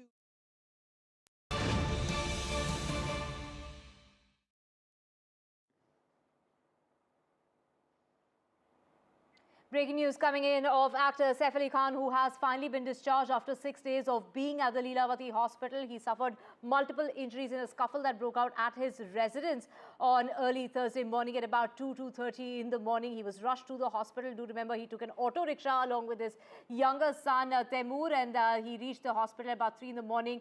It was at about 5:30 in the morning that his surgeries started. It was the first neurosurgery, followed by plastic surgery that needed to be performed on his neck and his arm. But it was, of course, you know, the wound that he sustained in his back very close to his spinal cord, which was of concern because that was the wound that was deeper than the other injuries that he sustained. He had, do remember, 6 injuries in all. So it was the leakage of the spinal cord fluid that needed to be fixed, and of course also plastic surgery that was done on his arm and his neck. So 6 injuries in all, but finally the actor has been discharged, and of course his wife Kareena Kapoor Khan along with him. We have Abira joining us from right outside the Lilavati hospital. Well, Abira, take us through, this. Finally the actor has been discharged. Of course, he's been doing really well. That's what the doctors have been saying. We were expecting that he would get discharged perhaps sooner, because initially the doctors did suggest it would take about 2 to 3 days. But all in all, 1 week of bed rest is what was advised by the doctors to the actor. And now finally, after 6 days, he gets to go home.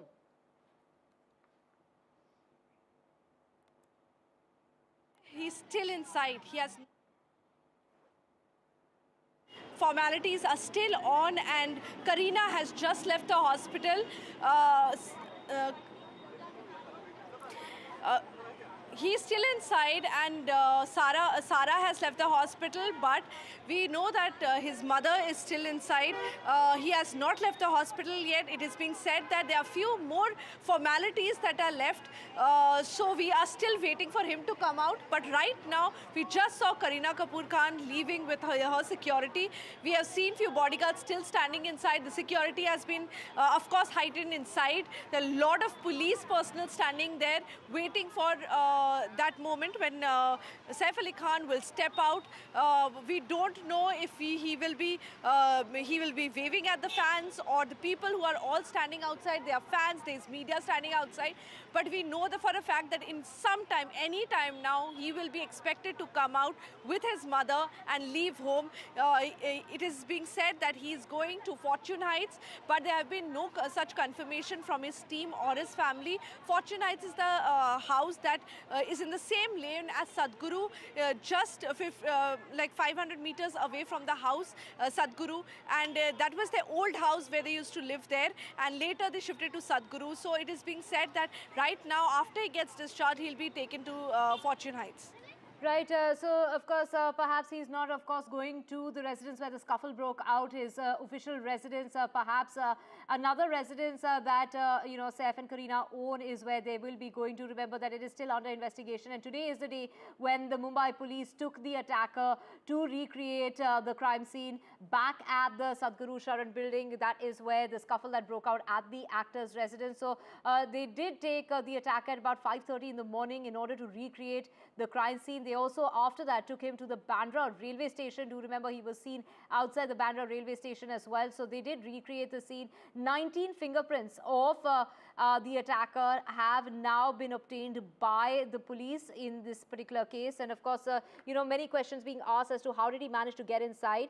From what we are hearing really from sources is that he managed to, get inside from the bathroom window from where he entered and exited. There was a duct shaft, and then he also used a ladder in order to enter the building from the duct. And those are those details that are perhaps emerging from sources. And of course, the Mumbai police are yet to make a statement in regard to what really happened in order to connect the dots, and that is what they are doing at the moment. Do remember that the police has 5 days custody of the attacker. Those visuals on your screen of Kareena Kapoor Khan, who has just left the Lilavati hospital just minutes ago, and now within minutes from now, it will be the actor Saif Ali Khan, who is inside Lilavati hospital at this moment, along with his mother Sharmila Tikor, will be leaving the Lilavati hospital after spending 6 days in Lilavati hospital. Do remember it was the wee hours of Thursday morning when he reached the Lilavati hospital in an auto rickshaw along with his son Taimur, and that is at about 3 o'clock in the morning. The scuffle that broke out at about 2:30 in the morning at his residence when he was trying to pacify this man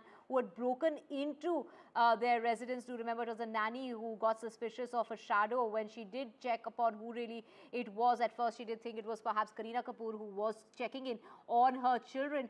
This was a room where the children were sleeping, and there were nannies sleeping as well. But we have my colleague Anuj joining us. Anuj, take us through what is the real, what is the police saying as far as the investigation is concerned. We do know that about 5:30 in the morning is the time, in the wee hours when the police took the attacker to the residence of the actor, obtained about 19 fingerprints. They spent about an hour at the residence. But from there on, where all have they taken the attacker? Zoom in, I'll get back to that in a short while, but one can see that Kareena Kapoor Khan has just entered Sadhguru Sharan apartments. She left the hospital, Lilavati hospital, a while back, not more than 10 minutes ago. and the hospital is not too far away from the residence here of Saif Ali Khan, and we've seen that her vehicle, it was her with the police officer sitting inside the vehicle, and we also had a bodyguard sitting there, and Kareena Kapoor has reached Sadhguru Sharan apartment. What is more interesting to see is that they have entered the Sadhguru Sharan apartment and not Fortune Heights, and that probably gives away that this might be the place where Saif Ali Khan might also come. However, one can see that there have been no special arrangements which have been put in place. One cannot really see the heightened security which Abira talked about at the Lilavati hospital to be present either in Sadhguru, either at Sadhguru Sharan apartments or in the Fortune Heights, which is not more than 50 meters away from the older building. But talking about the investigation and the kind of route that it is following at the moment, we see that this scene recreation, the crime scene recreation took place in the early hours of the morning today. It was going to happen yesterday, but then the police wanted to, have it in probably a similar sort of a setting when the crime took place. And even after that, we saw that multiple police teams came down here to Sadhguru apartments, Sadhguru Sharan apartments to do a recce. We also had the senior police officials here from the Bandra police station who were present here, looking at the basement, looking at the parking area, looking at the staircase. Even after the crime scene had been recreated in the early hours of the morning. So this clearly tells us that the police wants to get down to the finer details into understanding how is it that the person in question here, the accused, made his way through to Saif's house on the 11th floor. We also noted a while back that there were several workers who are still working on the 11th floor.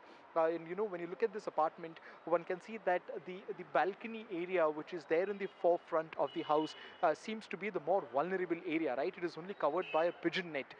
And since last hour and a half, there has been construction or rather drilling work that has been happening there. So it probably hints that the 11th floor and the 12th floor, which belongs to Saif Ali Khan, might be covered for good, especially as a precautionary measure after the attack. Anuj, let's just cut across to the Lilavati hospital, and that's where our colleague Abira is. Abira, initially we thought that Saif Ali Khan has perhaps left from the Lilavati hospital, but it was actually his wife Kareena Kapoor Khan who's now also reached their residence, which is hardly 2 kilometers away. So Kareena Kapoor has reached the Sadhguru Sharan building, but it is the actor who continues to be inside Lilavati hospital. Any minute now is when we can expect the actor Saif Ali Khan to be discharged from the hospital. Just the last minute paperwork that is being carried out before the actor can finally go home. So Abira, from what we do know is that Kareena Kapoor Khan has reached the Sadhguru Sharan building, so perhaps they are going home. Yes, absolutely. Hopefully they are going home back to Sadhguru where they stay. Right now, Saif continues to be inside, and in any moment he's expected to come outside. And his mother, Sharmila Tagore, is also still inside with him. We are hoping both mother and son will come out together and leave to go for Sadhguru. Right now outside, you can see fans outside, media outside, just waiting for some kind of response from Saif once he comes out. His fans have been worried and have been, waiting for some kind of statement from the family. The last statement we heard from Kareena saying that, they have gone through a traumatic events in the past few days, and they want some space, and they have requested media to give them that kind of space. But nothing more on the health updates. We just know what the doctor said, that he is doing fine, and they had told us that we will only discharge him if he recovers well. The recovery depends how well he's recovering. On basis of that, they are discharging him, but he will be on complete bed rest because the surgery on his back was a major surgery. The neurologist in the Lilavati hospital did the surgery on him, where the 2.5-inch knife entered his back, but the doctor said by just 2 millimeter, he got saved. The knife didn't touch his spinal cord, though there was a spinal fluid leak that happened, but the surgeons immediately took care of him. The surgery went on for 5 hours, which also included the plastic surgeons taking care of the wound in the neck as well as 3 wounds on his hand. But thankfully, the good news is that he's doing well, and today is the day when he will be discharged and will be going back home anytime soon now. So we are just waiting for him to leave the hospital. There are last few formalities that are left. Kareena has already left the hospital and reached Sadhguru. Now we are just waiting for Saif to leave the hospital. Right, Saif Ali Khan, who is inside. Abira, who else is inside the hospital? We do know that only family members were allowed to see Saif Ali Khan because there were strict orders from the doctors because there's a risk as far as infection is concerned, which is why he was asked to avoid visitors at all costs. And of course, bed rest is what they have suggested for a matter of a week. That is what we had heard in the press conference by the doctors attending on the actor. And now, the visuals that you see on your screen of Kareena Kapoor Khan, who left the Lilavati hospital. She's also reached her residence, and that is where the actor will be going, is what we are guessing, because we do know that the investigation is still underway. The recreation of the crime scene took place early this morning when the Mumbai police took the attacker to the residence of the actor in the morning at about 5:30. They spent about 1 hour at the residence in order to, basically connect the dots to know how exactly he came in, what was the modus of operandi, how did he get inside the apartment, what is it that he did while he was there, how long was he inside. From there, of course, they also took him to the Bandra railway station because the police, do remember, had caught a glimpse of him. That is what they had heard, and they had seen, as far as CCTV footage is concerned, that he perhaps could have been at the Bandra railway station. So, the recreation of the crime scene has taken place early this morning. What we do know is that the actor will be discharged any minute now. He is inside with his mother, Sharmila Tikor, who has been going to the hospital every morning and has been spending the whole day with her son. The actor's wife there, Kareena Kapoor Khan, right outside the Lilavati hospital just minutes ago before she left for her residence. Now she has reached her building. That is where the actor is meant to perhaps reach. They are, Abira, we're not very sure if Kareena Kapoor Khan has just gone to collect maybe some, clothes and some articles for Saif Ali Khan before they actually shift to Fortune Heights, because from what we do know is that she's been living at her sister's residence all this while.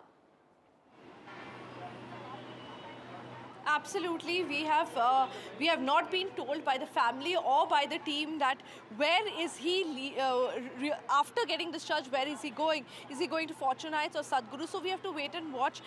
Maybe Kareena Kapoor Khan has right now gone to get the essentials that Saif needs before getting discharged. But for now, she has reached her house in Sadhguru, and we are just waiting here for Saif to get discharged. Right now, we know that Sharmila ji is inside. We have also seen Sara Ali Khan going inside today morning, but she has already left the hospital. Right now, we only have Sharmila Tagore inside with her son. So these are the two people right now, and of course, his team is inside, who is constantly guarding the entrance, as well as whenever their car leaves, they run with the car till outside so that the media doesn't bother them or come in front of the car, or the fans don't come in front of them trying to take pictures of them. So there's a huge security outside the entrance near the lobby of the hospital. There's police there, there's bodyguards there, all standing just waiting for Saif to leave the hospital. We also have Anuj joining us from right outside the building of actors Kareena Kapoor and Saif Ali Khan. Let's just cut across to Gautam Adani, who is at the Maha Kumbh. Let's listen in. बनाई हुई है तो मैं सच्चे दिल से प्रधानमंत्री नरेंद्र मोदी जी और मुख्यमंत्री योगी जी ये अपने सब भारतवासियों की तरफ से मैं उनको धन्यवाद दूंगा और उत्तर प्रदेश का प्रशासन एंड खास करके पुलिस कर्मचारी सफाईगण जिस तरह से इतने करोड़ों की तादाद के अंदर लोग यहाँ आते हैं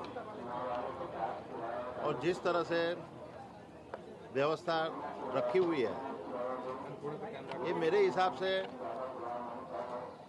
मैनेजमेंट इंस्टीट्यूट और कॉर्पोरेट हाउस के लिए भी एक रियली संशोधन का विषय है। प्रयागराज में आए हैं, यहाँ से क्या कुछ लेकर के जाएंगे? लोग यहाँ से गंगा जल लेकर के जाते हैं त्रिवेणी संगम पर। ऐसा है कि माँ गंगा का आशीर्वाद लेना, उससे ज़्यादा कुछ नहीं है। सर, एक महाकुंभ तो हो गया, बताया जा रहा है कि जीत की शादी है, तो क्या उसमें भी देश दुनिया से लोगों का एक महाकुंभ आएगा? क्या क्या तैयारियां हैं? नहीं, देखो ऐसा है, जीत की शादी 7 फरवरी को है। देखो मेरा उछेर और एक्चुअली हमारी कार्यशैली जो है एक कॉमन पर्सन की तरह है, सामान्य वर्ग की तरह है।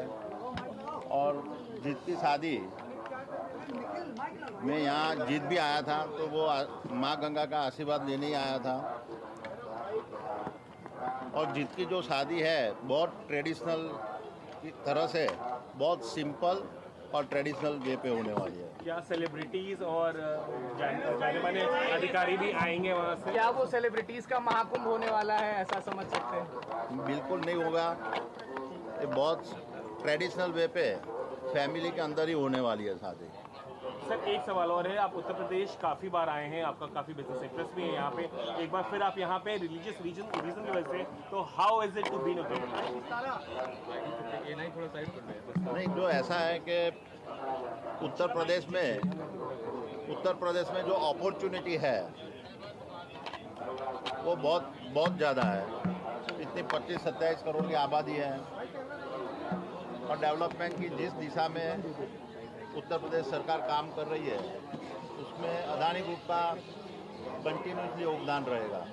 तो हम लोग कमिटेड है उत्तर प्रदेश में ज़्यादा से ज़्यादा इन्वेस्टमेंट करें। Thank you so much sir. Thank you so much sir. Reporters be down. In the seva at the Mahakumbh while offering prayers, and this is just in the run-up to the wedding in the family that Gautam Adani has now clarified will be a very close-knit affair, a very family affair is what Gautam Adani has spoken about. He's of course thanked the Prime Minister and the Chief Minister as far as the arrangements are concerned, lauding the efforts that are being put in by the officials on the ground in regard to the Mahakumbh Mela, which is on till the 26th of February. Of course, Gautam Adani there, who got there early this morning, reached the Mahakumbh and participated in the prasad. He also helped in cooking the prasad and serving the prasad. Do remember the Adani Group in collaboration with ISKCON has been serving meals to 1 lakh people, 1 lakh devotees every single day from the very start of the Mahakumbh this year.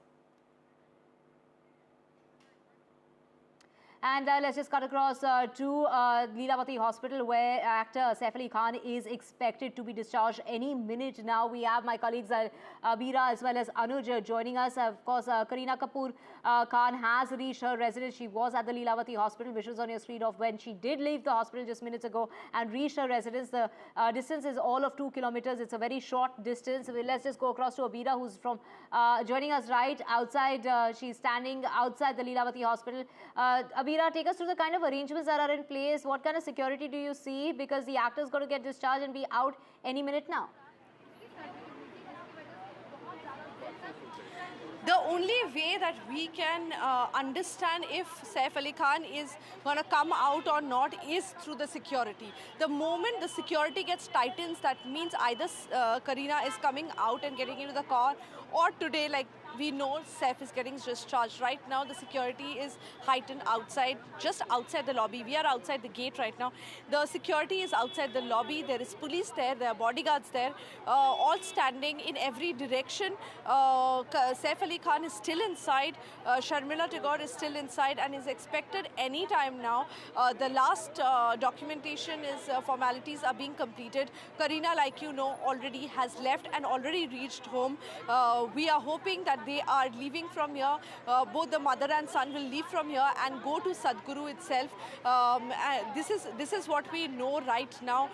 But he has been advised complete rest. Last time I spoke to the doctor, that is today morning. When I messaged them, they said that he is doing fine and will be discharged today. Yesterday they had told me he's recovering well. And also in the PC you heard it that they said he is recovering well, but only on the how well he is recovering we will discharge him. So we are guessing if the doctors have decided to discharge him today, that means he's doing great, but still he's on complete bed rest for the next 1 week. Right, so of course the actor has been advised bed rest and to avoid visitors in order to avoid any sort of infection. We have Anuj joining us from right outside the residence of the actor. Anuj, take us through what about the security measures that are being taken outside the residence of the actor? Is there extra security that you see in place? No special security measures taken since morning till now, but one can see that police vehicles have started entering this particular area, right? Well, you can see a police van coming, and then the police vehicle which is standing in front of which one can see on the screen. These are the vehicles which have arrived just now. From morning till now, there was not really any presence of the police except for on multiple occasions, on 3 to 4 occasions, when special police teams from the Bandra police station made their way to Sadhguru apartment, just in order to make sure that a follow-up rather to the recreation of the crime scene that took place. But the presence of the police van and the police vehicles outside the Sadhguru apartment suggests that Saif will be brought here anytime soon. More importantly, we noted and we also reported that Kareena Kapoor Khan made her way to Sadhguru Sharan apartment just a while back, but she also left the apartment in moments, right? Her vehicle left the apartment, and after Kareena Kapoor Khan left Sadhguru Sharan, that is when Karishma Kapoor, her sister, came in. So it's that they are looking and trying to coordinate on whether things are fine here in this apartment for Saif to be brought here. Kareena's car, which is a white colored car, entered the Sadhguru Sharan apartment just a few moments back, but one could not really, we could not really spot if Kareena was sitting inside it. What we do know for a fact is that Kareena did come to Sadhguru Sharan apartment, close to 10 minutes ago, but then left moments after coming to this place. So it seems that both the sisters, that is Karishma and Kareena, along with their respective teams, are trying to coordinate and are trying to have a look at the arrangements being made here at the Sadhguru Sharan apartment, because we are also noting that the police presence is also increasing here, in this area, in this Khar West area, which suggests that the actor might be brought here very soon. It is important to note, as Abira has also been highlighting it for quite some time, the distance between Sadhguru Sharan apartment and the older apartment of Saif Ali Khan is not too much at all. It's literally a 50-meter distance. They are only separated by another building or by a single street. So even if the family chooses to keep the actor in the older house or in the newer house, the security arrangements would still be the same, given the fact that the locality is still the same. Back to the studio. Right, of course, perhaps Kareena Kapoor had come to gather some belongings before shifting to their older residence. And of course, this is the place where the incident that took place, the scuffle that took place. Abira joining us from right outside Leelavati Hospital. Abira, over to you. Take us through, what's really happening outside Leelavati right now, because we do know that the actor and his mother are inside Leelavati Hospital. So Sharmila Tagore and Saif Ali Khan are expected to walk out any minute now. That the outside the hospital, it's getting busier because there are fans who are coming outside the gate and standing. Of course, the media, we all have been waiting for Saif Ali Khan to leave the hospital. What we know right now is Saif Ali Khan can come out any moment now. Sharmila Tagore, his mother, is still inside with him. She had made it a ritual to come in every morning and leave only in the evening. She was by his side throughout the day, and Kareena would come in and out throughout the day. But right now there is security inside, there's police, there are bodyguards all standing near the lobby waiting for the actor to come out. We don't know if he will interact with the media or even if he'll wave at the media, or how will it be. So we are all waiting here just to have a glimpse of him after the attack, because none of us have seen him. We have only spoken to the doctors who have said he's doing well, but the fans would love to have a view of their favorite actor who is still inside.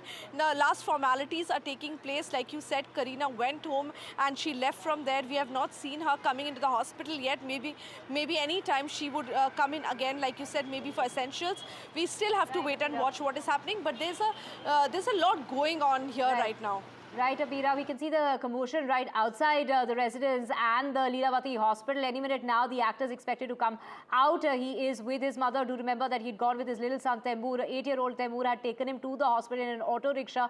And now arrangements are being made to get the actor back home. Will he be going back to Sadhguru Sharan building or will he be going to Fortune Heights is the big question. But we will keep tracking the story. The actor about to get discharged minutes from now. We're slipping into a short break.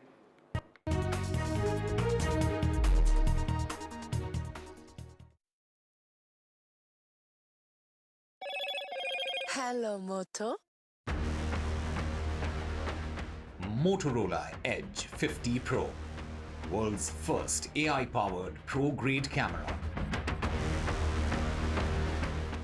Producer Dilraju, his house has been raided, and so have other, his offices and the residence of his relatives as well. And this is after his film has done exceedingly well. And it is the states versus the centre as far as the UGC draft rules is concerned. And MK Stalin and Pinarayi Vijayan all asking for, other chief ministers to join in their opposition against the UGC draft. And it's Saif Ali Khan, the actor who's about to get discharged from the hospital. The cops recreated the crime scene early this morning at 5:30. They've taken the attacker to his residence.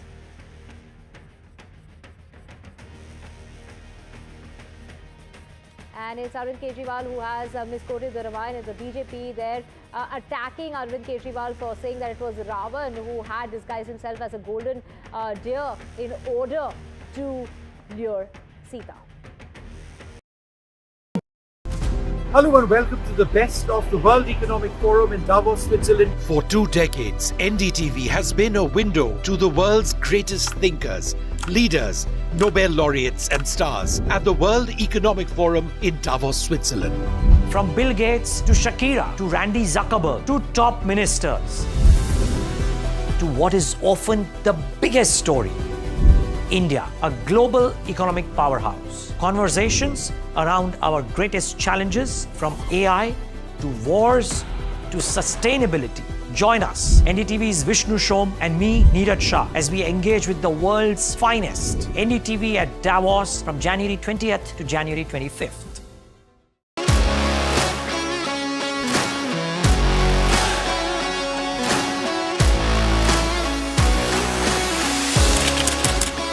We are able to maintain the democratic fabric and the democratic system. I want to do something that can make a difference. लगातार जनता की आवाज को सरकार तक पहुंचाने का काम मैं करता हूं. I was a student up until very recently. I really want to work and do something for my people because they have given me this opportunity. They have elected me. सोचा नहीं था कि राज्यसभा सांसद बनूंगी.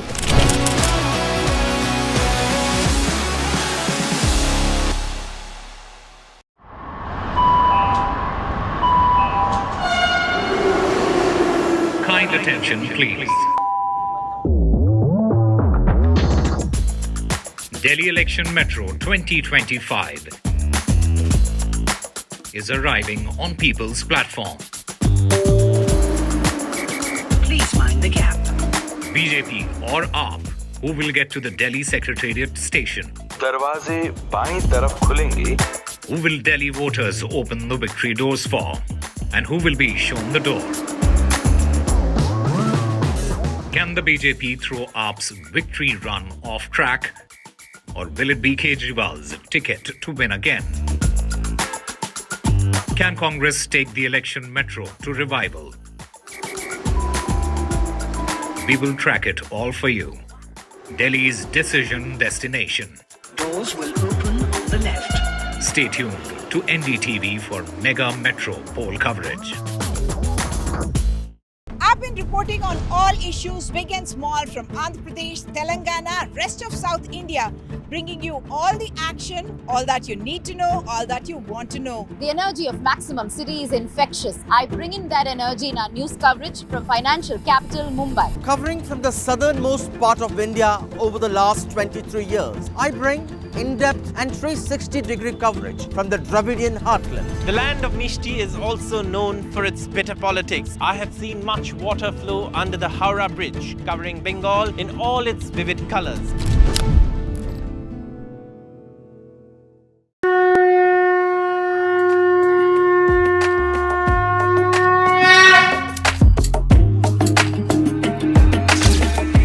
Mahakumbh, the festival of faith, the world's biggest spiritual festival.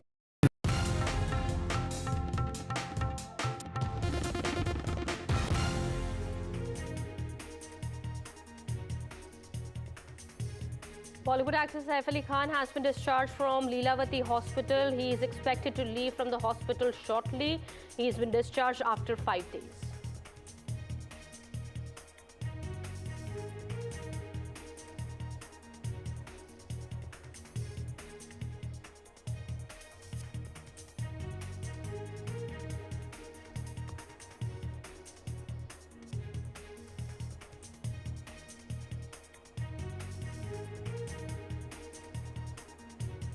In a historic first, BJP has released the manifesto in part. Part 2 of BJP's Delhi manifesto has been released. BJP announces scholarship for needy students. Aam Aadmi Party says BJP is planning to stop free education in Delhi if it comes back to power.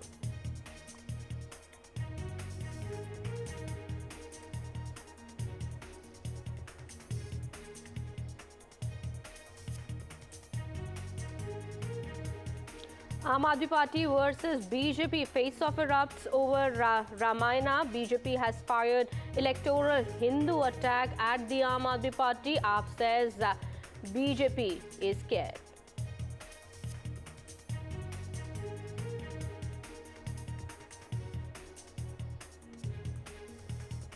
It's an NDTV exclusive from Davos with IMF Deputy MD Geeta Gopinath. Gopinath says India is among the fastest growing economies and India's rural sector consumption is only strengthening.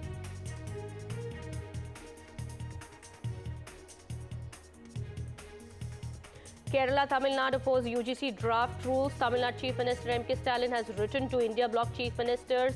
Kerala Chief Minister Pinarayi Vijayan had openly presented the resolution in Assembly to oppose the UGC draft rules.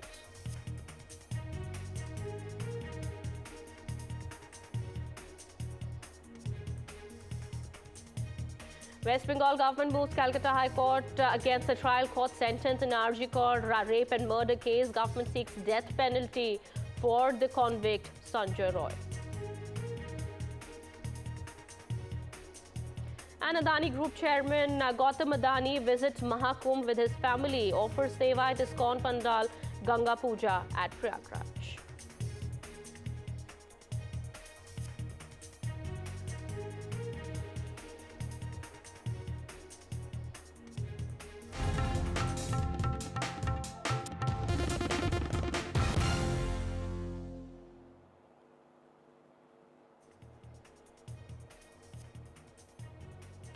Hello and welcome. You're watching NDTV 24/7. My name is Kitty Bahel. We have visuals of Bollywood actor Saif Ali Khan coming in.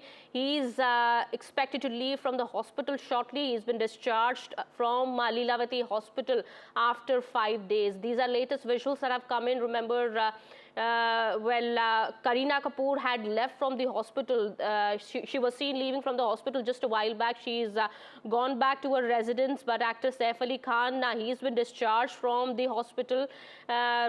This comes 5 days after he was seriously injured in a knife attack during a burglary attempt at his Bandra home, and he is yet to exit the hospital. His mother, Sharmila Tagore, is with him as the discharge formalities are taking place at the moment. Actor Kareena Kapoor Khan and Saif Ali Khan's wife was at the hospital, but she left for home a short while back.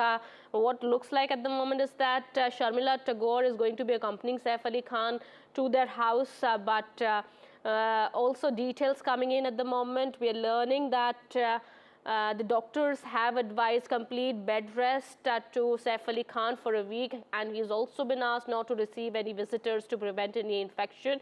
He is going to be on bed rest even when he goes back home.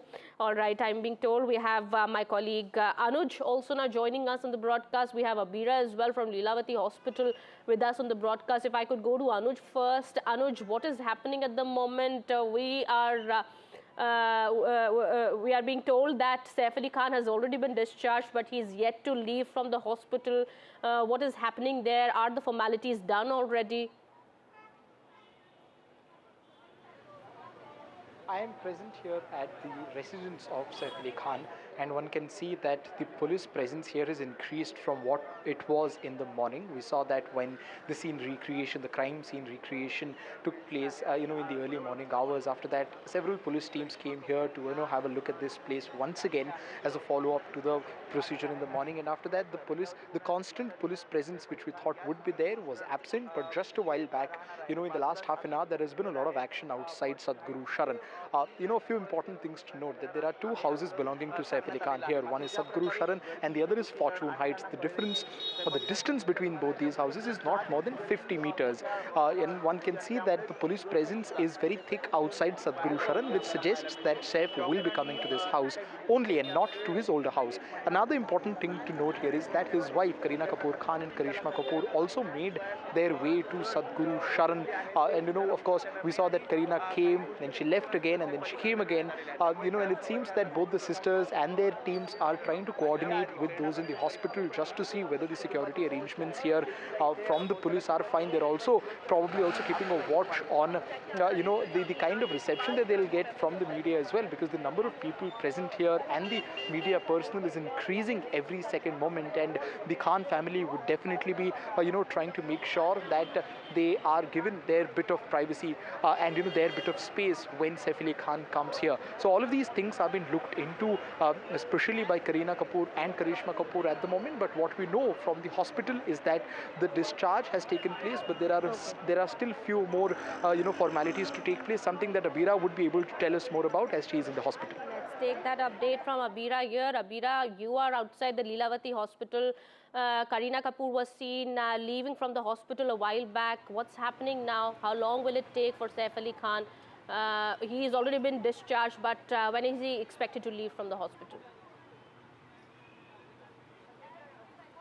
I just spoke to the team, Saif Ali Khan's team, and they confirmed that he will be leaving between 3:30 and 4. So we are expecting him to come out of the hospital with his mother between 3:30 and 4 o'clock. That's what the latest update is. His team has updated this, that he will be leaving the hospital between 3 and 4. Right now, I'm at the exit gate of the hospital. If I can show you, there is a lot of security outside the hospital. There is a police force standing near the lobby. There is bodyguards outside the lobby. They are all guarding that place because they know anytime now Saif Ali Khan will be stepping outside with his mother, and of course they will need this kind of security. There are fans standing outside the gates to just have just a view of their favorite actor. If you can see on the other side of the road, people are standing. This is what is happening outside Lilavati. There's a lot of action here right now, but everything is going to happen between 3:30 and 4. So we are eagerly waiting right now. Anytime now he'll be stepping out and will be going to Sadhguru. You can see the more police officials coming in. They are checking every entry, exit. We still don't know if Kareena Kapoor Khan will come back to the hospital to take Saif Ali Khan, but for now she's not here in the hospital. It's only Saif Ali Khan with his mother inside the hospital, finishing the last few formalities, and after that he will be heading home after 5 days of staying in the hospital. All right, Abira. Well, latest updates now coming in. Saif Ali Khan is expected to leave from the hospital in just a bit from now. However, as per latest details, we're learning that's going to take place between 3:30 p.m. and 4 p.m. What is also being learned is that CCTV cameras have been installed at actors' residence.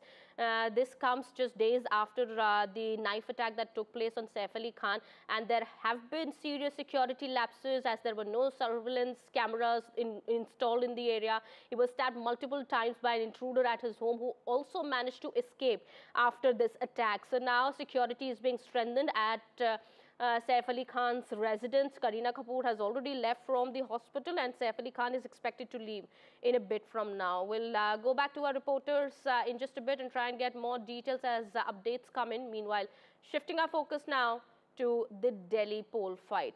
It's a big Aam Aadmi Party versus BJP fight brewing ahead of the Delhi polls. The BJP released its second manifesto for the upcoming Delhi election and has promised to provide free education from kindergarten to PG, for needy students in government education institutes of the city if voted to power.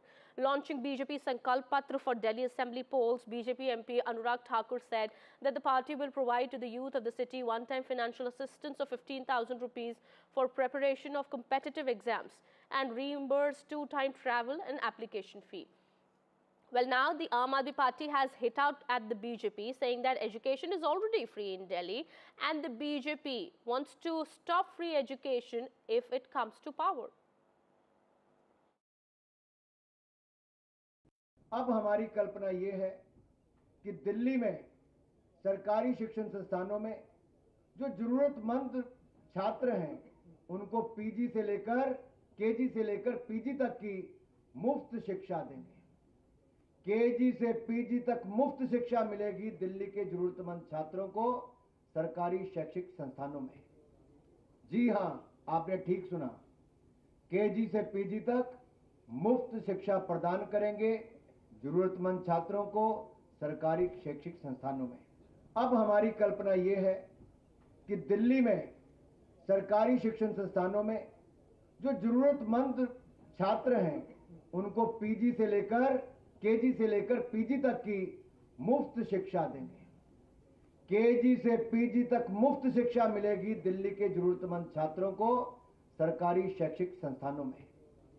जी हां, आपने ठीक सुना, KG से PG तक मुफ्त शिक्षा प्रदान करेंगे जरूरतमंद छात्रों को सरकारी शैक्षिक संस्थानों में। अब हमारी कल्पना ये है कि दिल्ली में सरकारी शिक्षण संस्थानों में जो जरूरतमंद छात्र हैं उनको पीजी से लेकर केजी से लेकर पीजी तक की मुफ्त शिक्षा देंगे। केजी से पीजी तक मुफ्त शिक्षा मिलेगी दिल्ली के जरूरतमंद छात्रों को सरकारी शैक्षिक संस्थानों में। जी हां, आपने ठीक सुना, केजी से पीजी तक मुफ्त शिक्षा प्रदान करेंगे जरूरतमंद छात्रों को सरकारी शैक्षिक संस्थानों में। ऑटो और टैक्सी ड्राइवरों के लिए हम auto taxi driver welfare board बनाएंगे, कल्याणकारी बोर्ड बनाएंगे और इसका गठन करने के बाद हम 10 लाख रुपए तक का जीवन बीमा और 5 लाख रुपए तक का All right, we'll get you more details, but we have latest visuals of coming in of Leelavati Hospital at the moment. From outside the hospital, we are learning Saif Ali Khan is expected to be out any moment from now, but what we're learning at the moment is that Saif Ali Khan has already been discharged. There are just a few formalities that are being done at the moment, and he is going to be leaving from the hospital in just a bit. On your TV screens, you have visuals of Kareena Kapoor, who was seen leaving from the hospital just a while back.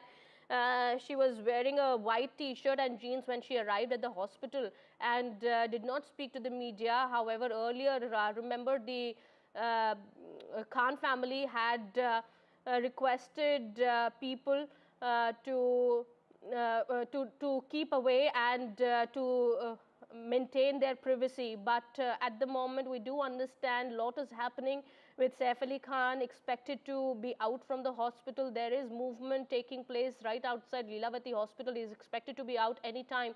Now, Kareena Kapoor had gone to meet him when the formalities were being done. We are given to understand that Sharmila Tagore, Saif Ali Khan's mother, is also at the hospital at this point in time.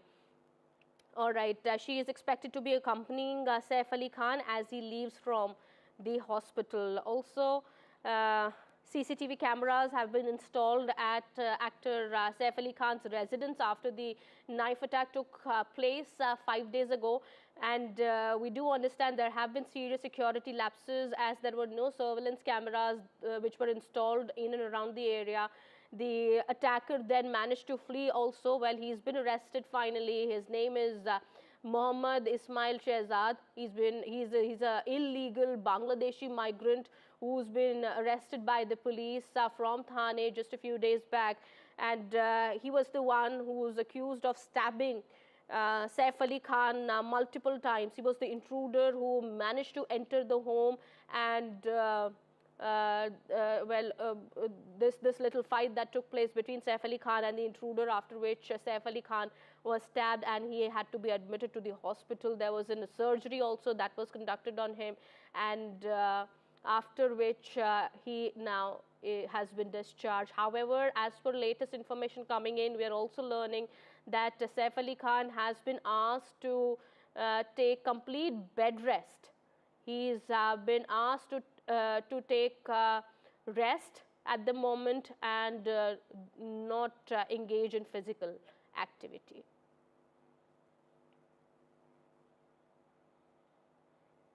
All right, we'll be getting more details from the ground. My colleagues Anuj and Abira are tracking the developments. They'll be joining us in just a bit and get us more. But at the moment, this is the latest that's coming in. Saif Ali Khan has been discharged from the hospital. He will be moving out of the hospital in just a bit. Remember, it's been almost 5 days now that he was admitted to the hospital, but finally the doctors have given a go-ahead for Saif Ali Khan to be discharged. All right, let's go across to Abira first. She is outside the Leelavati hospital. Abira, what is happening now? What kind of movement is taking place? Is Sharmila Tagore still at the hospital? Is she going to be accompanying Saif Ali Khan? Sharmila Tagore is still in the hospital. We have not seen her stepping out of the hospital since morning. She came into the hospital in the morning like every day for the past 5 days. This was her ritual, coming into the hospital in the morning and leaving only by evening. Today she came into the hospital and she still continues to be in the hospital with Saif, while Kareena stepped out of the hospital just 15 minutes back. Like Anuj said, she was seen outside their house in Sadhguru Sadan, and after that she also stepped out from the house, but she has not come back to the hospital yet. There's a lot of security near the lobby. There is police officers all lined up there because they know that anytime soon Saif Ali Khan will be stepping out. This is his first time stepping out after the media will capture him after 5 days of the incident that happened in his house. But also to make things clear that it is right now 3:17. He's expected to step out between 3:30 and 4. His team has confirmed to us that he'll be stepping out the hospital between 3:30 and 4. So the fans, media, everybody is there are 3 different gates and media is standing at each and every gate waiting for just one visual of the actor when he steps out. All right, let me go across to my colleague Anuj also, who's outside Saif Ali Khan's residence. We do understand security also has been heightened at Saif Ali Khan's residence, but he owns 2 houses in that area. Which residence is he going to come back to? There are CCTV cameras also being installed, we do understand, at his residence. All right, Anuj, we are being told that he's going to be recording his statement with the police also. When is that expected?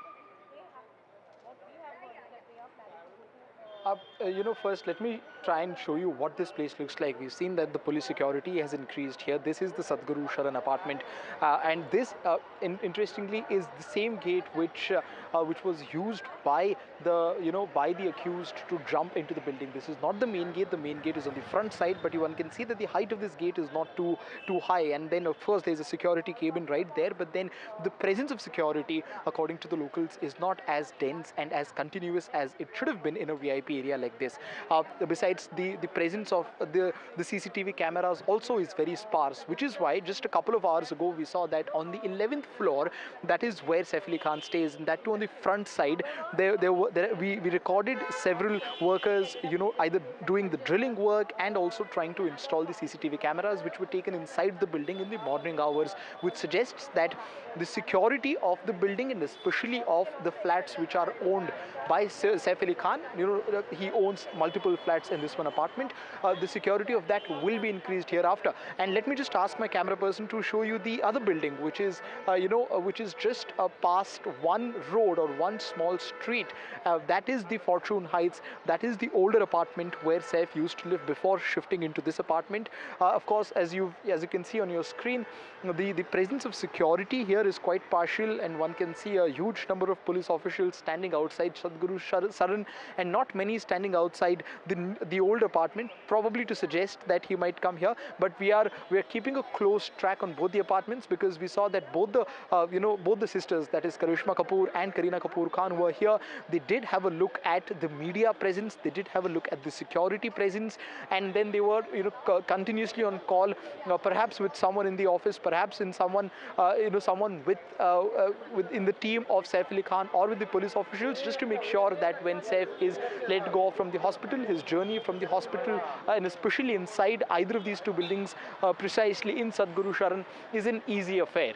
More importantly, as he talked about the recording the statement, that was expected once Saif was to be discharged, but one can expect that to happen in all likeliness tomorrow, considering that police is rather the hospital authorities and the doctors are very adamant about Saif meeting a very limited number of individuals, given the chances of infections. The wounds, they were very deep, and although he is out of danger, but then he has still been suggested a bed rest for close to a week and a half. So it'll be interesting to see, when exactly does the police recording statement procedure takes place. Okay, the Mumbai police seem to have made significant headway in their investigation in Saif Ali Khan attack case, but we do understand officers also had visited Saif Ali Khan's residence in the early hours today to recreate the crime scene. What more details have emerged out of that? When the police asked for a 14-day police custody in the court a couple of days ago of the accused, there were two important pointers that they put forth in front of the judge. First was to kind of establish the origin of the person. Of course, at that point of time, they were suspecting him to be a Bangladeshi resident, and now it has almost been confirmed by the police, but they wanted to zero down upon the identity and the place of origin of that particular individual. And secondly, they wanted to understand the approach taken by this accused while entering into this apartment. And to do that, in cases like these, we've seen, even when there was a bomb threat to Entela a few years ago, crime scene recreation is something that the police relies on to understand what went through with the help of the accused. And that was expected to happen yesterday, but then the police hinted at it taking place when, it's dark around, because that was the time when the crime took place. So the crime scene recreation procedure took place from 5:30 a.m. till 7 a.m. today morning, where they went through this entire area and followed the procedure and the route taken by the accused here, to break into Jahangir's room on the 11th floor. And it did not just stop there, because after that, the accused went to a close-by garden, spent some time there, rested there, and yes, then Anuj, I'll just come back to you. Let me get an update from Abira also, who's right outside the Leelavati hospital at the moment. Abira, any movement that you can see at the moment? We do believe it's just 5 to 7 minutes that's left. And we do believe between 3:30 to 4 p.m., as you've been telling us, Saif Ali Khan is expected to move out of the hospital. Is there a gathering of fans around the hospital, or is there security that has been amped up as well? Could you show us around? The security has been amped. If we can show you around, I'm standing right opposite the hospital right now, not near the gate. The gates are flooded by media and few fans. The fans are being sent on the other side of the road. Right now I'm opposite the hospital, and of course the security has been heightened. There is police, there are bodyguards who are on alert, standing right in front of the gate of the hospital, I mean the lobby of the hospital. But there's still 5 minutes left. We are waiting. 3:30, between 3:30 and 4 is the time we have been given that he will step out. The cars are ready, but his car is completely tinted, so we don't know if we'll get a glimpse of him, but the cars are ready, and anytime now Sharmila ji and Saif Ali Khan will be stepping out of the hospital. He'll be stepping out of the hospital after 5 days after the attack. He was hospitalized because of 6 major wounds on his body. The one big wound was on his back, where the knife, 2.5-inch knife, entered his body. That had to be surgically removed by the neurosurgeons. So what have the doctors said? That was a big wound. That's why the doctor has... Is Saif completely all right now? Can he move around? Or we do believe he's still been asked to take bed rest how long is it going to take for him to recover fully? The doctor said the wound on his back is a severe wound because it was near the spine. So he needs to be on bed rest. He cannot be walking around, though they have made him walk, and they have also said there's no risk of paralysis. He's absolutely fine. He got saved by just 2 millimeters. The knife didn't touch the spinal cord. But because there was a spinal fluid leak, they had to do an operation immediately, which went on for 5 hours. So the doctor said that he has to be on bed rest and he cannot walk around also or meet people because there are high chances of infection. All right, let me go across to Anuj also. Anuj, you've been telling us there is not much security that's visible outside Saif Ali Khan's residence. Why is that so? I mean, after all this, burglary bid that took place few days back, and all the commotion that happened later on, and this of course sparked a huge controversy. But still. Despite all of that, the security arrangements haven't been made proper outside the residence of Saif Ali Khan. Any reason for that? Has the police commented on that? Kitty, there are two ways to look at it. Firstly, when you talk about security outside private apartments, one has to look at the security provided by the apartment or, Sadhguru Sharan apartment owned security. And the other, of course, is this security of the police, especially after this case is unfolded.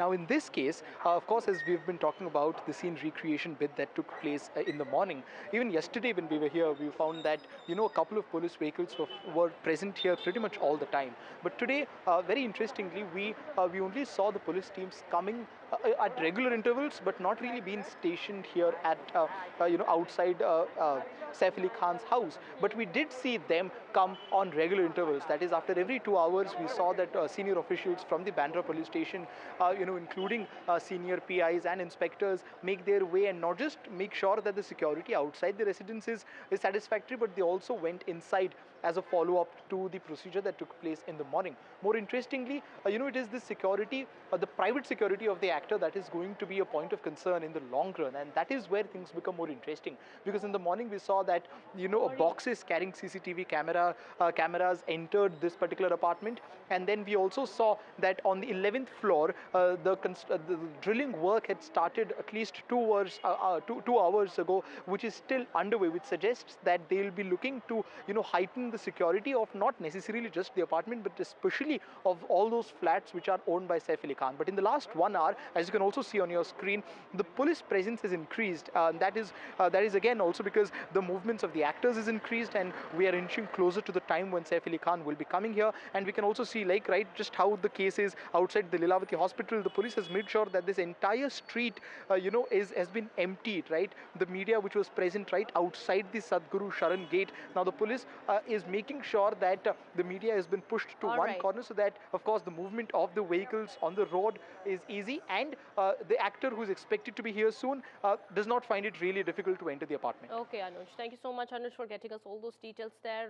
To Abira as well. We'll come back to you both later and get more updates. Meanwhile, that's the latest we're picking up at this point in time. Saif Ali Khan expected to be out of the hospital in just a bit. He's been discharged already. The formalities are almost over, and he will be leaving for his home in just a bit from now. Shifting our focus now to some more news that we're tracking at the moment. Adani Group Chairman Gautam Adani attended the Mahakumbh Mela today, which is the world's largest religious gathering in UP's Prayagraj. Gautam Adani and his wife Preeti Adani, who is also the chairperson of the Adani Foundation, and their son Karan Adani, offered prayers at Triveni Sangam. This is the point where the Ganga, Yamuna and Saraswati rivers meet. Gautam Adani also visited the camp of the ISKCON temple at the fair and helped in cooking Mahaprasad. Well, the Adani Group and ISKCON have joined hands to serve meals to devotees at the Mahakumbh Mela. Speaking to the media, Mr. Gautam Adani thanked Prime Minister Modi and UP Chief Minister Yogi Adityanath for the elaborate preparations at the Mahakumbh.